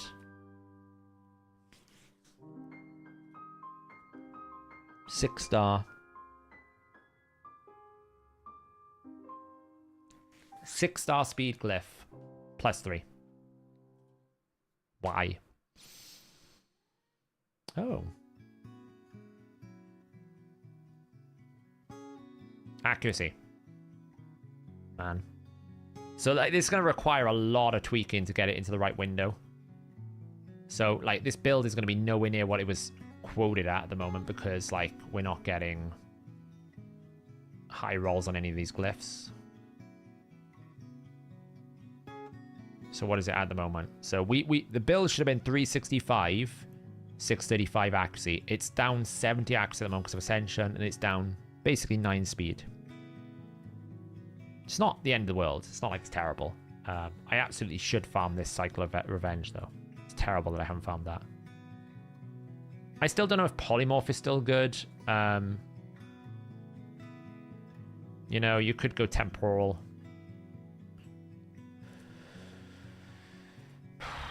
Like, all of these need to be... I need to farm Sand Devil tomorrow to get all these things up. But the top row's looking okay.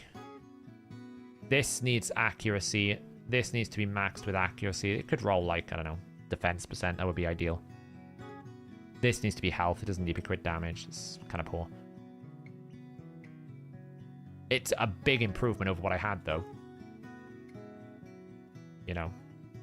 It's a big improvement. But I know I'm going to have to rebuild it anyway, because the moment I get a Shadowkin amulet, this is going to probably end up going on Riho. It's too good not to put on Riho. What do you think of Tormin in Stone Skin? Yeah, pretty good option. I've been thinking about building Tormin back up properly. Haven't had a chance to yet. Right, he's locked in. So I'm going to say right now my team is Ancora, Armands. So I'm basically going to do like Team 4, which would be Lamassu, Ancora, and she's in Banner. She's in Res Bolst. Armands. He's in Poly. Super Stone. And then we've got Marius, who's in Slayer. I have no idea how I built her, but she'll probably be in Resistance.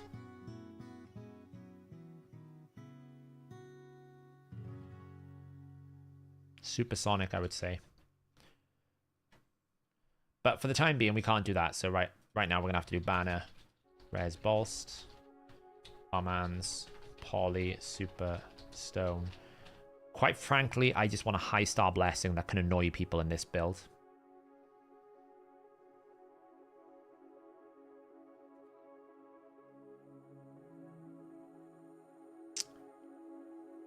It could be Mithrala.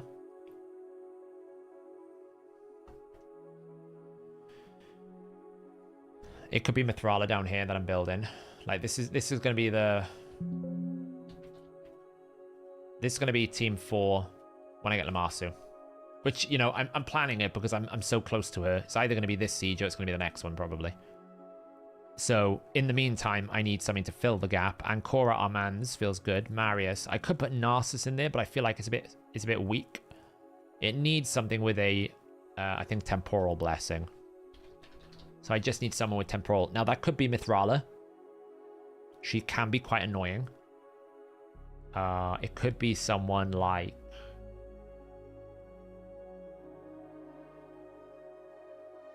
Freya. She's in a Slayer build, though, at the moment, which is a bit weird. Or I could leverage some of my 6 stars, like, I don't know.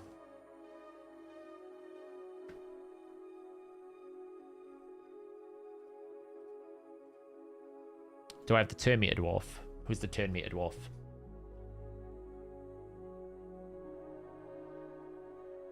And what team does Mithrala ever use? Honestly, the biggest thing about Mithrala is the Stone Skin thing. It's the Hex and the Cleanse. I use her often as my go-to bomb alternative. So the thing about Ancora, because she's in such a strong resistance build, Ancora will always have immunity. If I put Mithrala in Live Arena, I'm always... It's like my second option. They can't ban out my Cleanser. That's what I use Mithrala for. I don't have Senna, no. I know YST's got Senna, and he's loving Senna. I don't have her, no.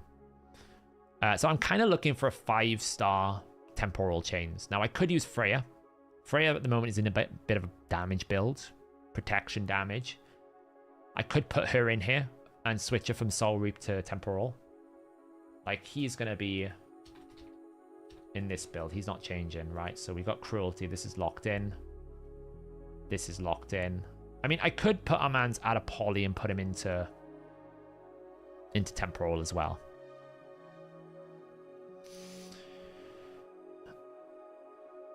Right, I could put Armands and put him into Poly. I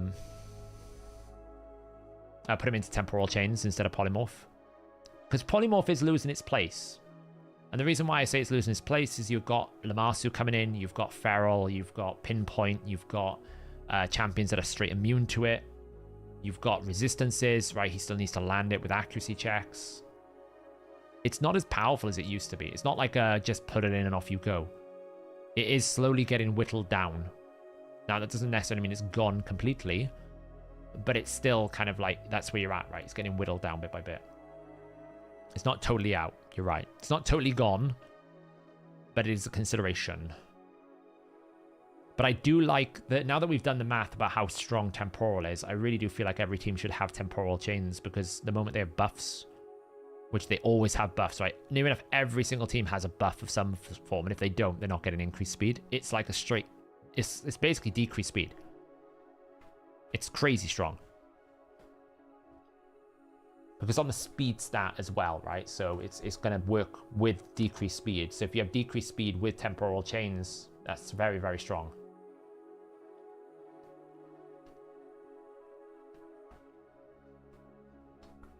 So I could put it with Freya. I don't know if I have anyone who's 5-star that has decreased speed, see.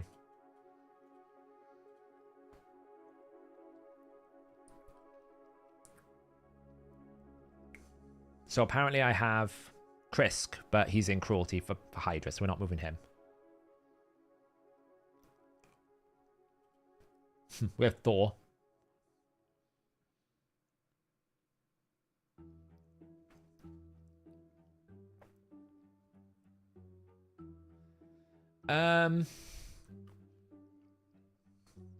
Honestly, after doing the math, I kind of think that Temporal might be stronger than Banner. That doesn't mean you don't have a Banner. It just means that you should have Temporal and a Banner, if that makes sense. Because you want the 35% bonus, or the 20% bonus, whatever it is, but you also want the Temporal.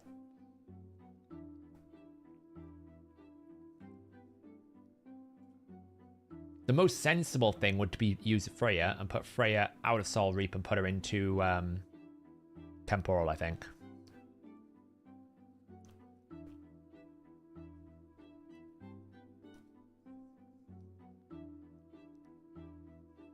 I think it does. Check.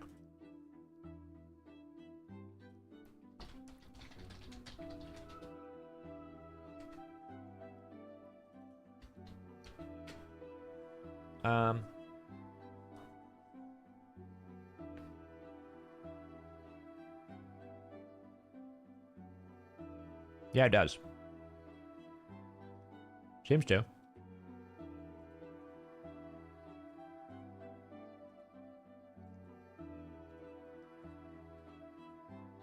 Where's that?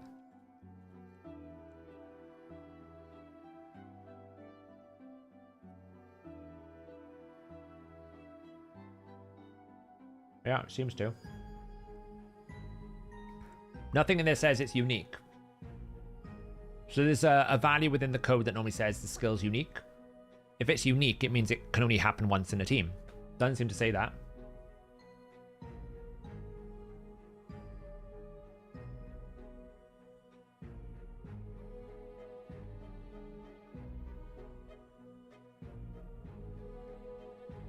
Yeah, I mean, it seems to work.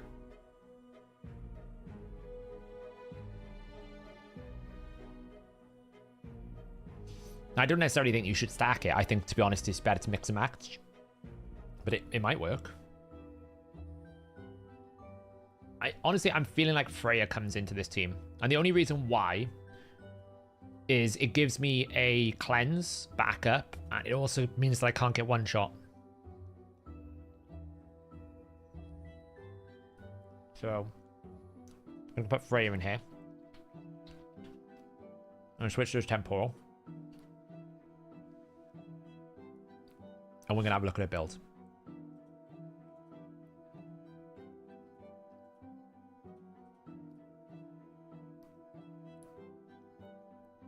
Honestly, Temporal, I think, is really good if you know you're not going to go first. And then if you think you might not go first, which is what I'm not going to go first here, right? This team is not going to go first. So what I'm doing, our man's is in Supersonic. So if they bring a Siphi, I'm going to intervene. If they don't bring a Siphi and they bring someone like Arbiter, then those buffs will hopefully slow him down. Now, I'm not going to be able to stop, like, Arbiter boost into Lysandra boost into one-shot, potentially. That might kill me. Which is why we're running, you know, a one-shot potential. So in order for them to kill my Marius, they're going to have to hit him twice, right? So they're going to have to hit him twice, at least. So that's going to require a double hit. It takes away the Baron nukes. It takes away things like... it will stop the things like the Siegfried nukes. It will stop the things like Wukong nuke. It will stop a lot of the one-hit wonders that kind of stop you from, like, thing. Now, it'll probably still put Marius to sheep if Wukong can land the sheep. But that's what I'm thinking we do there. And I just need to figure out what build to put her in.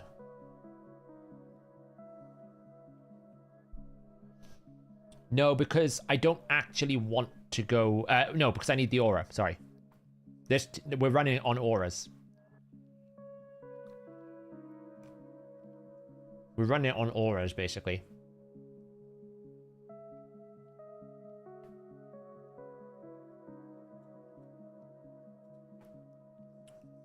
Now, you could make an argument that, well, what's the point of the 19% aura if you're not going to go first? You still want speed. Speed is still the most valuable stat I can give from an aura. Okay, I might not go first, but I'd rather have 19% more base speed than, like, 30% more defense. Because I'm going to get killed or not, whether I have that 30% defense or not. And Marius will win the fight, whether he has that 30% defense or not. So, you still want the speed, I think. So, the last option now, then, is, I feel like Xu Zhen comes in here.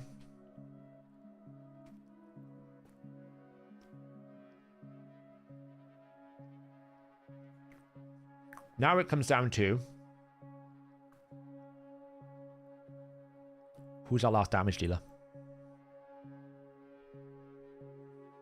I've run out of auras a little bit, so really we're kind of down to the Lysandra aura. So this could literally be a double boost kind of concept. The only problem is Xu Zhen, Lysandra, I don't like running them together. I feel like Xu Zhen, Lysandra is like basically running the same champion but the weaker version. You know?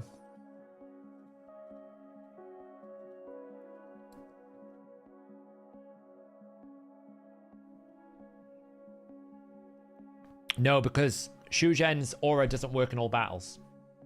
That's the problem. I think in Siege here.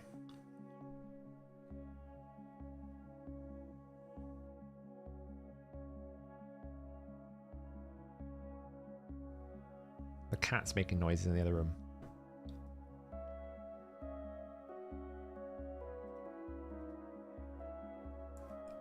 Give me a moment, guys. I'm back now.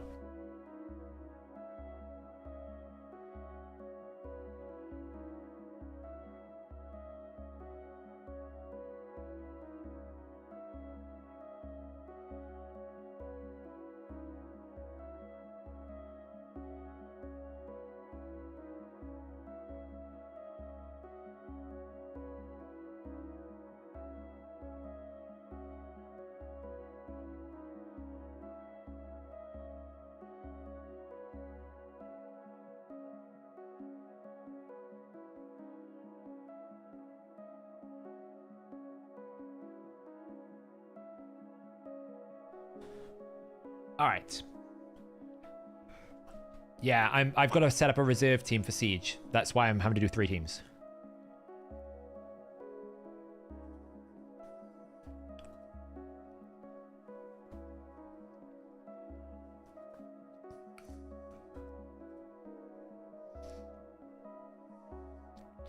So we're looking for an aura now. Again, we're looking for... Let's just refresh this. Reset filter. We're looking for an aura speed in all battles.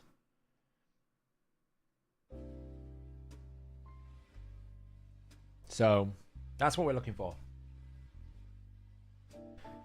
Now, obviously, we've used Ancora She's locked in. We've used Uko, locked in.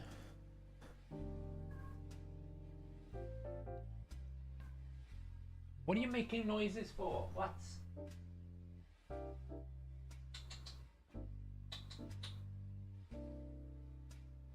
Cats, honestly. Well, it's going to matter for us because we upgraded our stronghold, and because we upgraded our stronghold, we didn't get extra defense scrolls, so probably one of my defenses could become one of our defenses because we've had to prioritize the extra the new spots in the stronghold haven't been allocated defense scrolls, so effectively we have to leave part of our siege undefended and rely on reserve teams. Now Morrigane's a pretty good option, but again I feel like Morrigane is doing the same thing as Lysandra, which is doing the same thing as Shuzhen. They're all kind of doing the same role.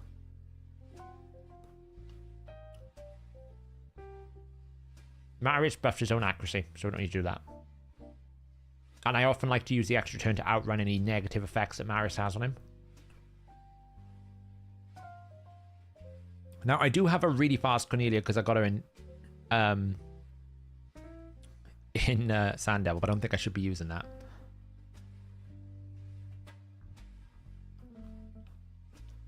Now, obviously, I can use a more to macabre setup.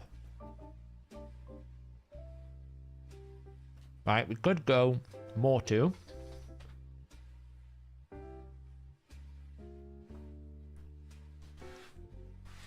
Put some, like, 2-turn Stone Skin Abomination in high resistance. We could do.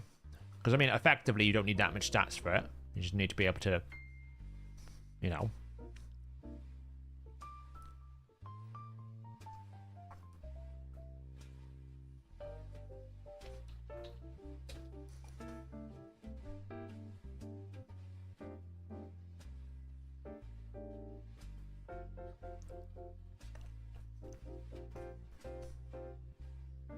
You can also use a Packmaster. It's kind of a weird one, but you can.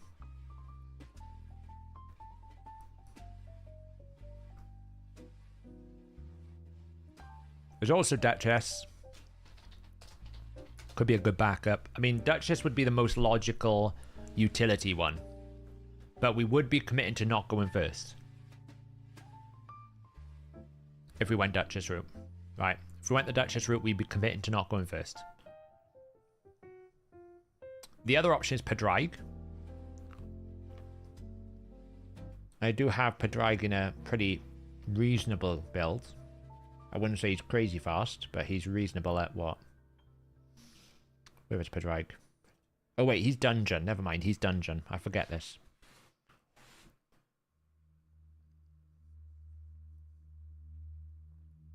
Yeah, I mean, the biggest problem with Mortu Macabre is it's so obvious what you're trying to do. Just don't attack the Mortu Macabre, right? It's very difficult to use him in a manageable way.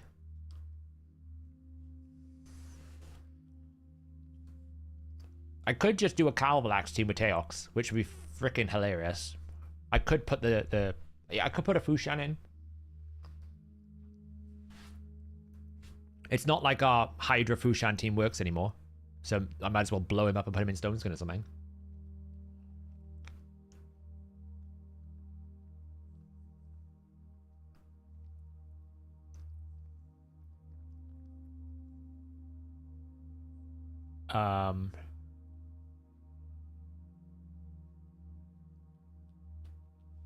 So I could do that. I know, right? My brutal team is basically just dead in the water. Can't use Teox and Hydra anymore. It's just too much damage. He's just way too strong.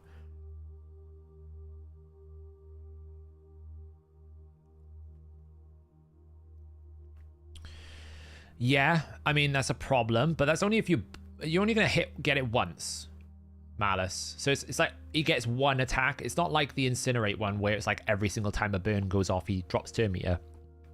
Or like Valkyrie, you know? It's nowhere near as bad as that. But it will proc him once if he gets triple buffed, I guess. But most of the time, it's only, you don't have to, like, yes, it can ruin you, but it's not the end of the world. It's very rare that it's a problem. I'm going to have to build them all today. So, that's, most of them, some of them don't need building. Like, Fenax have just, I think I can just build out.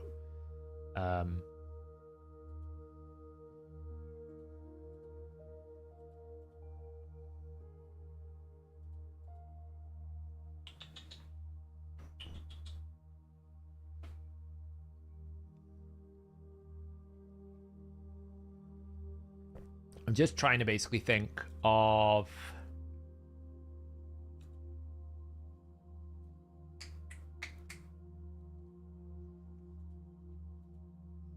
who's the best aura lead to run. Frustrating the siege don't work, but at the same time I like the challenge. It's frustrating the arena ones don't work, but it is a nice challenge for once.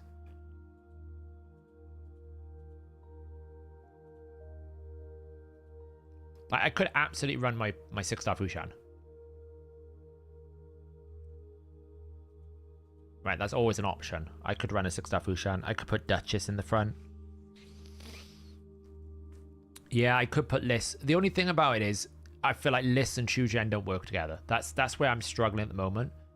Is I feel like Lissandra and Shuzhen are kind of doing the same thing, and then it's just making my team a bit top heavy on speed. It's like when you run Arbiter Lissandra in Live Arena. You know that Torment is coming out the moment you lock it in. What are you making noises for, huh? Like, you know the moment you put an Arbiter Shuzhen or an Arbiter Lissandra combo, that's it. Well, Freya is locked into Team 2 now. Team 2 is locked, right? And Korra, Arman's Freya, Marius. Now, when we move to Team 4, Lammasu can replace Freya, and Freya can come to Team 3. And then we can go Shuzhen Freya or Lissandra or something.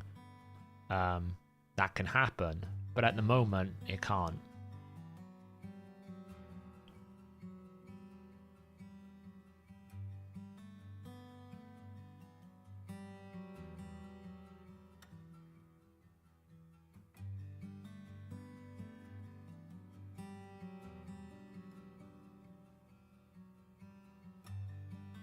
Yeah, if you put... You can do that already, Malice. If you basically optimize a champion with priority 1 on a stat, it will find you the highest stat in that priority.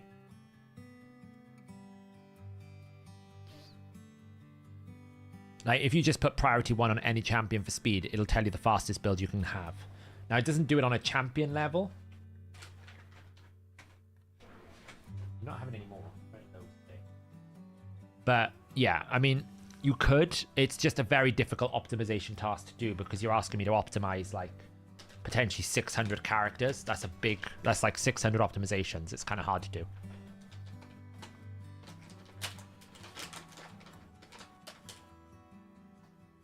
You own a few, not many.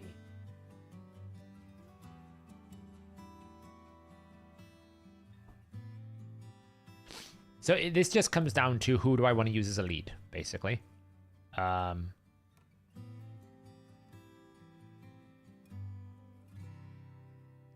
No, we could do a Cal Valax Teox team.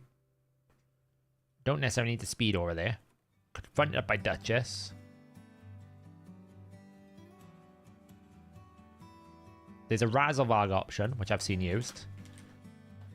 Or there's, like, Liss is the best aura. Right, Liss is the best aura.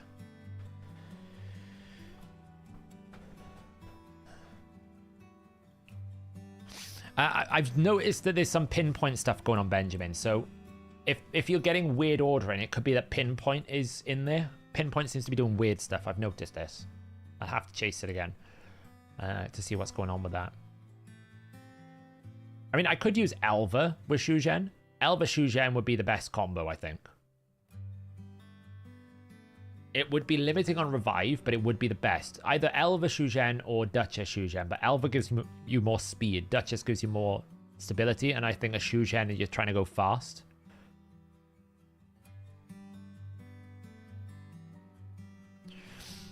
Yeah, we did a fix, but it doesn't seem to be working. So I need to check. Like, Elva there seems good.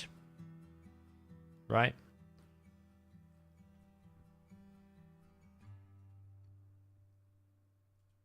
She can be quite dominant. I have her in bolster at the moment, but I need to remove. It always happens, Cole. You know what it's what I say.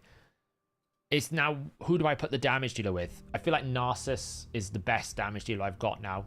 It's a shame to not use Carnage, but a big value part of Carnage's kit is his ultimate.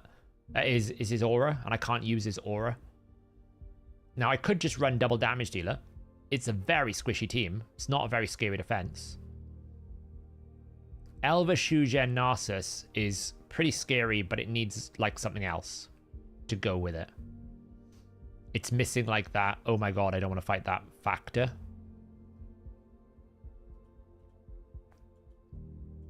Which, I don't really feel like Carnage is it, if I'm being honest. Carnage does not give you the fear of God in that combo there. And it would need to probably be not damage, but more like support threat. You know, like Aman's Fears or that kind of concept. Yeah, Carnage gets better when you get 6-star soul, but not when you haven't got a soul on him. Ancora's kind of locked into team 2. Ancora and Marius are kind of paired together. They're like a fraternal twin in my account. They can't be separated. Sulfurion is an option. I don't have Siphi, unfortunately.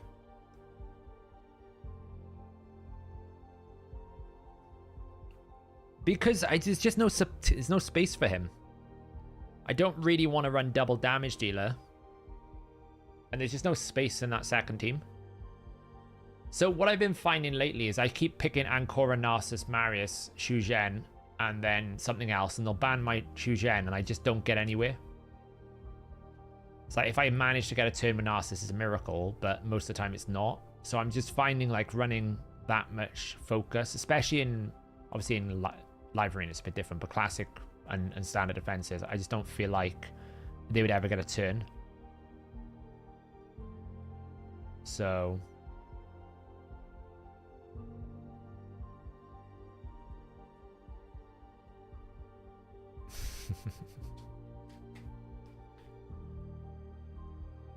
like Sulfurion could go into there and do a job. Act as like a stone skin breach.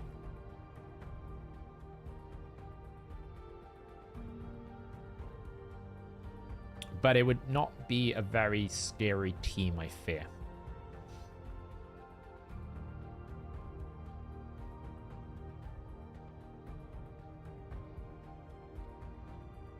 So I don't need to gear cleanse right now, I'm fine.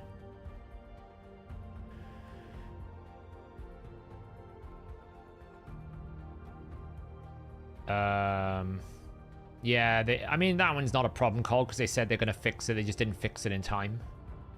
They picked up on it in test server and they said they were going to fix it, so hopefully they will. I mean, you can't get him at the moment anyway, so they'll probably fix him before they allow him to be summoned.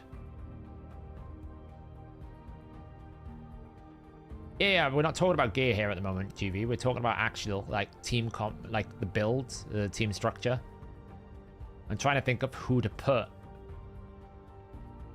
with the Shugen to make it make sense. Right, I need to make it make sense, and at the moment I don't know who the fourth option is. I mean, we could put a Wixwell in there.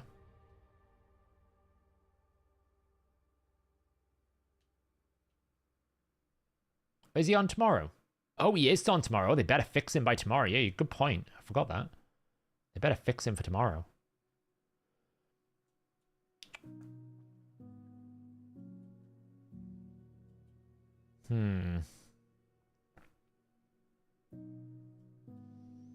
I don't really know who to put as a fourth here. Yeah, if only my Yumiko came in the form of a second Aileel. So yeah, Yumiko's not on the table. This is what I'm saying. I run out of supports in my account quite quickly. Like, I've burnt, you know, the Necret and stuff. I'm kind of out of supports already. So now I'm just like kind of looking for a defense-based support that kind of makes sense, and not many of them do.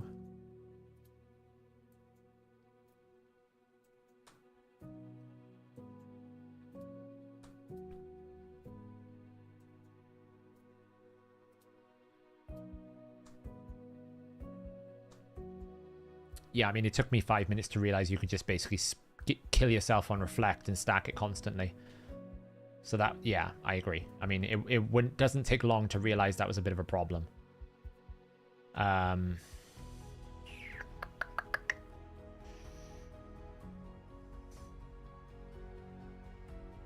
The problem is I've built...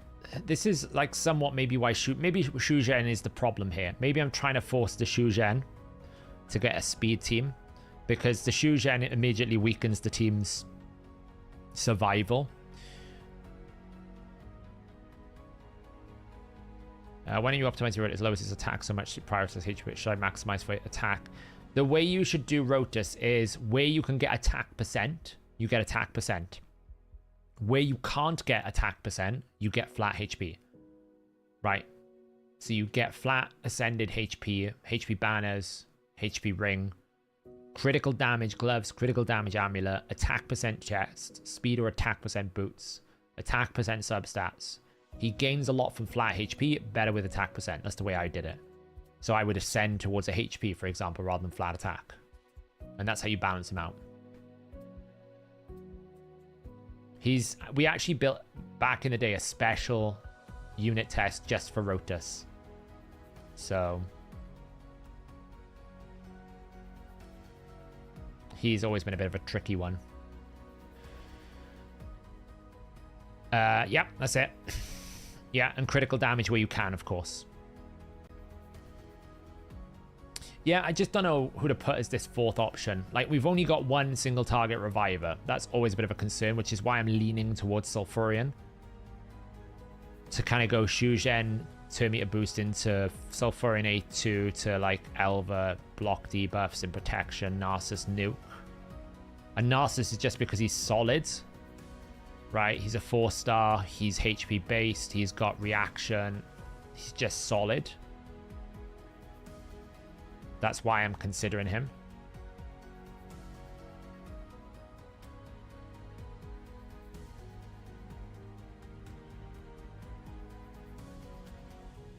It's just hard to kill him, you know, so he'll be pretty stable nuke.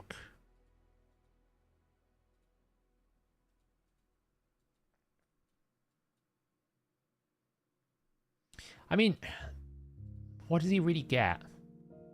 Okay, he gets an extra turn as A3. I mean, that's all he's getting. He's getting an extra turn as A3. That is literally all he gets with Narcissus. The pairing is not as valuable as you would think. Right? The revive on... Ancora gets a lot more from Narcissus, right? The revive is stronger. Okay, that's cool. Like, the whole stun thing she removes, right? I get that it is, like, you're meant to put them together. But actually, he on his own doesn't need her that much. How much HP does Marius have? He's like 61k, 4.6k defense. Marius is hard to kill. Marius will be fine.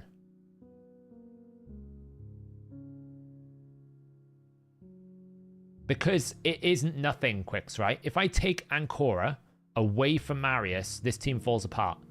Because Marius in Slayer is unprotected. He has no block debuffs. I'm not putting him in Stone Skin. So I have to work hard to protect my Marius because I still need him for PvE. So that's what I'm saying. I don't want to put Narcissus in the team to make it work with Ancora. But at the same time, I don't want to separate Marius and Ancora. And Ancora's passive is more valuable to Marius than anything else. That's what you're not valuing, is the Ancora passive. It means that Marius can never get crowd controlled, which means that when they try to turn me to control him, then every single time they do, he won't, like, when our man's A2s him, he will not get stunned. The Freya instant turn is not going to protect him from crowd control, though. If he's stunned, he'll get an instant turn, and he will just be no turn. No immunity. And I don't want to break the Slayer, right? Because I want to keep 9-piece Slayer for PvE content. I'm trying to find a middle ground. Yeah, but that's what I'm trying to say. Okay, I get it. Ancora's revive is stronger when she revives Narcissus. Get it. Ancora doesn't take CC, but it's... Right, okay, she doesn't take CC. So that part is powerful for her. But she's in high resist anyway, so that's something. I lose strength then. Fine, okay, whatever. Those are the things I lose from Ancora. From Narcissus, I just lose an extra turn. I lose nothing else, because I don't care about his A1. And his A2 has nothing to do with Ancora. So I just lose an extra turn. That's not a problem. I still get the block revive. Everything else still works.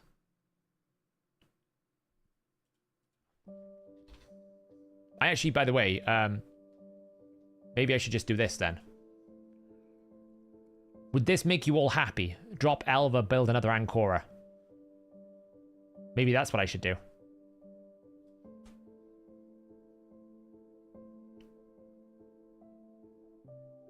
I can't do it by tomorrow, though. Well, I could, I suppose.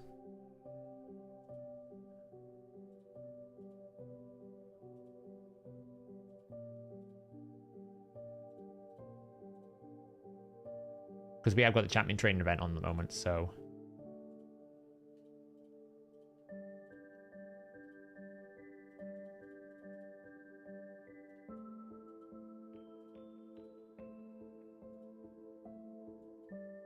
Yeah, but I'd have to do so much. I'd have to book it. I'd have to gear it. I'd have to run masteries. Like, I think maybe for the next siege, that will work. And then it'll work. But for now, it's fine, right? This will be my backup team. I think for now, it's okay. But yeah, I mean, I'll build her up. 2's better than 1, right? That solves that problem. All right, so Ancora 2. Shuzhen. That still didn't solve my 4th problem, though. Who the hell's the 4th person in the team? Who goes with this now?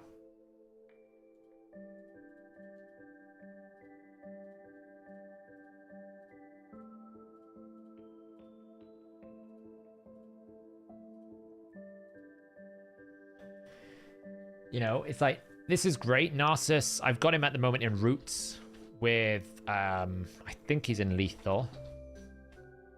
Shuzhen is in, what is Shuzhen in? Shuzhen's in 1-star Poly for some reason. I don't really know why. It's a bit silly.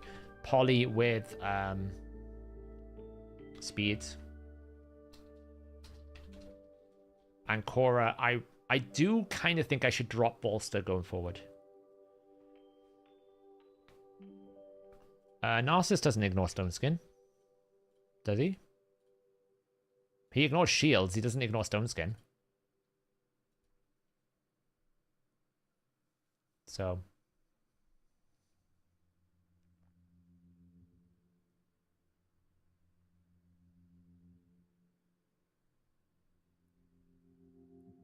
yeah, so I still need to ignore Stone Skin.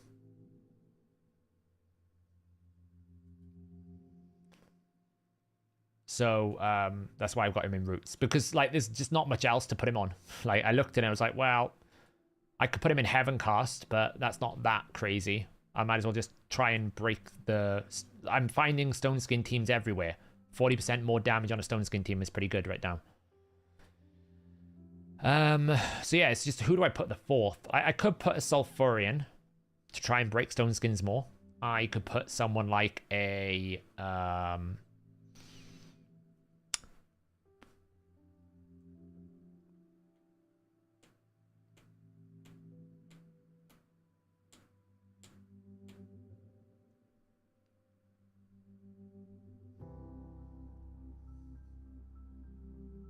yeah, Roots is meh, but at 4-star, there isn't much better. I mean, Temporal Chains, you could argue, is better, but I did just change him out of something, so it would cost me like 300 gems to just change it. So he's staying in Roots for the time being. Temporal, now that I've done the math on it, it's probably better overall. But again, he's 4-star, so the Blessing isn't going to really kick in until 5-star anyway, so... 40% more damage against a shield is at least something. Like, he will hit twice against anyone under bolster, stone skin, and stuff like that. So it's decent at least. So yeah, so Shuzhen, the idea is it goes Shuzhen, goes first, into Ancora, we're probably A3, we can't A2. And then Narcissus is there. No, it gives damage versus Stone Skin. But if they're under a shield, he's going to hit twice. Right? So you'll get double the bonus against the Stone Skin with a shield. It is. It's just damage to it's damage to the Stone Skin, but what I meant is when you hit, you're going to break the Stone Skin better because you're going to hit twice.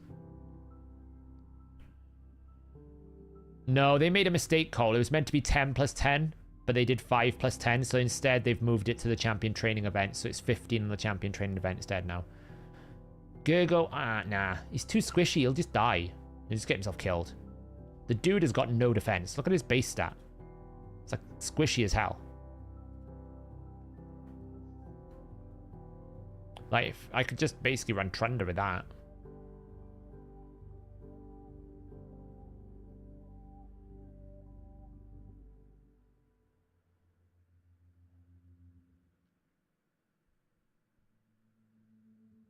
I could just throw Teox in for jokes. Jokes and fun, but...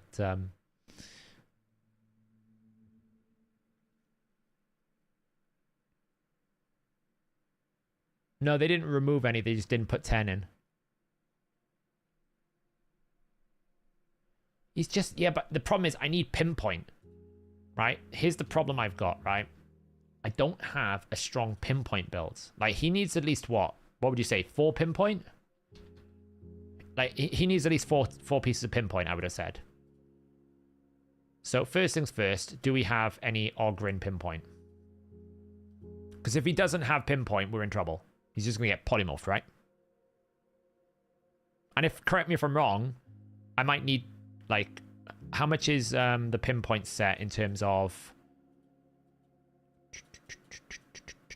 How much does it give? So 4 pieces gives me 1 stack. So if I do AoE, I could still get polymorphed. Because it might consume it on the first person, but the second person procs it.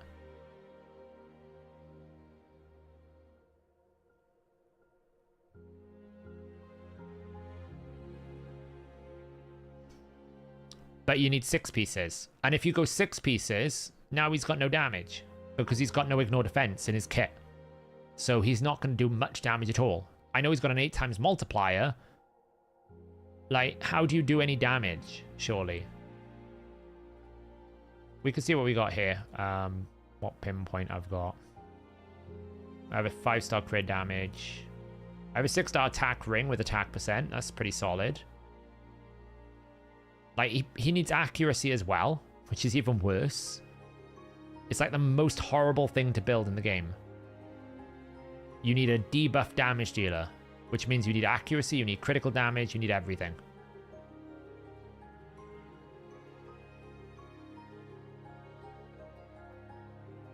No, pinpoint. We're talking pinpoint, not stone skin. We're talking pinpoint gear.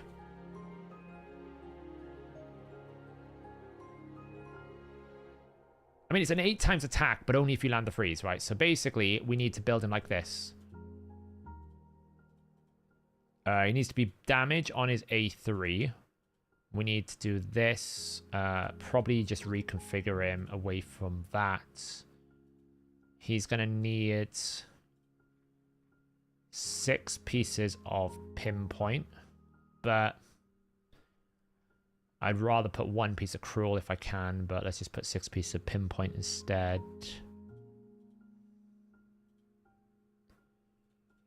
Um, 5 speeds, 10, 5 slots.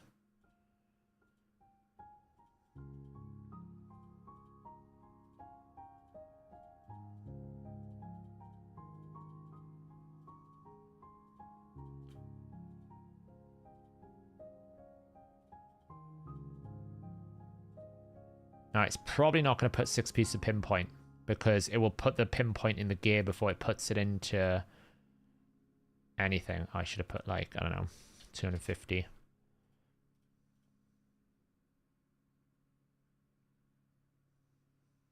It's going to struggle, I think. Oh, yeah, I need to basically find the banner. Accuracy, attack, speed, equipped. I have an attack banner. The banner is gonna have to be picked elsewhere, I think. Ooh, I do have this. I do have that. That's pretty good. Otherwise, we're, you know, in the realms. I mean, that's pretty interesting as well, but that's a lot faster. That's 10 speed difference. There's a pinpoint one, but it's, I mean, it's pretty good attack.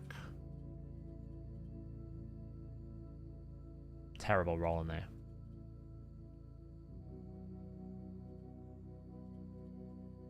So, I mean, it's either that one or that one, I think, because these are not great. It's that one or that one.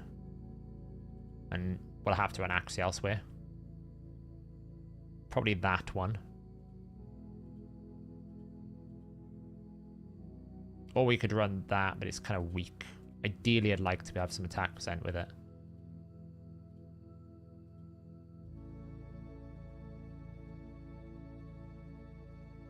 That's the best one.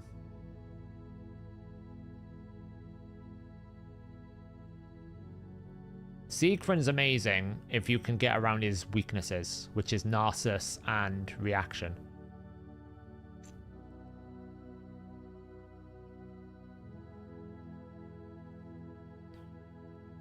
Like, I'll have to go this.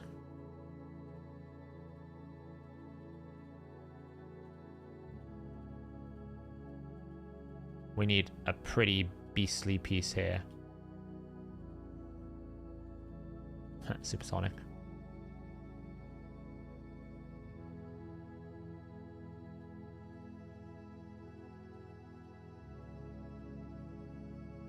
Did I say I had a ring?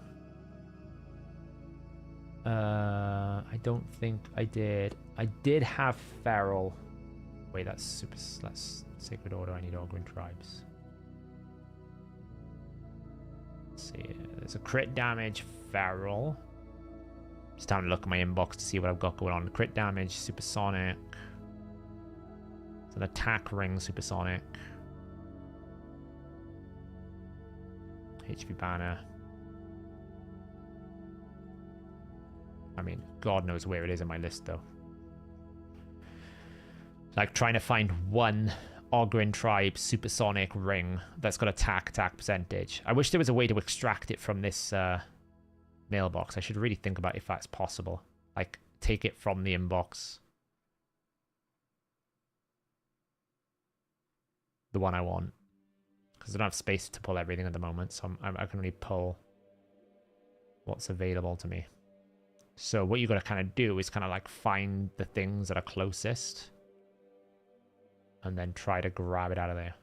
Wonder when we're going to get a new event dungeon. We might get it with the new boss, maybe. Maybe we get one for Christmas time or something. We kind of need it back. That's the problem when you add these new gear pieces in. You always have to offer an opportunity to get it back.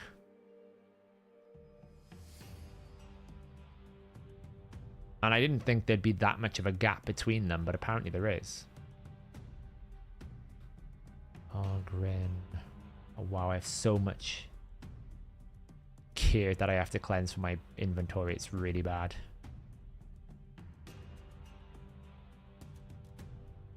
Okay, Barbarians. We're getting closer. Ogrin. Attack percent ring. Okay, it's below.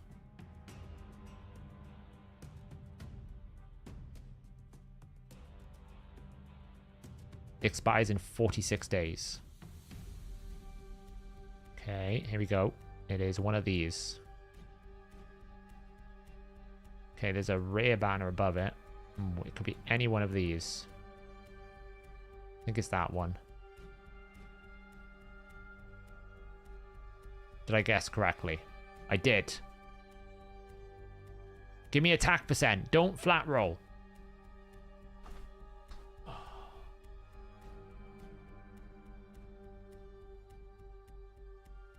One job. One freaking job.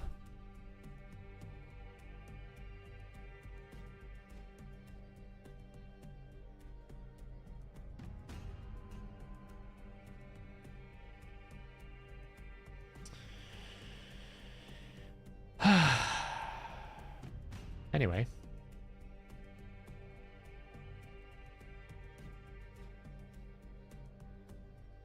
Let's go back to Virgo the Orga.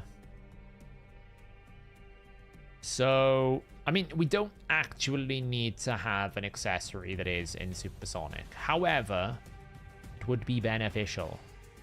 And we do have this really terrible ring we can absolutely put in if we need to. So it's not the end of the world.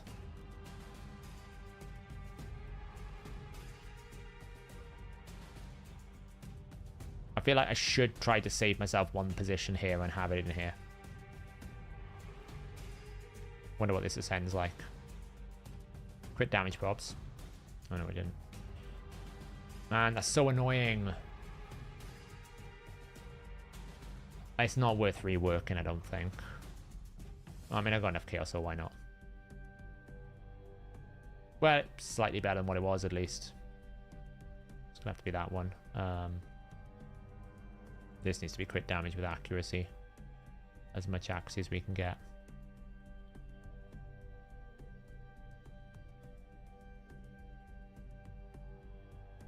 Probably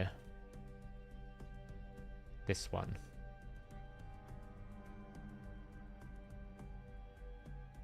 Okay. Right.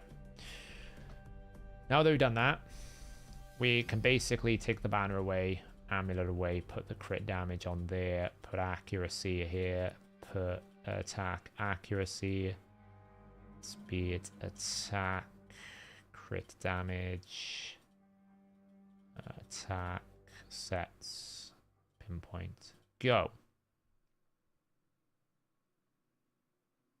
I have started doing that ULX, but I just need to make some space, and I've been waiting for a better window to do it. That's what I can build at the moment. 270 speed, 269 accuracy. Not enough accuracy. How much accuracy do we think we need here? I reckon at least 400. If not more. Probably more than that. Because he's not going to get increased accuracy in this team. He's not getting it from anywhere else, right? In this team, he's not getting increased accuracy from Narcissus. He's not getting it from Ancora 2.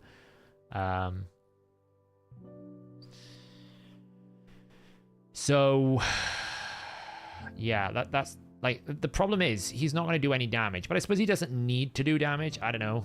Like, I don't think I can hit those numbers. I'll be honest. I think that'll be impossible in 6 pinpoint. My pinpoint gear is just not that good. It's just not good. I just didn't farm it. It's just not going to find those builds. Because I just didn't farm it at all.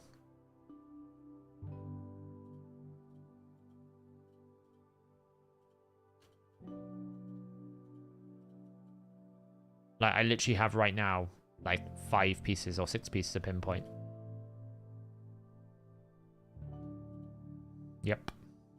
So, that's just too quick. Because it's not like I've got a crazy... Like, he has got a crazy fast band, to be fair. It's 26. But, there's just no... Like, if I can get to 5 pinpoint, maybe there's more opportunities.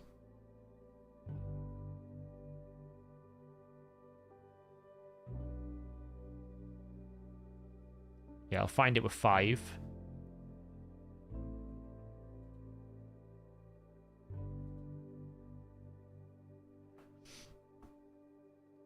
But it's going to want to take it off Riho, which we're not taking it off Riho. Hell no. I mean, eventually we'll take it off Riho, but not right now. That damage is puny. It's not going to kill anything.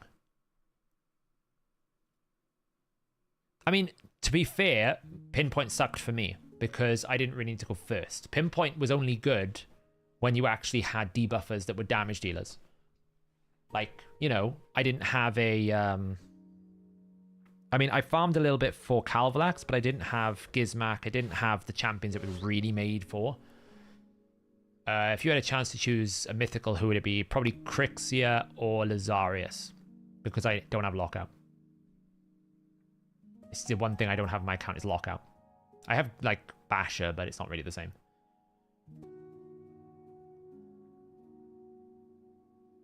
I mean, it's fast, don't get me wrong. Like, it'll do a job. We can try it. I'd prefer not to use my Riho boots for the time being. Like, that would be better. Worth a shot. And then just basically get a better amulet or something.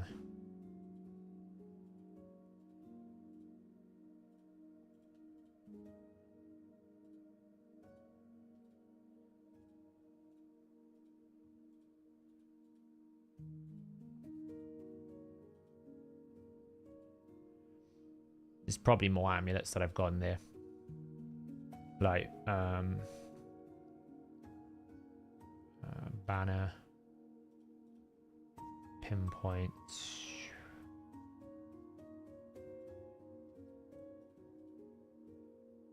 and Ogrin.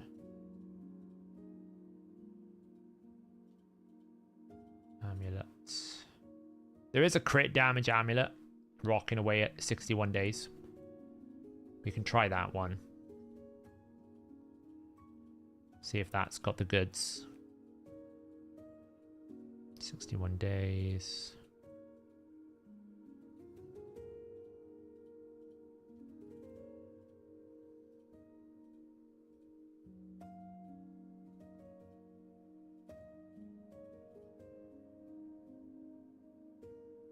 It rolled attack, but not accuracy.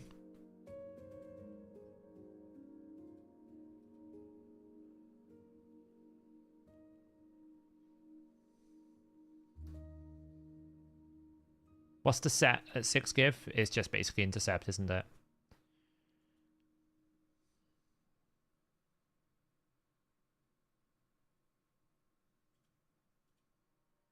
I kind of re-rolled the attack amulet. So that one's not going to happen.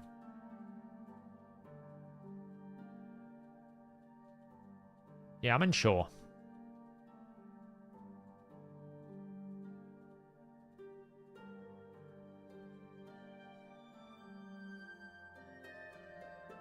I got a 5-star crit damage amulet now. The other option is I drop...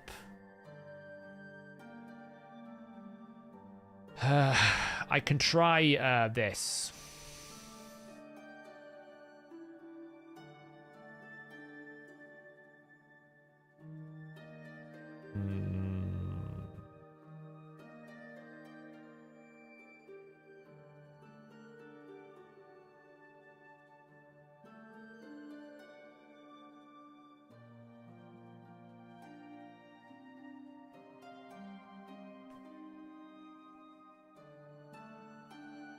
Where was that? That.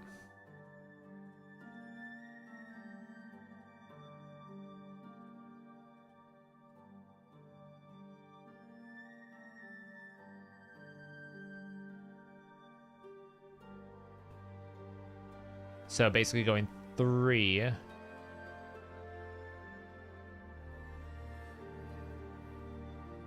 That opens up more opportunities there.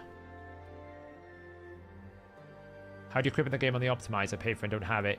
You need to be on PC. It's not available on Mac at the moment. We are trying it. I'm a bit 50-50 if it's going to work on Mac at the moment. We are trying to make it work. It's a bit hit, you know, 50-50. Wait, is it still one? Wait, hang on. Pinpoint. 6. Please. Let's try that again. See you later, Amy.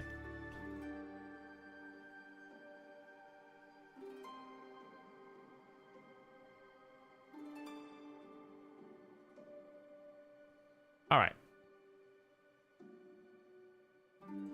1, 2, 3, 4, 5, 6.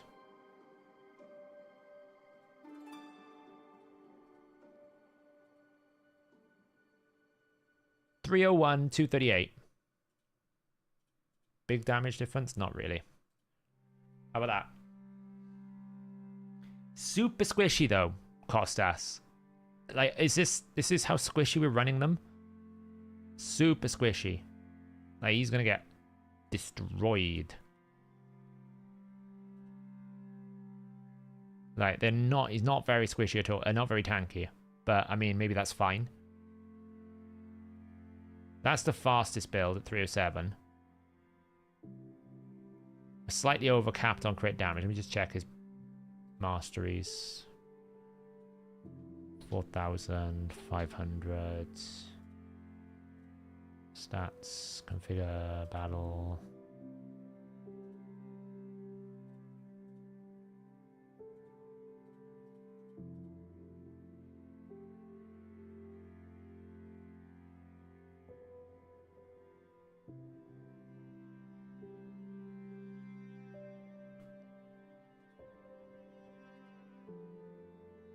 So we'd have to take Mithrala's boots, but I mean, I can replace Mithrala's boots with something else. It's not the end of the world. I'm not a massive fan of taking this Merciless piece, purely because I like to keep Merciless on people that need Merciless. If I'm being honest. And I'm not a massive fan of overcapping crit rate here, which is kind of annoying. But I'm guessing that's just because I've got crit rate gloves, so there's not much I can really do about that. This one's not bad, though. This one's got a little bit more accuracy.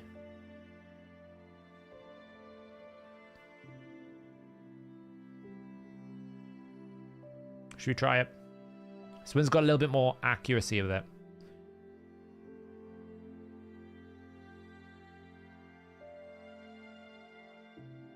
Give it a go, right?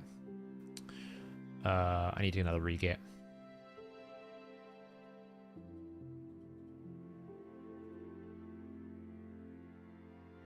And then we're going to basically throw the builds together that I need to put Fenax into.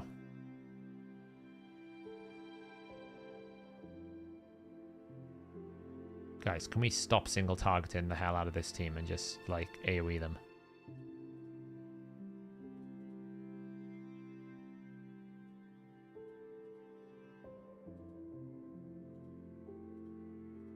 Okay, good, go.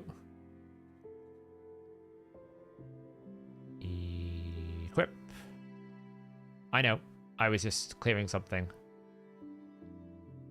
Equip. I need space. How much space do I have? Not enough. Not enough space.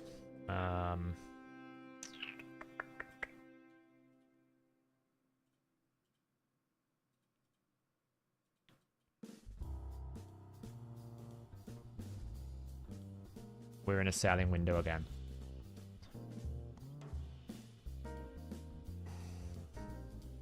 Yeah, we're going to use that. Need to start getting rid of this 5-star gear, to be honest. I keep it, the mythical stuff, in case it's good.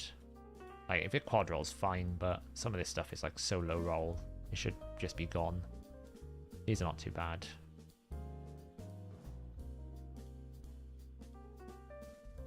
That one can go. Not very good. That one can go. Especially this stuff here, like... Some of it's okay, but...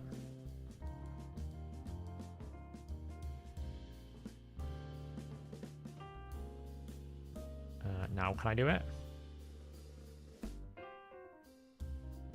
Yeah. And then I need to switch this to that.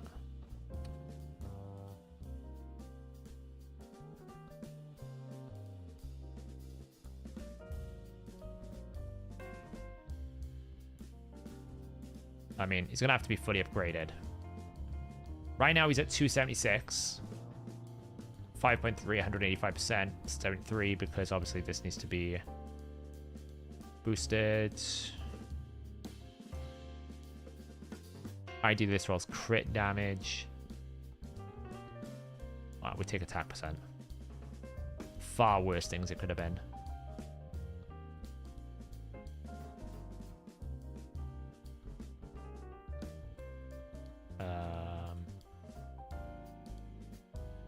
Yeah, I think he does. I used to use him a lot back in the day. I used him to... Oh, that's great. Look at that. Straight exactly what we needed. Substitute that. That's fine. This is terrible, but whatever. I need to just go fix Mithrala after this. That's criminal.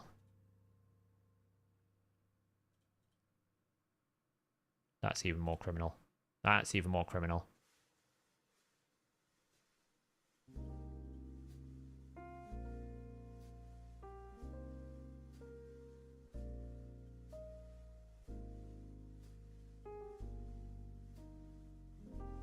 Nice.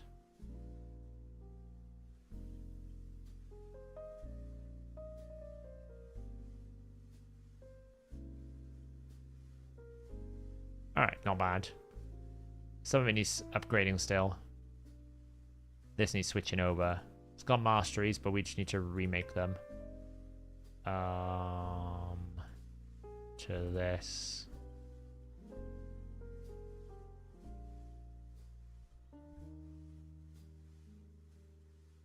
And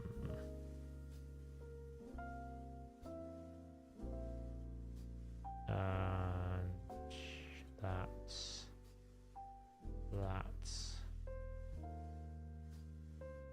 Alright, 288. 95 is just because he hasn't maxed out yet.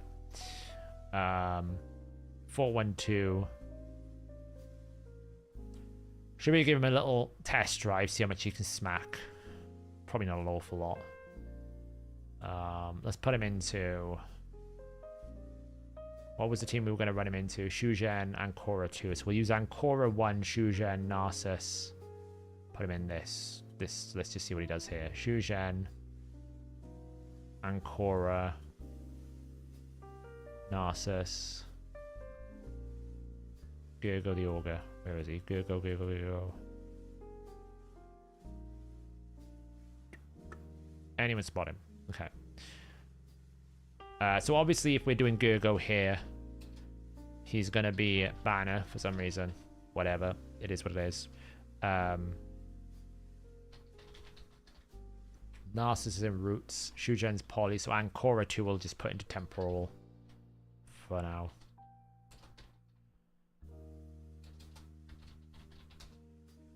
Alright, let's see how it goes, shall we? I won't go first. Oh, I did. Okay, so boost. Freeze.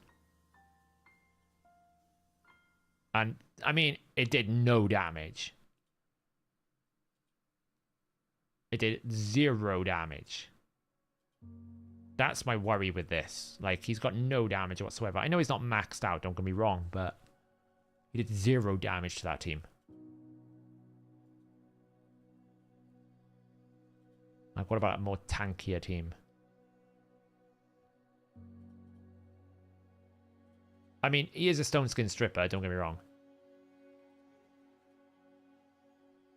Well, that's a bit chunkier. That's a bit better.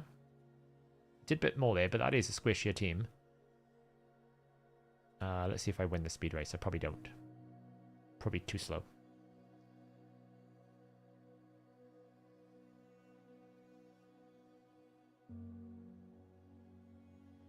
And that is why we don't like Pinpoint. And this is why I said Pinpoint is only good if you go first. If you don't go first, you don't win. Never going to win this, see? Oh, I am. Somehow I got a turn. I don't really know how.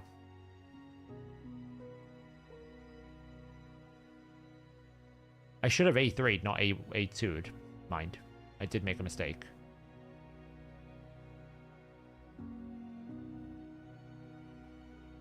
No idea what the IO this is. Never going to turn, you know. Had I A3'd, it would have been fine, but...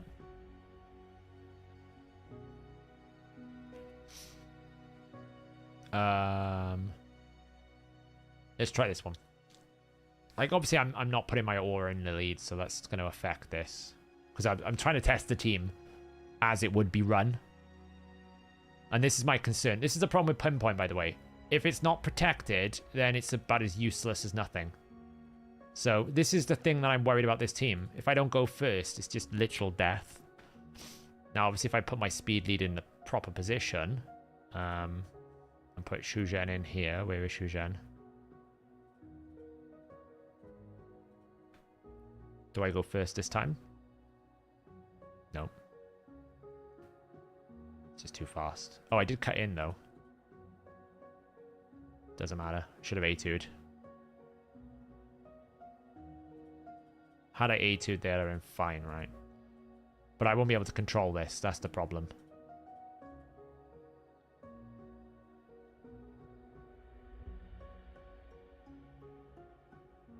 So, like, obviously I can do this. Okay, that was a bit better. Still going to probably lose. But I've kept my stone skin at least. Still going to freaking lose because Armand's is an absolute monster in arena. Well, maybe. Hope. Love that block active skills. Makes me feel good about life. That block active skills was beautiful. Thankfully, I'm still going to win. Because Narcissus, but he did pump some damage there. It's not bad. What else have we got? Let's have a look. Let's try it against... These teams terrible. Let's try it against this.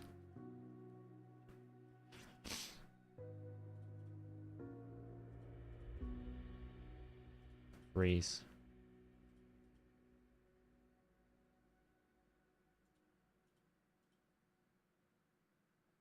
Okay.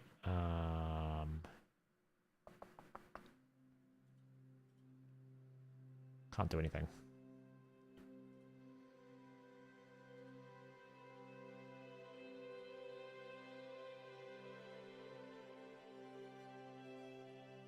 Can't get rid of that. Man alive, can we please? Oh, there's the revive I shouldn't have done. Yay, we can finally kill the... Oh, he's back. How many times do I have to kill him? 3 times. He's dead. Okay, I mean, it could work. It's got possibility.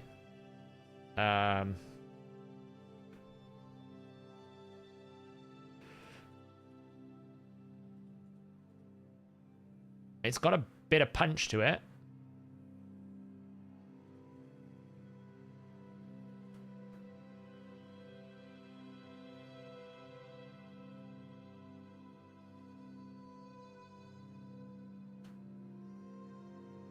Yeah, maybe it's the best. It's not bad, yeah. Yeah, he's still got a bit. Like, he's got his crit damage amulet. It needs to be ascended. He needs to be properly built out. So, all right. That works. Only problem is I need to run Elva in Ancora's spot for the time being. So now I basically just need to figure out who's going where. Right. It's too many red dots. So we need to build Fenax out first. Into a new damage build.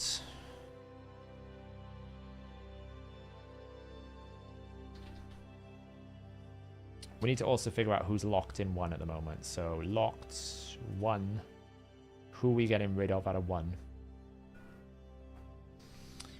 Let's see. Who do I use in my dungeon still? Rehose, Fine, Krisk, Trunda, Mithrala. Let me just replace Mithrala's boots. She lost some speed with speed from perception.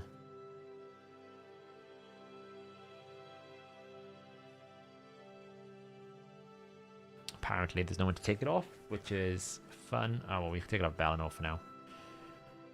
Let's just refresh.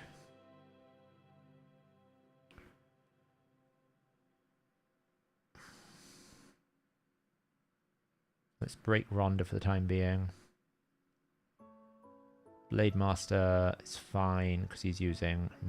I could break Blade Master, but I don't want to. Let's break Sun Wukong. Let's break Quintus.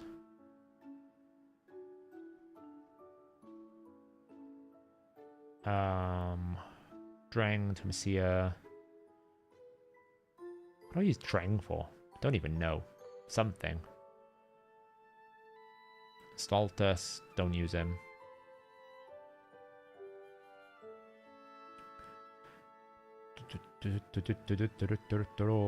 Basically working out who are we using in arena and what are we breaking for. Elvis fine at the moment. Cecilia, Pedraig, Tatora, Ruella, Aox, Geomancer, Cornelia, Morag. Can go.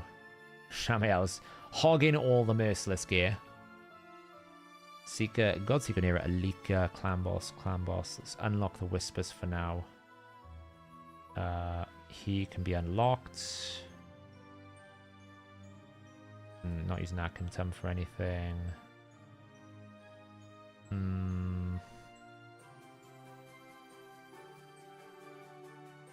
Alright, cool.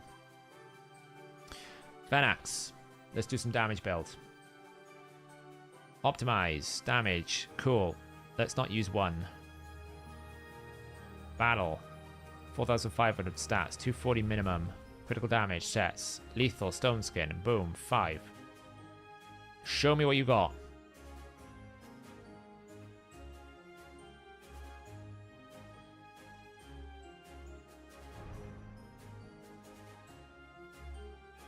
Anyone with decreased defense and weaken works really nicely in the Geomancer spot, ideally.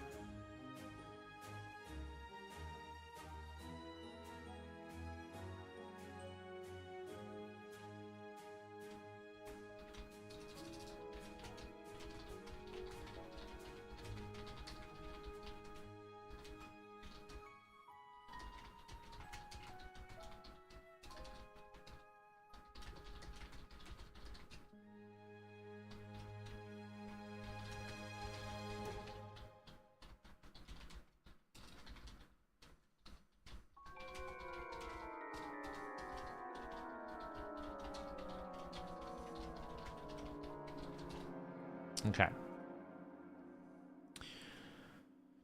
That one's pretty tasty. 243 speed, 7.7k attack, 370% crit damage. I mean, I could try to see how fast we could get him. Maybe we go to like 260. I don't want to push the damage down too much, though. There's a line.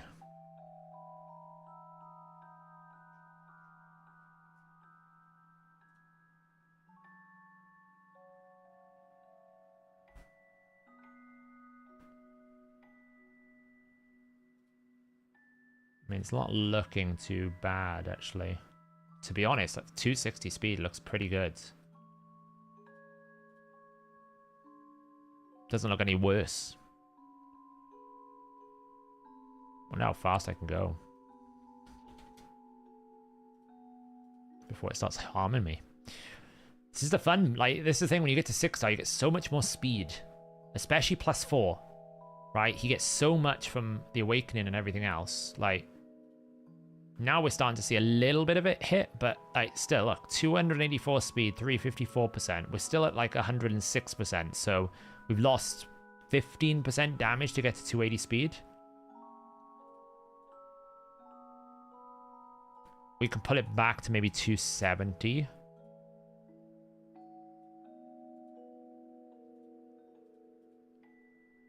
See if we get that 15% back.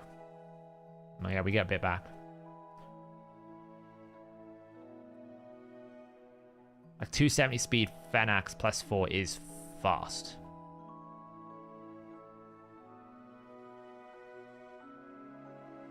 Looks good, this.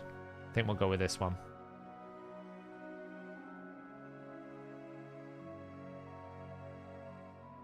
$354, 272, 2.9k defense, 43k HP, 7.4k attack. Let's do it. Who are we taking from? Whisper. Whisper will get a full rebuild when I get her to +4. Until then, Whisper's taking a bit of a backseat.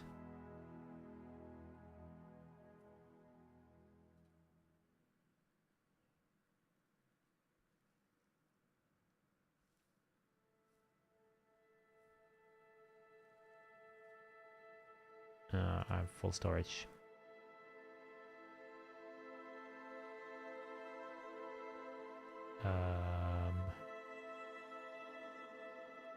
Rank, rarity, 6-star rare. These are terrible. You're terrible.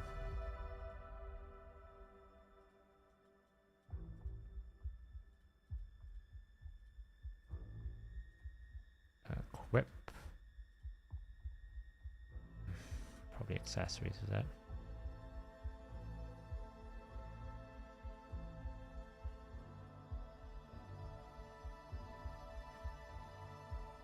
All right. So we need to prep this a little bit.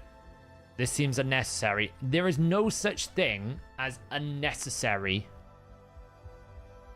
in this game anymore. Everything is a necessity.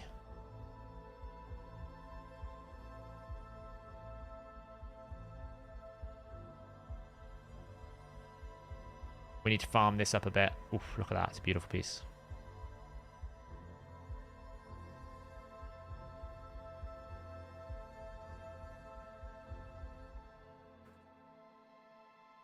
Okay, right, you're going to be that kind of thing. This needs to be crit damage. It's going to take a while to optimize.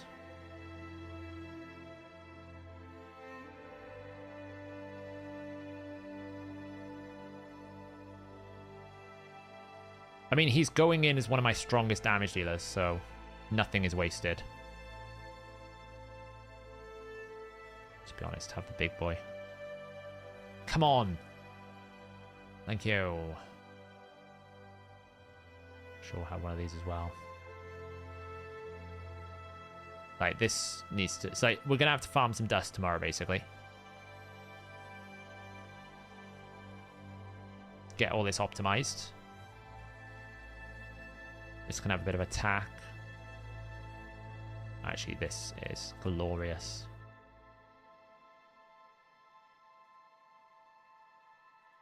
All right, where's he at?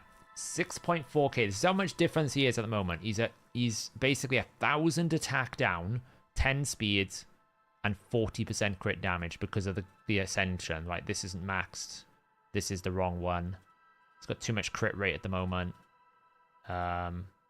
This is pretty solid. I'm pretty happy with that. Crushing Rend. Should we see how hard he can hit? Let's see how much damage you can do in one hit. Let's pick you. Go, come out. You come out. You come out.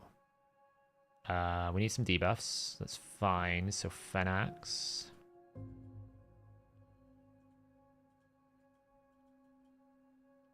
So we're going to run in with Necra, basically. The team we would run in with is...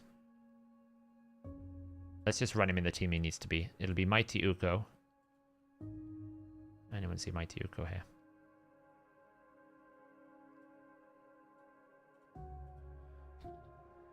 Uko. Mikage, which we haven't rebuilt yet, so that's something we need to do. Necra.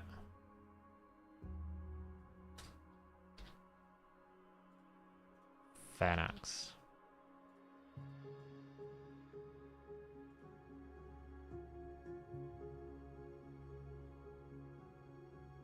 So obviously we'd A1.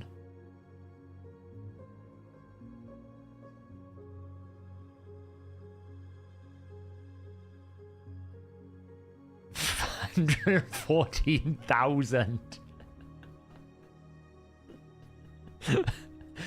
Well, that was some, that was a hit. That's a bit excessive.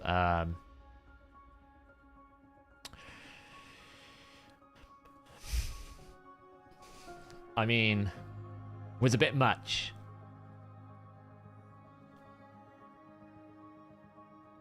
Oh man, he hit 121,000.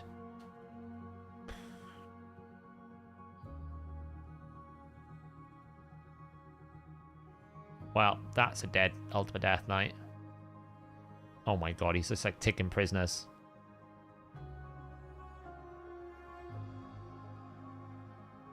Uh-oh.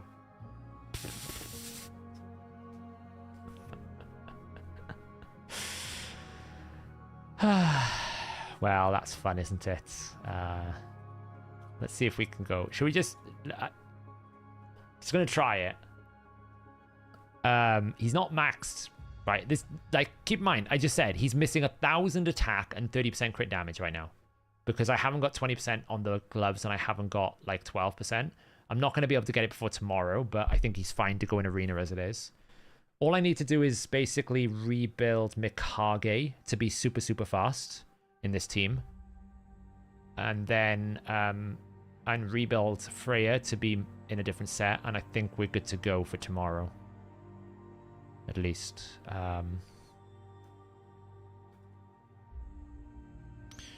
Let's burn all this.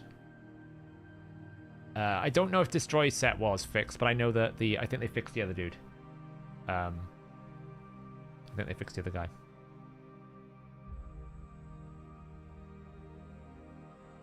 Alrighty then. The brilliant thing about Fenax as well. Do you want to know the best thing about Fenax? He's Spirit Affinity. And what do we like about Spirit Affinity? It breaks the nastiness.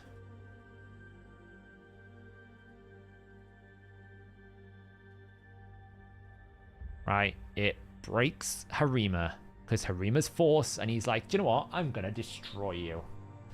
I probably need to pick Necret here, though. And I probably am not going to go first. I could probably use... Oh, I can't use New Amans.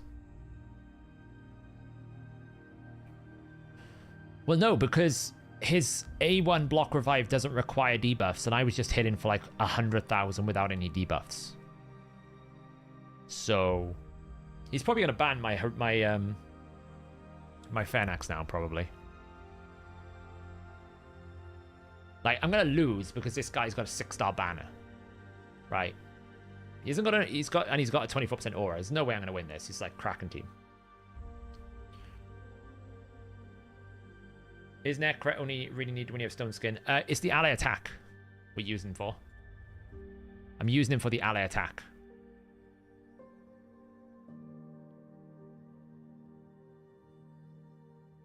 I won't win this because Siphi's going to go first. He's got a 6-star Siphi, so she's got plus 15 speed over me.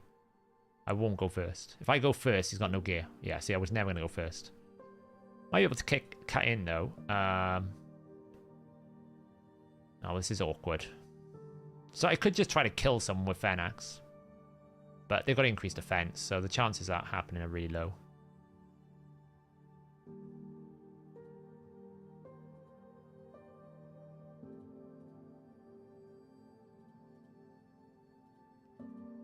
Try and just...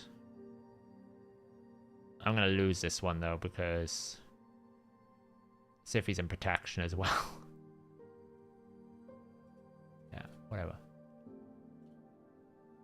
Siphi's in protection. There's nothing I can do. The only way you win that is you get rid of the buffs, so... Well, I just lost because I haven't built... I shouldn't have picked the Marius, basically. The Marius is pointless. It was never going to win into that team. We could pick New Amans, though.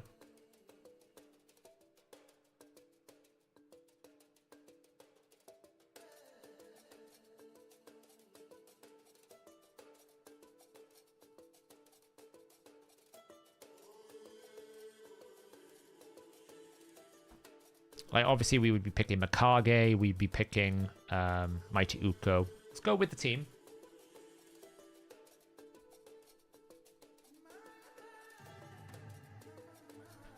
Well, we'll see how well it... The other good thing about Fenax. Guess what he's great into?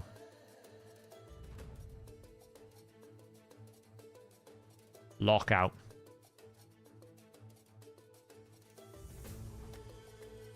You can lock me out all you want. Doesn't really matter. I'll just one-shot you.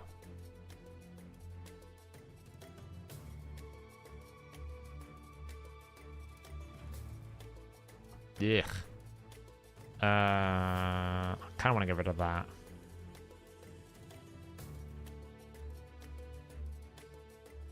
They do not like my Mikage now, do they? They're panning that thing left, right, and center. I mean, I won't go first here, but it's fine. The idea of this is the Armand's counter. Congrats. I'll take a hit. I'm fine with this because it won't do much to me. Then I can get rid of him.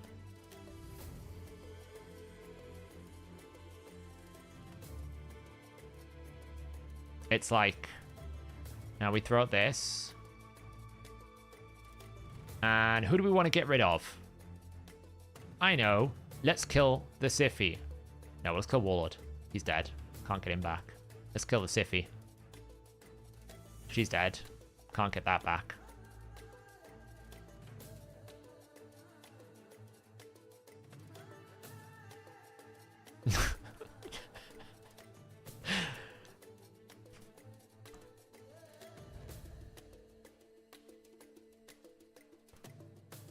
Fenax is in Stone Skin, Lethal, and he's got Protect from Necrat. This Fenax is like the most protected Fenax in the entire Telerian Kingdoms. He is like Giga.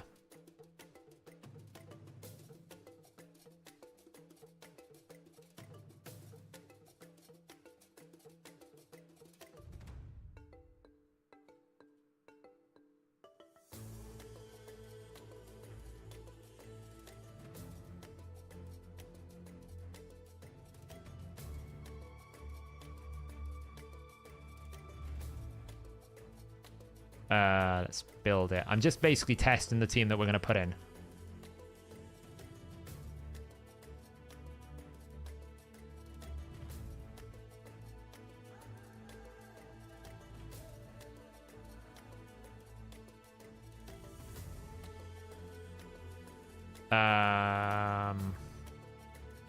Honestly, I feel like I need to get rid of Gizmak.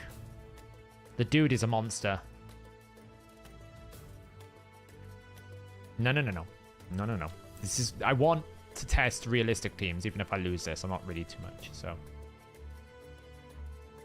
Yeah, once you get out of silver, though, Benjamin, it'd be fine. It's not hard to get out of silver. Just keep fighting. You will win. Okay, Stone Skin. So we're going to get a boost.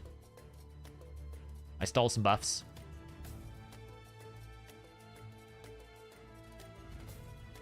He's going to, like, strip my buffs, which is annoying. Like, obviously, I had to run really, really fast Mikage. I haven't rebuilt Mikage yet. Let's try an AoE, shall we?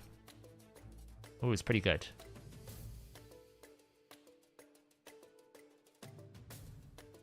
So, I need to rebuild Mikage right now. Okay, so let's do that quickly. How long we got? We got 54 minutes here. So, what we need to do now is Mikage needs to just go super fast.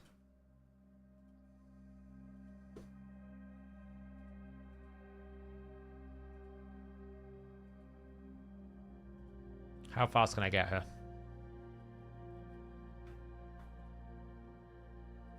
437 speed. I'd break my Shugen,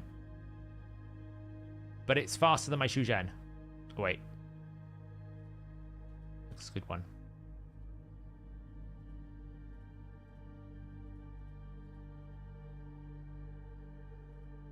.427 speed. And I wouldn't break my Shugen. Let's put Shugen at...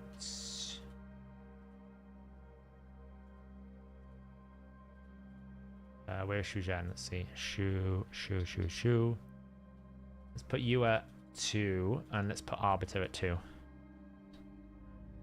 Basically just replace these. Let's go to Mikage.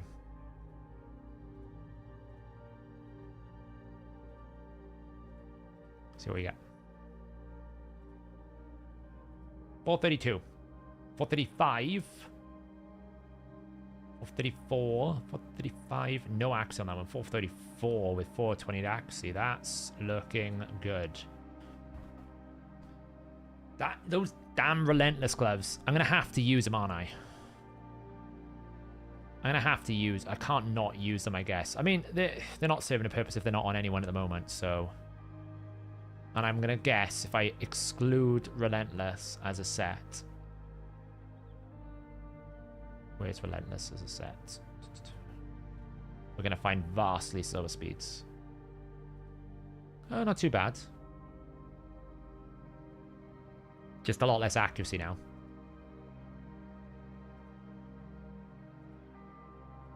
Now, the only thing is, if I do get a lot of protection, I'll lose damage on my Nightmare Hydra team. But I don't think I'm necessarily that fussed about it right now. I don't really care about Night Hydra anymore.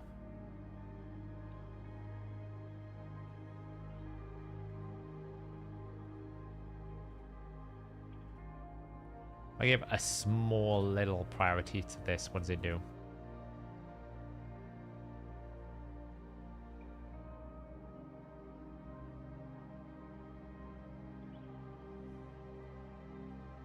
Put this back up to 430 minimum.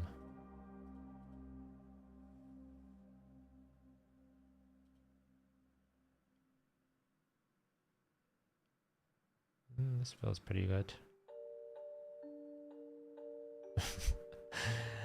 You wonder why I never sell rare gear? Look at this. It's recommending a rare piece of gear because it's got a little bit of accuracy on it. Stupid. Stupid. Let me just drop it down to 425.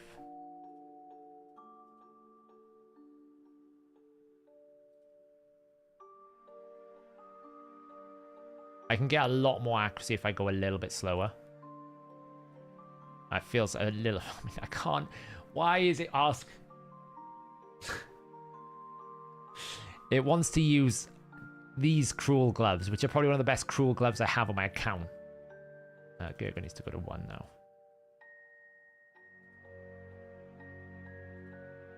No, we can't use cruel gear. Come on.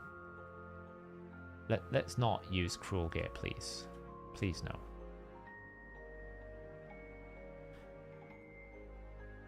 Okay, that's a bit better. 431.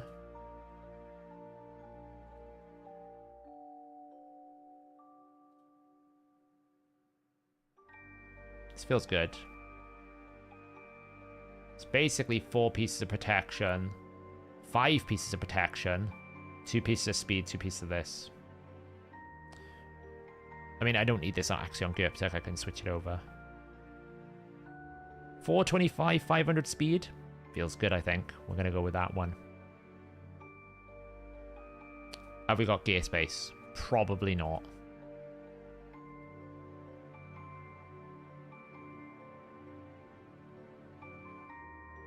We're going to steal pieces off Shuzhen. It's going to ruin all my Hydra teams, but I don't care. We can always re-optimize back. Like, I can always get a different speed pieces on this, so... Equipping game. Take off. Take off. Okay. No space. No space, hang on. What do we got here? I need space. I never have enough space on my account. No, need more. Says that's terrible. Don't need that. No, need more space.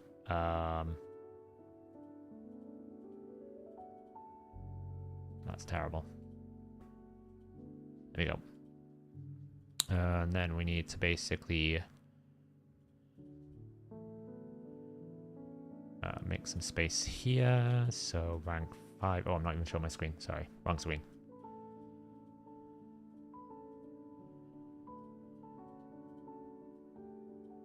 It was okay. Why is that even on this account? Go away.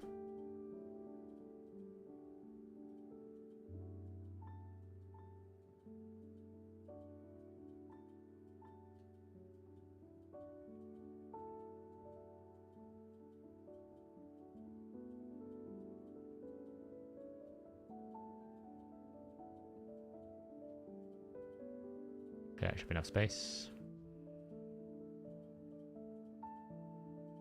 So we have to take the one from Shuzhen, which is in protection. And this one. Okay, so she is now 412 speed. 5 a little bit short. So why are we short? We need to switch these. Well, that's going to require dust. So we got 12 speed to come here. That's glyphed. That's glyphed. That's pretty much glyphed max. That's glyphed to max. Everything is glyphed to max near enough. Yeah. That's about as fast as I can get it right now.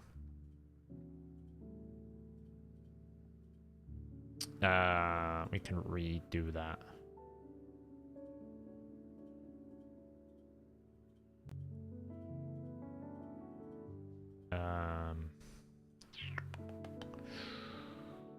Let's do that.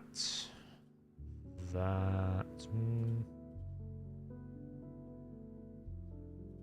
Okay.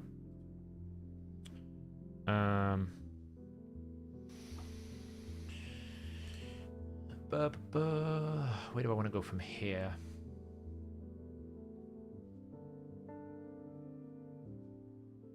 I can go defense tree.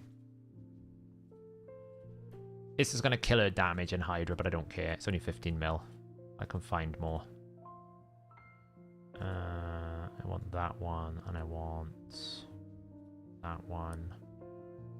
Babu. I want Wisdom of Battle.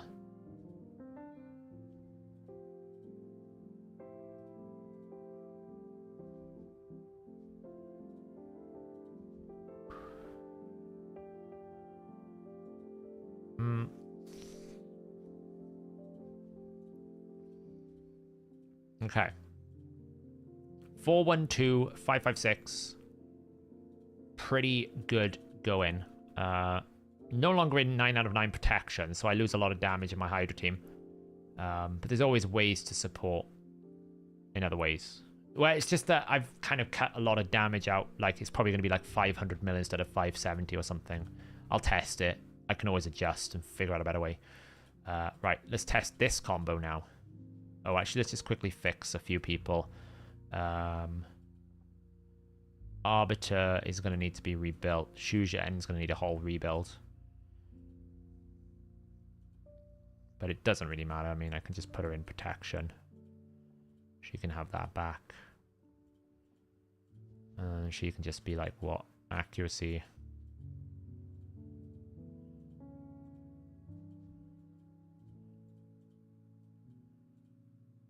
I mean, she can have attack with accuracy. It's fine. She doesn't really need accuracy because she converts all her speed into accuracy, so. Okay, refresh.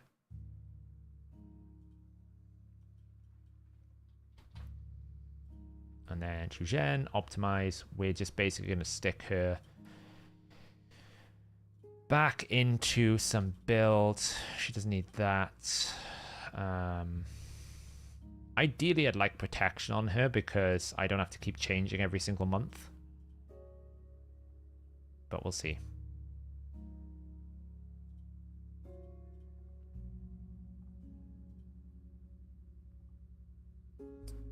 That's quite a lot slower.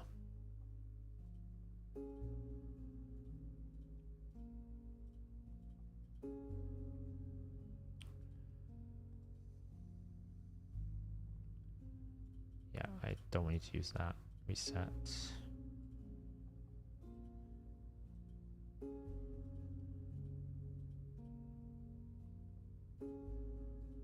$379. 386. Why are you messing around?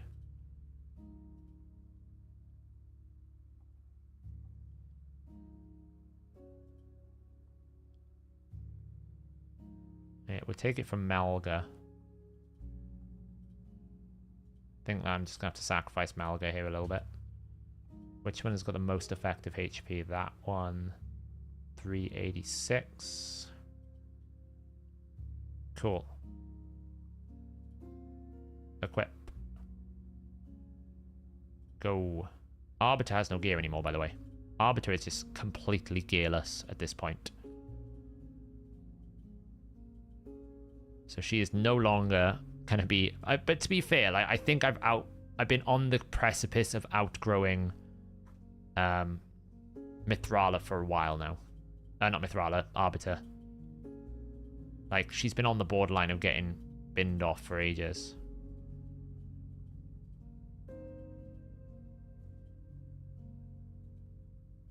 So I'll have to change this over. Right now she's 369. I'd have liked to get full protection, but basically I just have to run this Hydra build. I'll find a better one. She doesn't need to be super fast for Trunda. Alright, let's try it.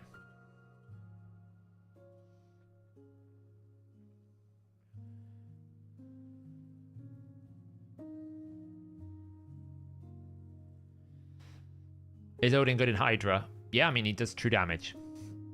Anyone who does true damage is good everywhere.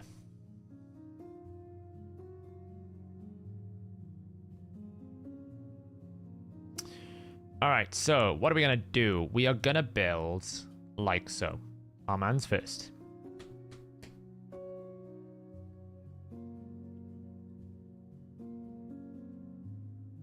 And then I'm going to build...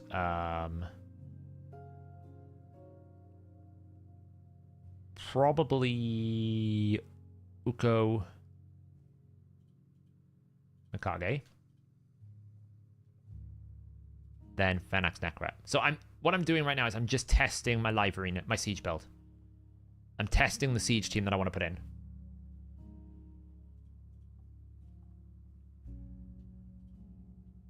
Because the other build now is done apart from Freya. We just need to check Freya's build to see whether she can work.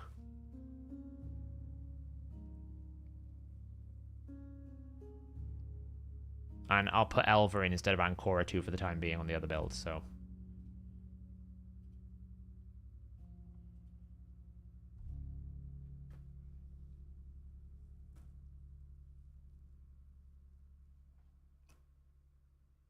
Do we just get rid of Cardiel? 6-star. Seems annoying. I feel like I just get rid of Cardiel here. He just seems annoying. Let's see how much faster my new Mikage actually is. I mean, you're not going to see Ieyasu in action, Das. It's about to get absolutely ruined. Okay. Okay, so he's in 4 stone skin. Bit of a problem. Let's see if we can break it. Let's go through Odin.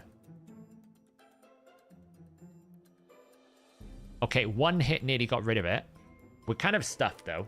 This is the only thing I'm worried about, right? I have no solution to get rid of him here. And I'm gonna get chain stunned now.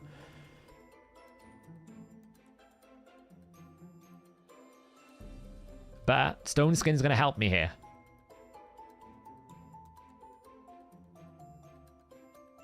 I could lose my Mikage. Potentially. How did he get 2 turns? I bet Uko is doing something. Wow. I got absolutely ruined. Quadra Stone Skin. Yeah, I could have switched. I should have just switched and tried to strip. Quadra Stone Skin, though, I mean, that is the difficulty with these teams. Like, you don't know what you're going to get. Has Uko got something with Marius? I'm seeing Uko and Marius do weird things.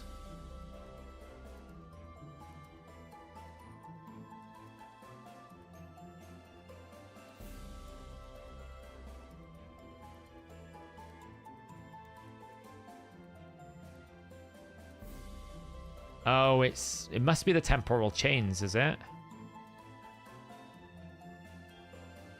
I don't know.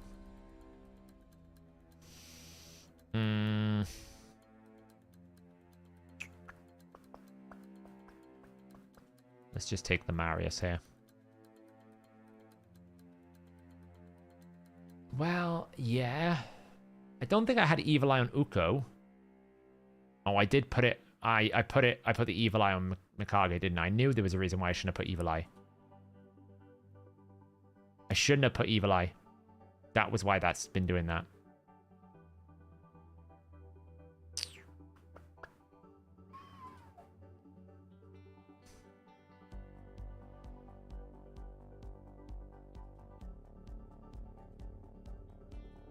Let's see if I can outspeed them.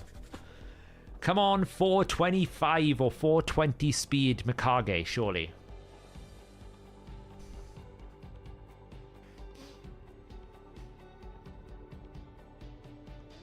Alright, I have to switch form again. Don't you just love it? It doesn't get any stone skin. Man. Let the chain CC begin. And that's why we hate our man. Ah! I just want to test the damn team.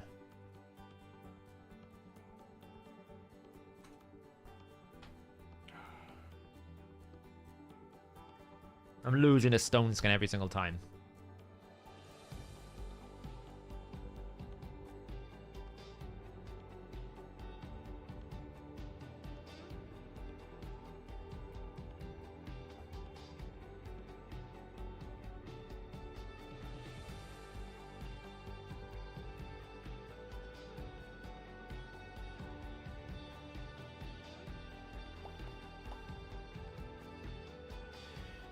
And of course, we lost 3 in a row, so now we gotta wait a minute, because apparently this, like, we can basically break all of Hydra. We can change all of Hydra's mechanics. We can move all the bosses around. We can do all this, but we simply cannot figure out how to get rid of the 1-minute timer when we lose 3 in a row. Maybe we should devote more of our QA and improvement time to this bug than anything else that we didn't want fixing and didn't want changing.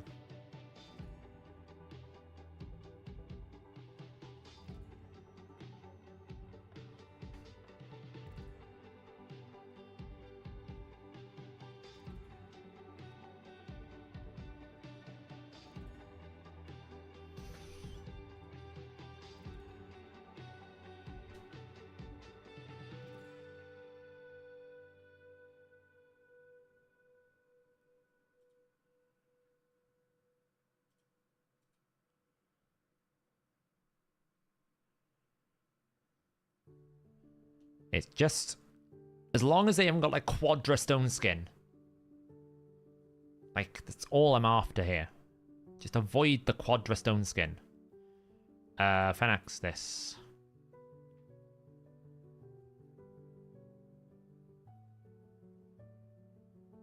Yeah, it was probably Marius going Marius A3 into Temporal Chains A2 into...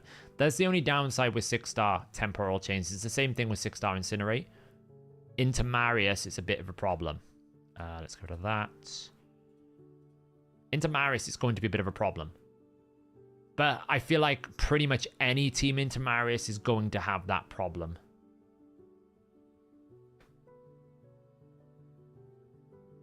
Alright, well, this is good. We can just kill her. She died. Lockout, don't really care. Can't stop me. He's dead. Oh, he survived because of reaction. Reaction kept him alive. And that is why we don't run Bolster. Who's in Bolster? Necrat. I haven't taken Necrat out of Bolster, have I? I gotta rebuild everyone to everything. I haven't taken Necrat out of Bolster, so I just basically forgot to ban the rule number 1. Take Bolster.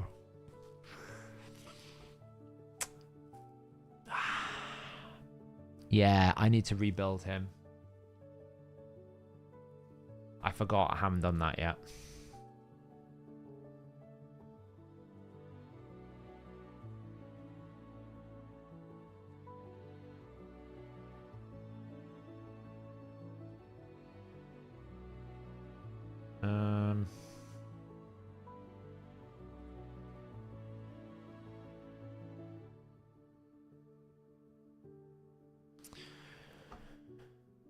Yeah, because... Yes, because you've reduced his turn meter.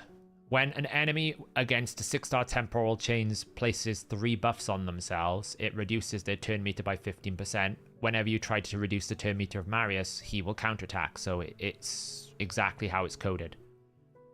It's the same thing with Incinerate. When you activate a burn, when you have a 6-star Incinerate, you reduce turn meter. So it's basically like giving Marius Giga Charge damage.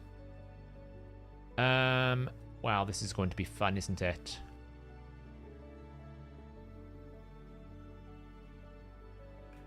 In the meantime, I'm going to figure out how to... What are we feeling? Protection neck rep? I feel like that's a better way to do it. What is he at the moment? 231 speed. He can go a lot faster than that. 250 speed. Oh, he banned my damn tester. I'm trying to test these things. Ah.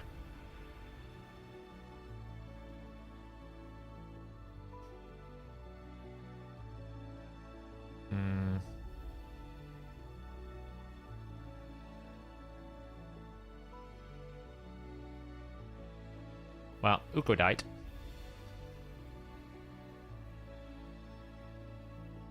Hey, look. Am I going to get a freeze? Yeah.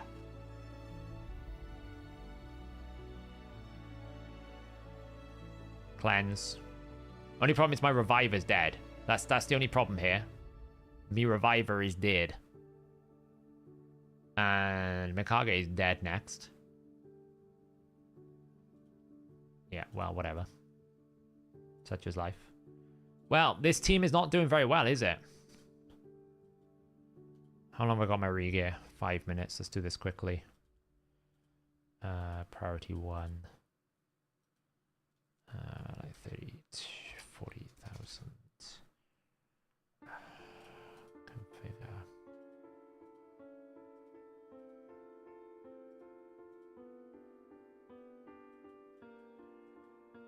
It's really difficult to test teams in live arena because it's so easy to ban you.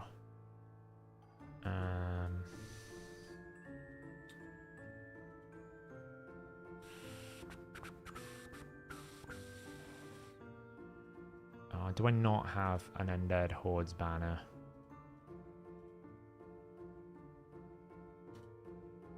In protection.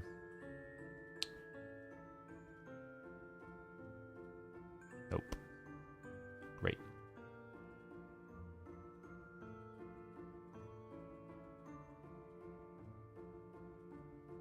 Well, there goes that great master plan of having resistance.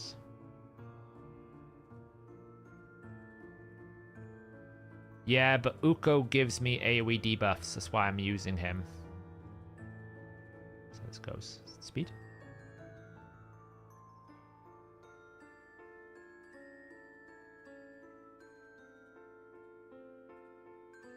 That's why I'm using him, is because he gives me AoE debuffs, which is more valuable. Protection.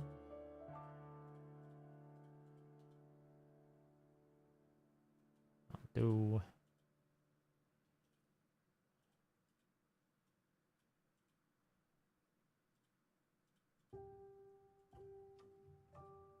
Watch it roll double attack. Honestly, it's like you can predict these things.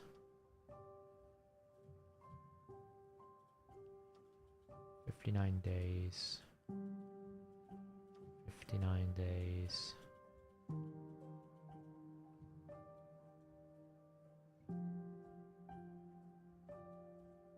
There is not a ring in here for 59 days. Epic ring 59 days. Not seeing it. Gonna assume it's that one. It's just calculating wrong.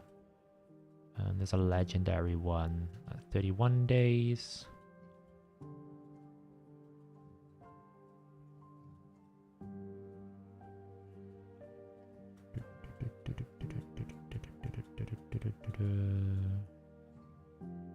Which is a boom. I gotta do it fast because my regear is about to end in like 2 minutes.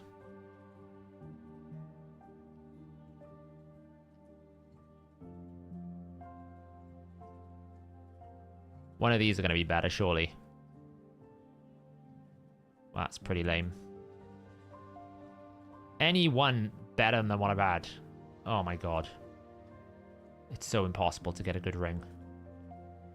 What one's got the best? Low rolls. That one's going to do.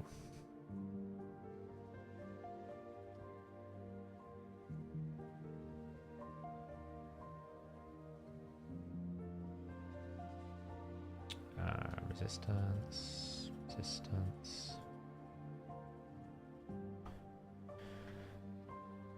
Oh, sets. Protection, 9. I mean, to be fair, we only lost against the Narcissus because I totally didn't get rid of the protection set, which I should have done. The bolster set, because obviously shields are bad.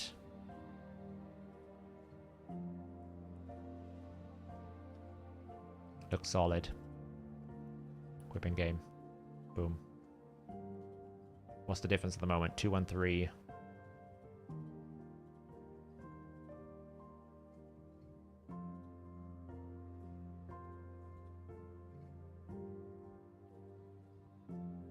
So we can get speed boots. Hopefully it's rolls resist. Okay, didn't. But hey.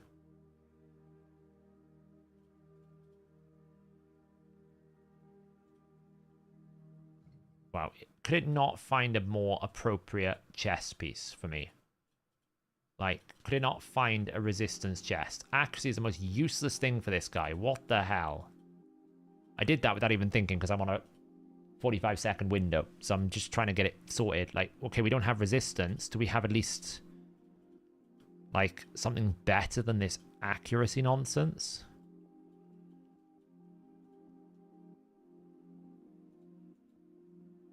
Apparently not. Apparently not. Okay, well, I guess we're giggle loading him with accuracy. What does it matter, eh? A bit of accuracy never hurt anyone.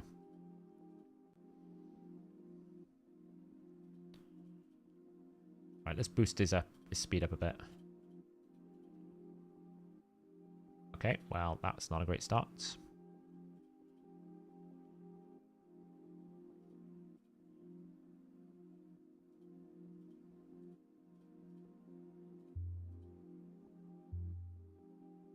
This is by far not the finest gear. Can we stop rolling +1 speeds? This is by far not the finest gear I've ever used. But needs must.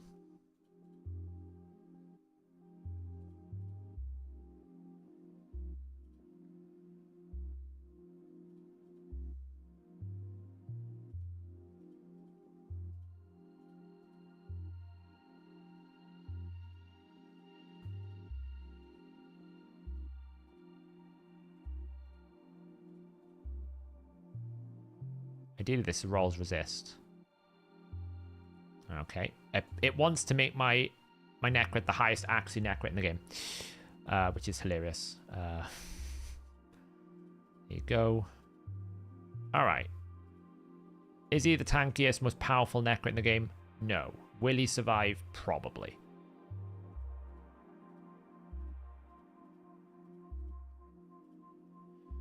At least I won't get, like, banged by an Narcissus now.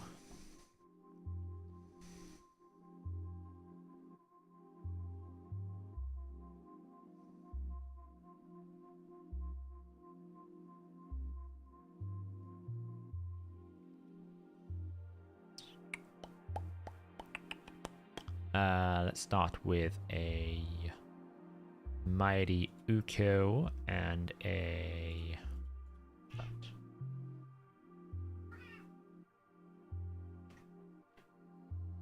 Obviously, the big differences here as well is I'm having to match all Battle Auras against Arena Auras. And Arena Auras are obviously stronger, so that's a bit of a factor. Let's just throw in a Shugen here to get some speed. Now, I made a mistake there because I didn't build 2 damage dealers. So now I need to basically pick Gergo and hopes I don't lose. It's fine.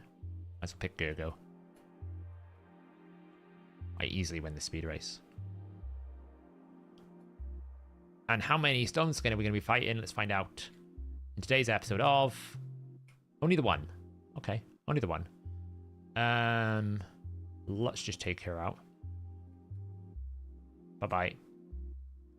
That was a Marichka.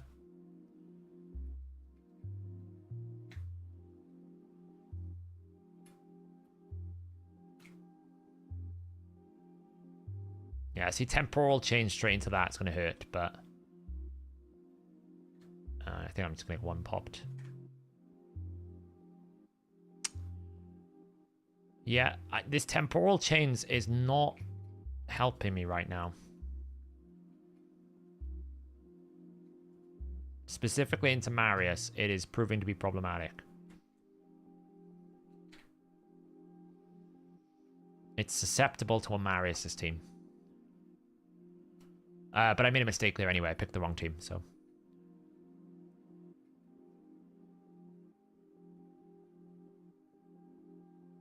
Hey, look, I lost 3 in a row. Again. So what do I have to do now? I have to wait another minute. Yeah, you kind of want 5-star temporal chains, but you don't want 6. Because it seems like 6 is just too much of a punishment for you, because you're just feeding Mariuses. So you always have to permaban them.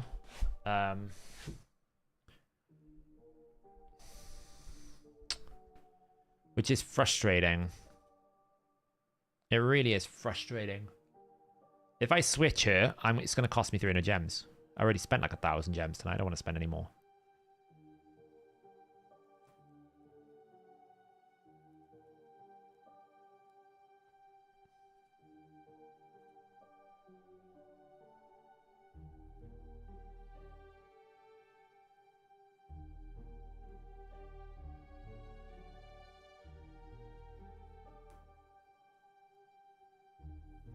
Yeah, you almost like want the 5-star, but not the 6-star. But like that, I picked wrong there because I picked Shuzhen, and I don't have space for Shuzhen in this team because the Shuzhen is occupied by the Mikage, right? Mikage is occupying the Shuzhen spot.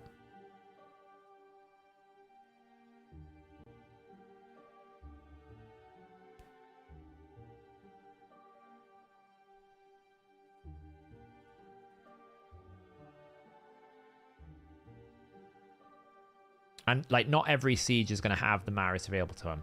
I kind of want to get rid of Alaz. Not going to lie.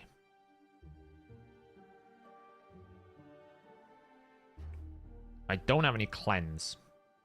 So, Nishak is the threat. I think.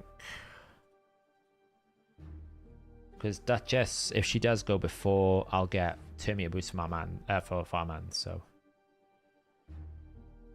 Well, specifically, I'm testing it with the fact that it's AoE revive with AoE A1 block debuffs.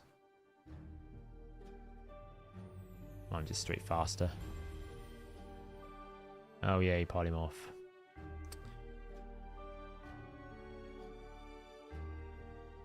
Oh, man.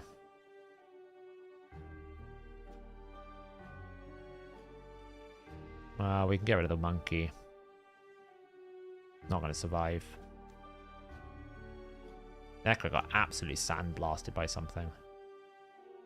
I've lost this one because of Polymorph.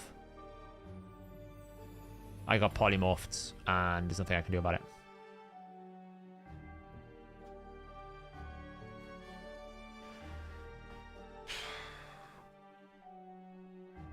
I'm not feeling this team. It's too easy to beat.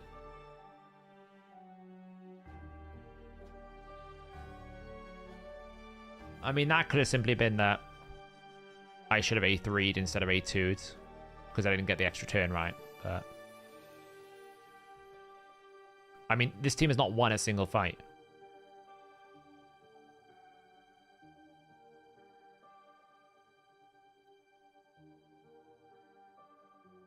I mean, I feel like Mikage, Necret, Fennec should be fine.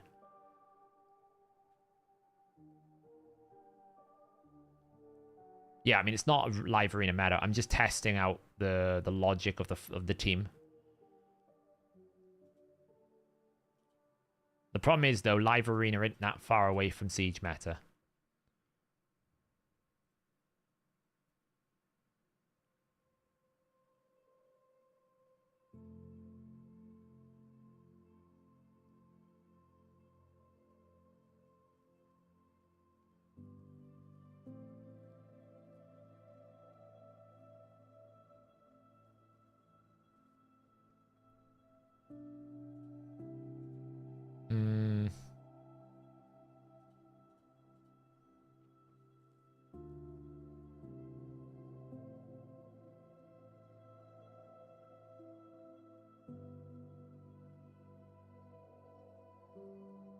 It's just trying to find the balance with all the new teams I've got.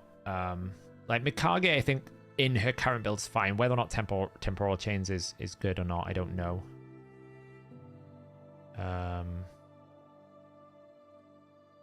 Like if I go here, I'm never going to win the speed race. I'm just going to get CC banged. Well, actually, no, I should, because if I just take away our mans. He's probably going to ban my Mikage, though, to leave me with just my speed teams. And he's just going to one-shot me one by one. We'll find out. Oh, he didn't. He banned my Necrat. Okay. Interesting. Well, we basically worked out that temporal chains overall is more speed. The problem is when you're against Marius, that's a bit of a problem.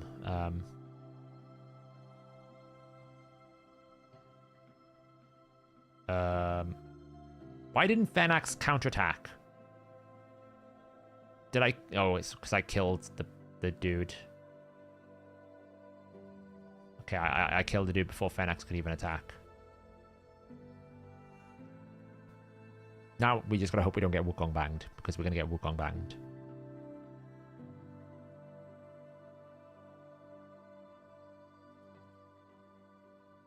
Yay, Wukong A2 into death.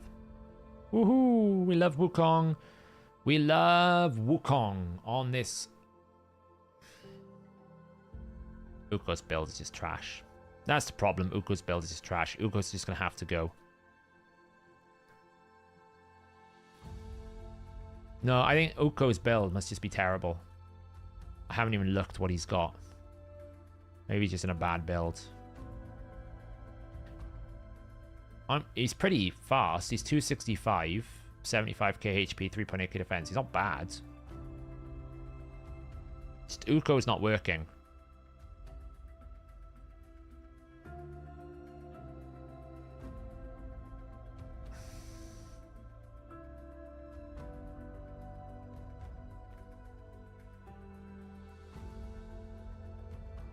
And Elva's not going to work because she's in Bolster.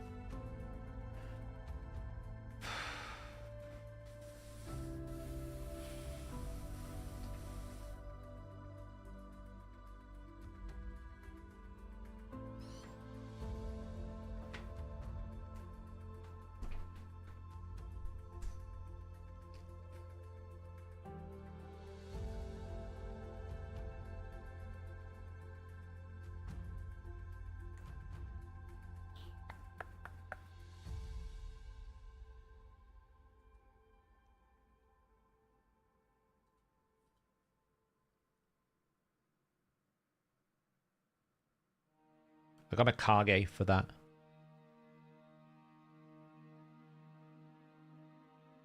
I mean, I never said it was good. I said it wasn't bad.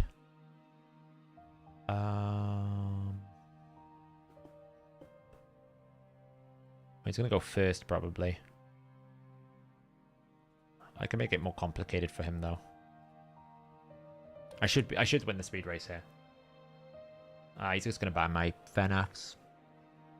Oh, he didn't. Should have banned the Fenax. I didn't pick 2 DPS.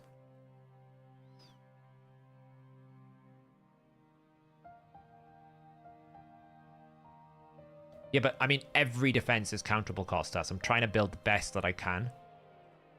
But like, every defense is counterable. I feel like I should be opening A3 into decreased speed or something, because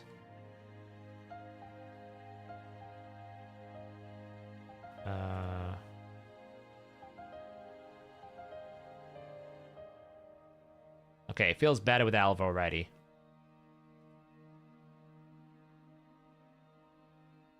Feels better with Alva.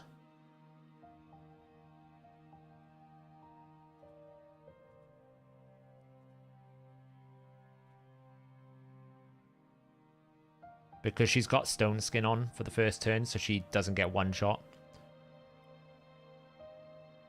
And she's going to give increased speed and cleanse, which is going to help. Okay, well, he stole my plan, so fine. If that's the case, I'll take your Shujen.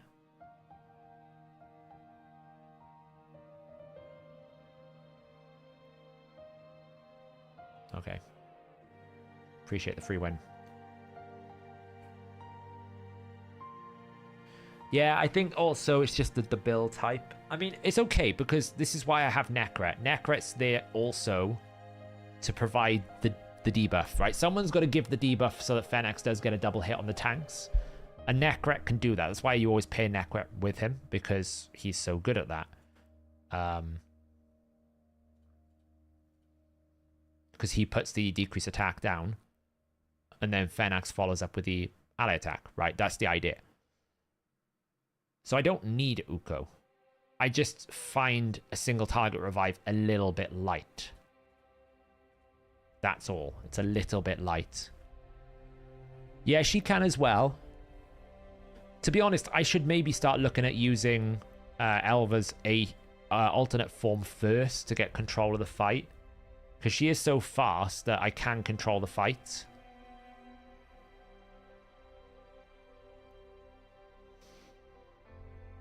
Honestly, I feel like I should get rid of the Arbaeus. I always get screwed over by Arbaeus. Let's get rid of Arbaeus.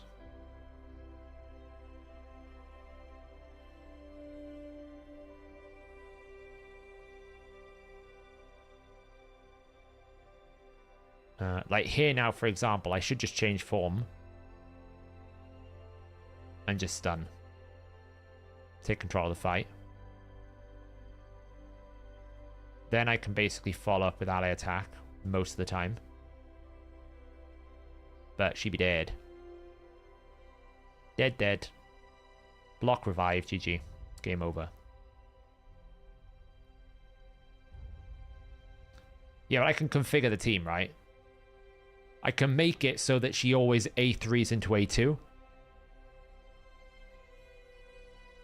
I have no idea what build Elva's in, mind. I have not looked at her in months. So that's what I'm saying. I've needed to rebuild a lot of these. Like, Alva at the moment is at 262 with 400 resistance because she's just not optimized. And Alva's in Bolster, which is very scary on arena defense with Narcissus these days. I'm not a massive fan of running it, but...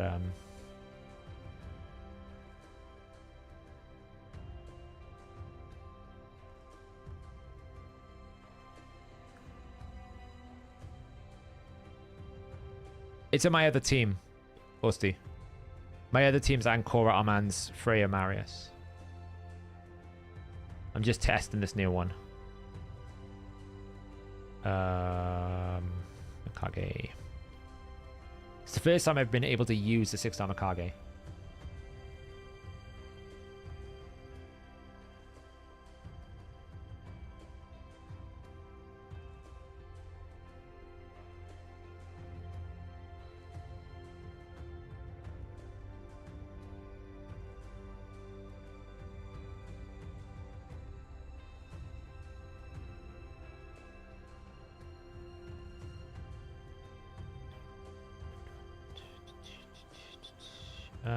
Fanax Necret. Well, I don't really need attack up. He's hitting that hard.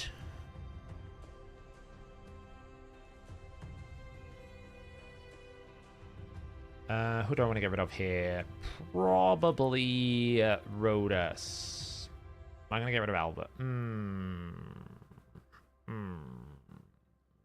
Which one do we think is going to be faster? Honestly, I probably want to get rid of Rhodus. Because I can weak hit Rhodus, and I don't want to deal with that. Mine's, at the moment, 86k, 4k defense, 262 speed, 439 resistance. That's what she's in at the moment in Bolster. Like here, I could just ally attack, but there's no point. Because I'm faster than them. So I can just go into this form and just CC them to death. There's nothing they can do now. Who do I want to kill? Oh no. Thor's a problem. Thor's dead. Oh no, you're a problem. You're dead. Oh no, go to sleep. Oh no, you're a problem. You're dead. She doesn't need increased attack. It's actually disgusting.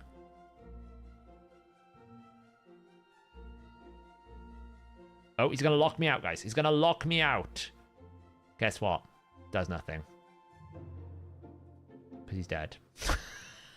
Okay, this is the team that feels better. But, granted, I have been fighting full speed teams, not the stone skin teams that were ruining me. So, let's not get carried away just yet.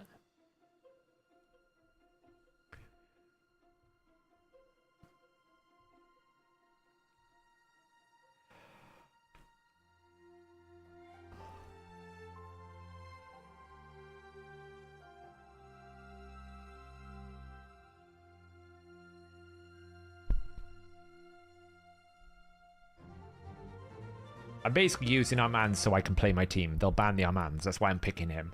They'll always ban the Armands.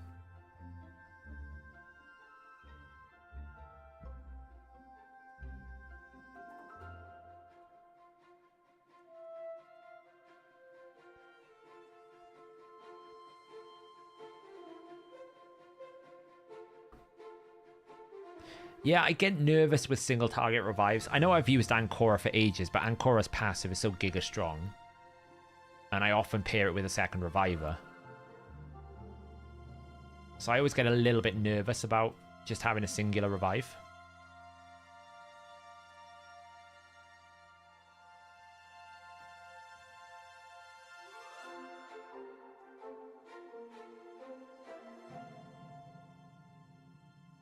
It's a bit of a weird team. I don't know what this one is. Again, I'll get rid of the Rhodus because it's the only thing that... Okay, this one of these was bound to happen where they're like, hey, I know, I'll just take away your damage dealer. I'm like, yeah, but I feel like I'm just going to be able to... like... You know. Well, no, I am testing something, Malice. I'm testing the viability of someone putting a speed team against my speed team and to see whether or not it has the ability to outpace it to begin with. And if it does it have the ability to control, right? So right now I can just do this. Probably just do this.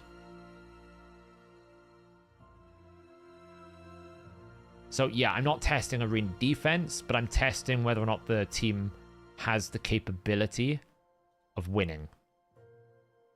So I know what I'm testing. I'm testing how stable the team feels when I can play it. So then I can adapt it when I can't play it to see how well it can survive, right?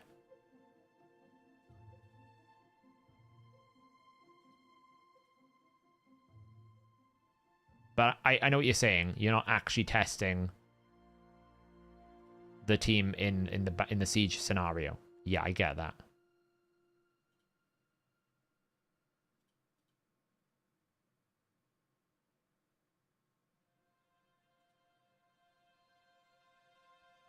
I probably will lose this one because I'll get wallbanged by this Wukong. There's not much I can really do about it. There you go. He hit Helm Smasher.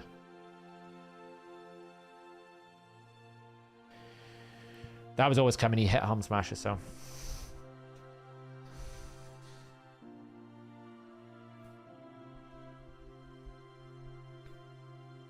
No, Necret always needs to be last in the turn order, so that if Necret is the last to die, everyone before him gets a shield.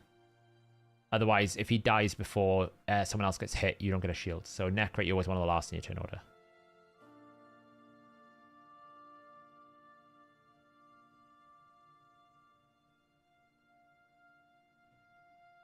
Didn't I just fight the same person?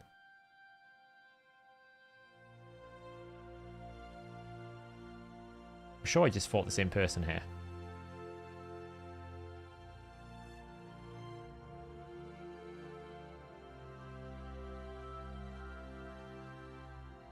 Stole my Mikage. Fine then. I'll steal yours.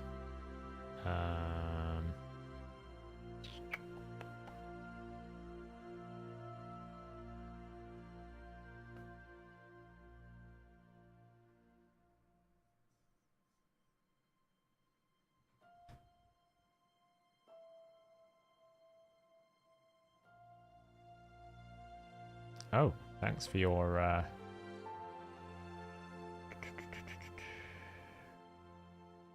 Why not?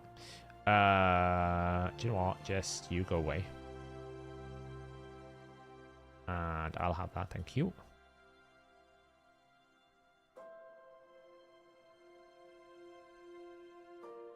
I mean, he's got up to 4,000, so his team's probably not as bad as you think. I mean, he's got a Laz. He's probably just using Wukong because of the aura. Remember that.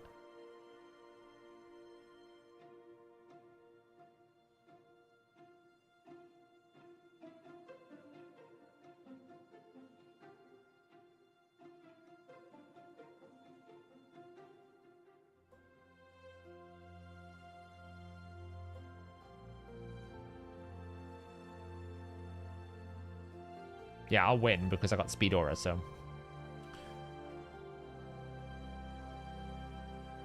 I probably will be a lot faster, I thought. Should do. If the game will even load it. I'm going to be on 34 out of 35, aren't I? Because this is taking so long to load.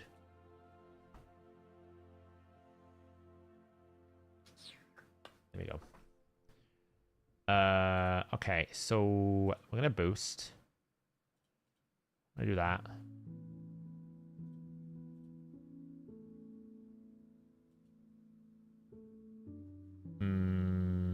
Let's get rid of you. You're dead. You're dead. Fenax are going to get absolutely blasted right now.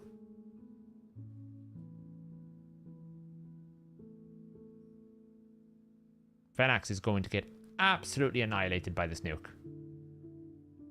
Oh, he didn't. I really hate... I shouldn't have done that. Fine, AoE. Revive now.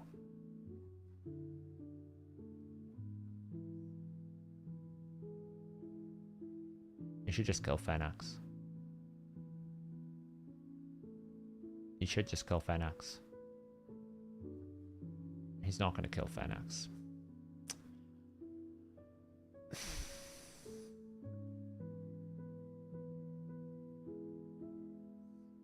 You should just kill Fenax.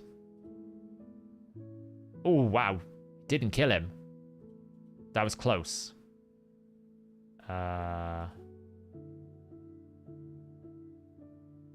This is looking a bit ropey.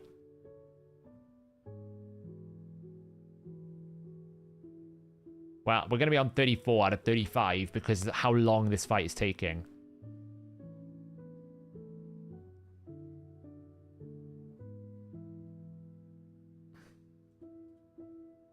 Really? Just poke him to death. Seriously. Oh, man. 34 out of 35. Are you serious?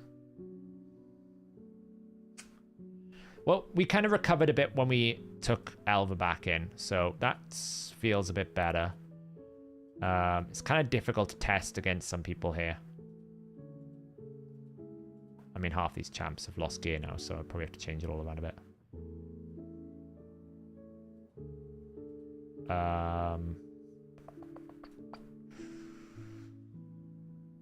Oh, should we test what we were saying earlier with Sulfurion?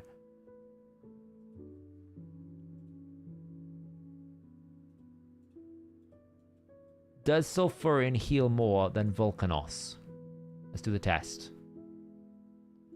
Let's pull you out of here. Let's bring Mr. Fenax in here. Let's pull you out. Let's bring you. Let's bring you. Let's pull Necret. He's probably not going to protect Fenax. He's probably going to protect Carnage, no my luck, but...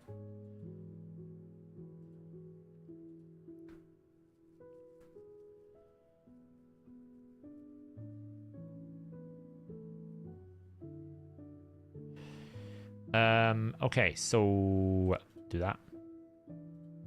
Do that. You go to sleep.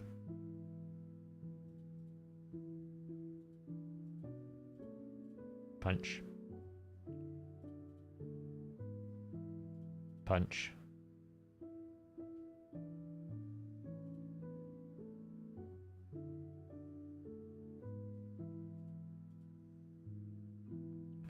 Why are you counterattacking every single time? Alright. So, the answer is yes. We lost our stone skin.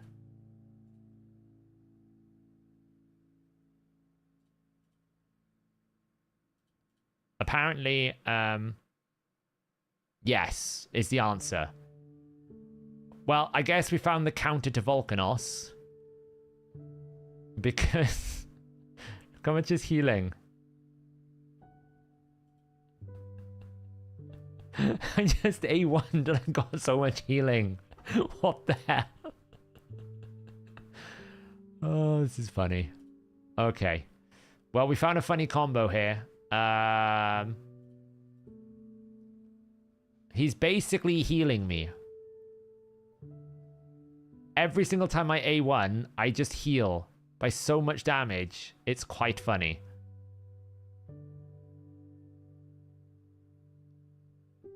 Watch. Oh,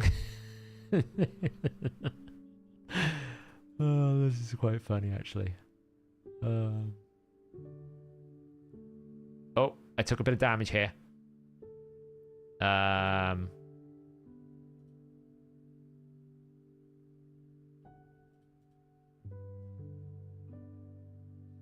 Oh, I healed back. Look, I healed back up. I healed up.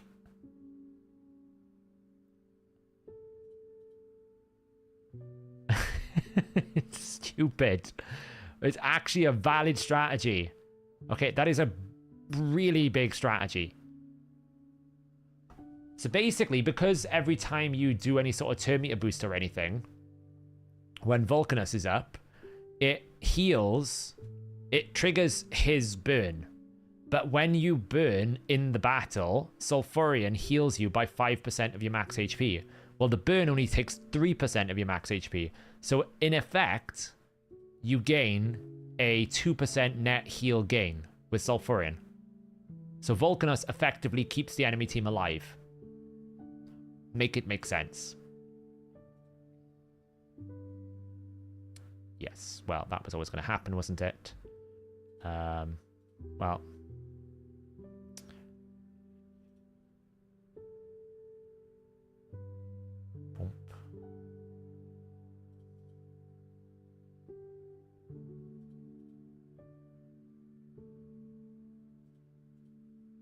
Can we kill the monkey, please?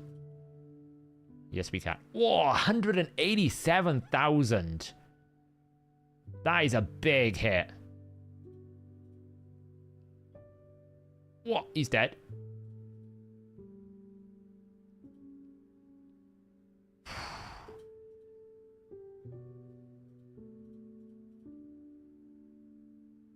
What? She's dead.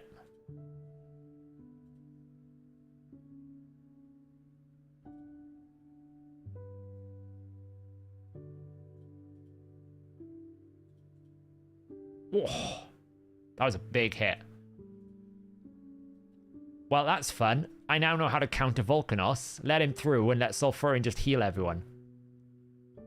But yeah, because it's effectively, even at 5-star, it will take the 3% to 4.5%, right? Because it's going to give you a 1.5% bonus. So it's going to take you up to 4.5% and still heal you by 0.5%. So you effectively will heal more than the Volcanus can burn you down. Now, obviously, when the burn hits you, as in when he attacks you, it's going to change. So that 0.5% is not going to be the same. But, I mean, effectively, yeah. Effectively, you're net healing. Which is quite funny, if you ask me. That is quite funny. It's kind of a viable counter. Don't get me wrong. It's nuts. Anyway, guys, I'm going to leave this. 3 in the morning. That was great. I'm going to set my defenses now. We'll see how it goes. It's probably not going to be as good as it can be. But, yeah. thanks very much, everyone, for hanging out. I'll catch you probably now Friday, because I'm away Wednesday. See ya later.